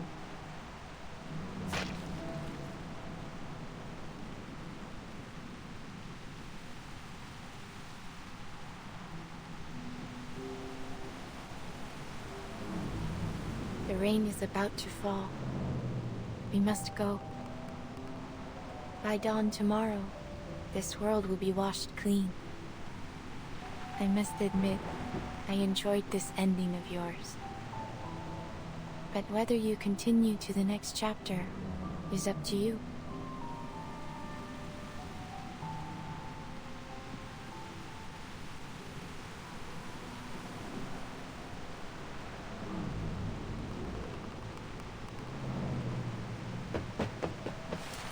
Madame Boiniche! Madame Boiniche, forgive me. Do you know the theory of evolution? Humankind evolved from apes. I don't understand the science, but in short, we all came from monkeys. But then, where did that monkey come from? Are we all just a copy of some ancient thing? And if we keep tracing back, how did life even begin on Earth?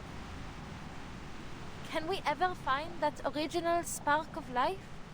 Is it even possible?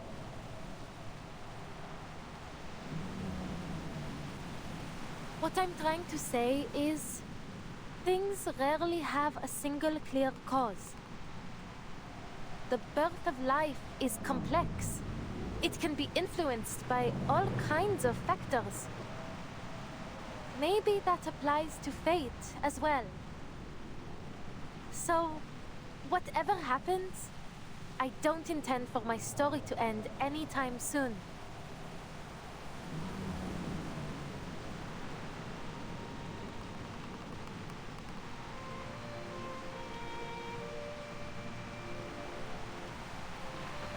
Please, take me with you. There must be a way to avoid this storm you spoke of.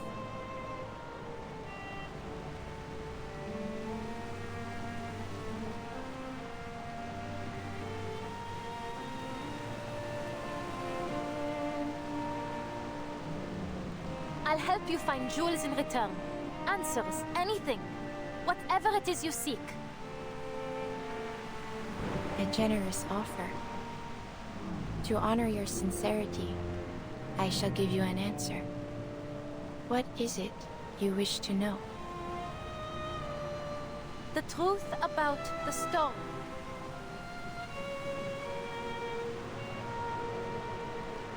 I need to understand it so I can bring back my friends. Including Felicienne.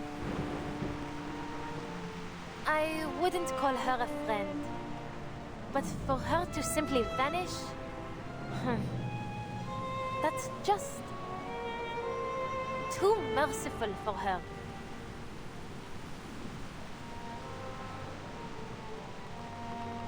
Would you still accompany me? Knowing we may gain nothing in the end? I would. You can't just sit around waiting for something terrible to happen, can you?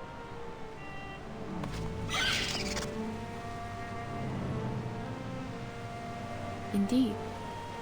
I suppose there will never be an age lacking those who chase gemstones and answers about their fate. Perhaps a jewel hunter is exactly what my little establishment needs.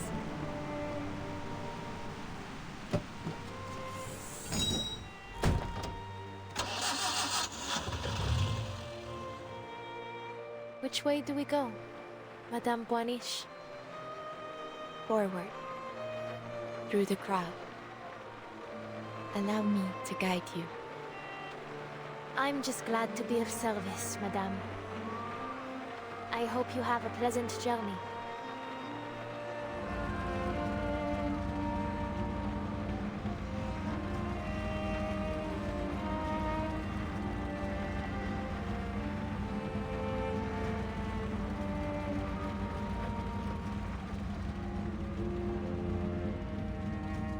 For a long while going forward, I may not be able to divine with the same precision I once had.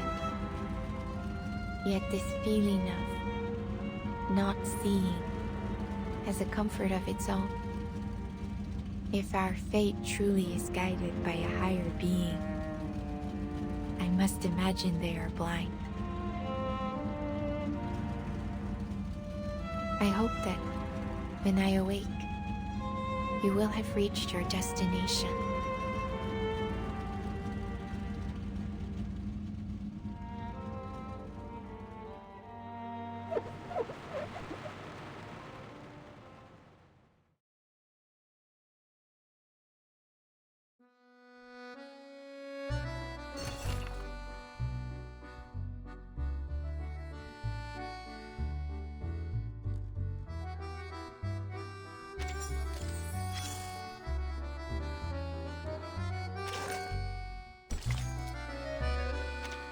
It was then that I decided to help Broom one last time. There was risk in my choice. I could not see what the consequences would be. Still, I succeeded, and the rewards were most generous.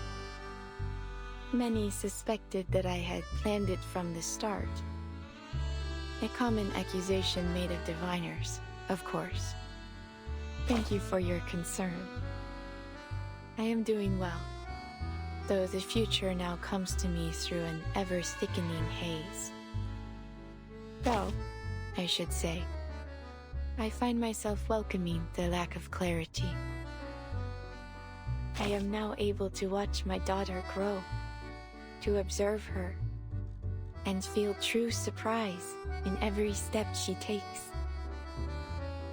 If there is anything to take away from Broom's story, I would suggest this.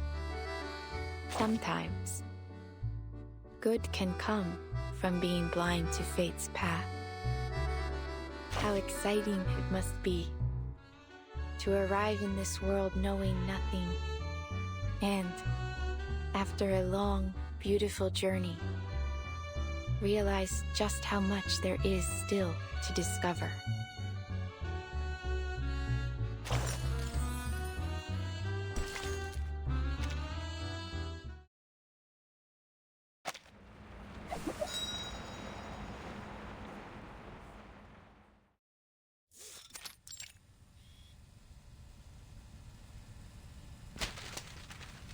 So, let me get this straight.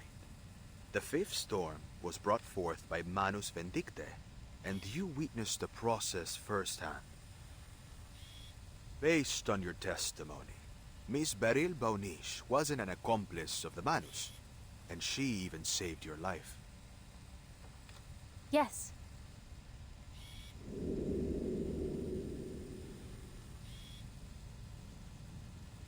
And after that, what happened? I followed Madame Boanish's advice and made it to a shelter that could resist the storm. The rain got heavier and heavier along the way, but thankfully we made it there just in time. It's such a shame my little cab didn't have room for anyone else. I know that there's still a Paris out there, but it's no longer my Paris. Everything I loved there was washed away in the rain. Just as the prophecy said.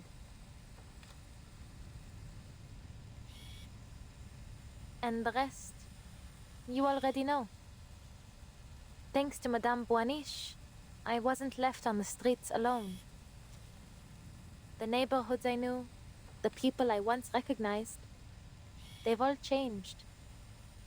But at least I have my car. In any case, I still prefer driving the streets to staying in some cozy room. Madame Boanish's work keeps her on the move, so I've been helping her since then. We even went to Delhi to sell her topazes. Oh, and I met her daughter there, Matilda. She's nothing like her mother. Everything she feels is written plainly on her face. To be honest, I get along better with her. Madame Boanish, she's changed too. She feels more real now. More alive.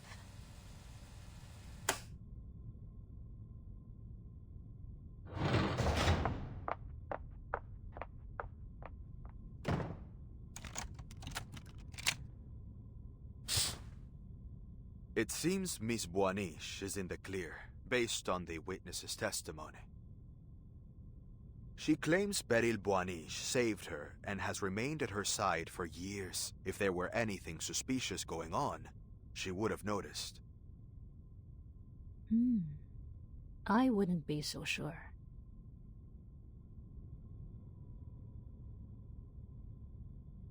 You don't trust the lie detector results? Isn't this the most advanced top-of-the-line model? Advanced or not, machines can fail. I prefer to trust my instincts.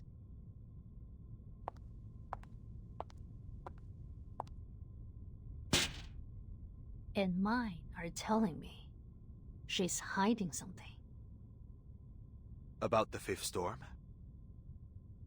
That, and the fact that Madame Boaniche returned so abruptly. After the ninth storm, she vanished without a trace. Who would have thought? She would stroll back in out of nowhere, acting as if nothing happened, with some big revelation in hand.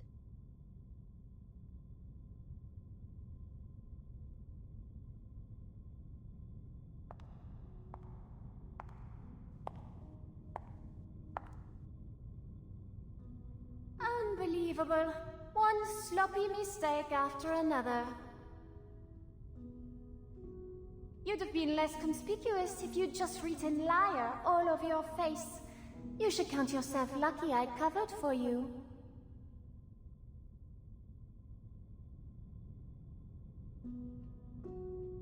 Are you expecting a thank you from me, Felicienne?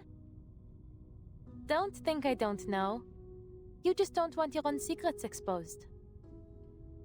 And didn't I tell you to stop talking to me like this while we're on Foundation grounds? Who knows who might be eavesdropping on us? And I told you that I can hear you perfectly well without you mouthing the words. Is that really so hard to understand? And if I slip up subconsciously? I suppose you might have forgotten what it feels like to have a mouth.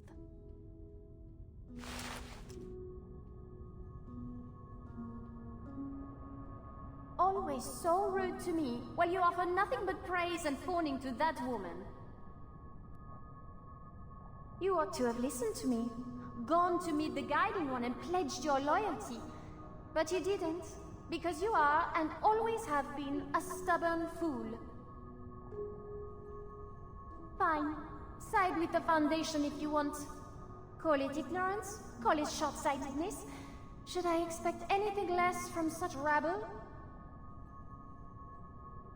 But staking our lives on that woman?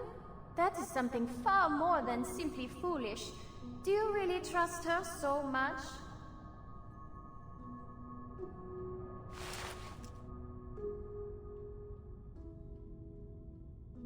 I do. I believe in Madame Boaniche. She'll prove I made the right choice.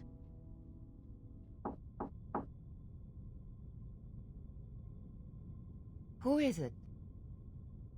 It's me, Vartin. I've come to check on the status of my field mission application. Is now not a good time? Please, come in, Vartin.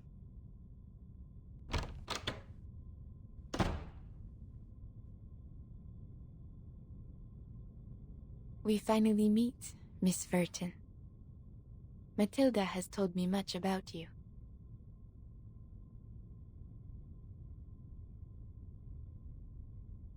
Then you must be Madame Beryl Boaniche.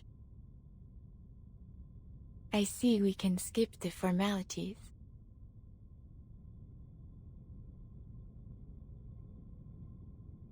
You have seen the golden thread, have you not?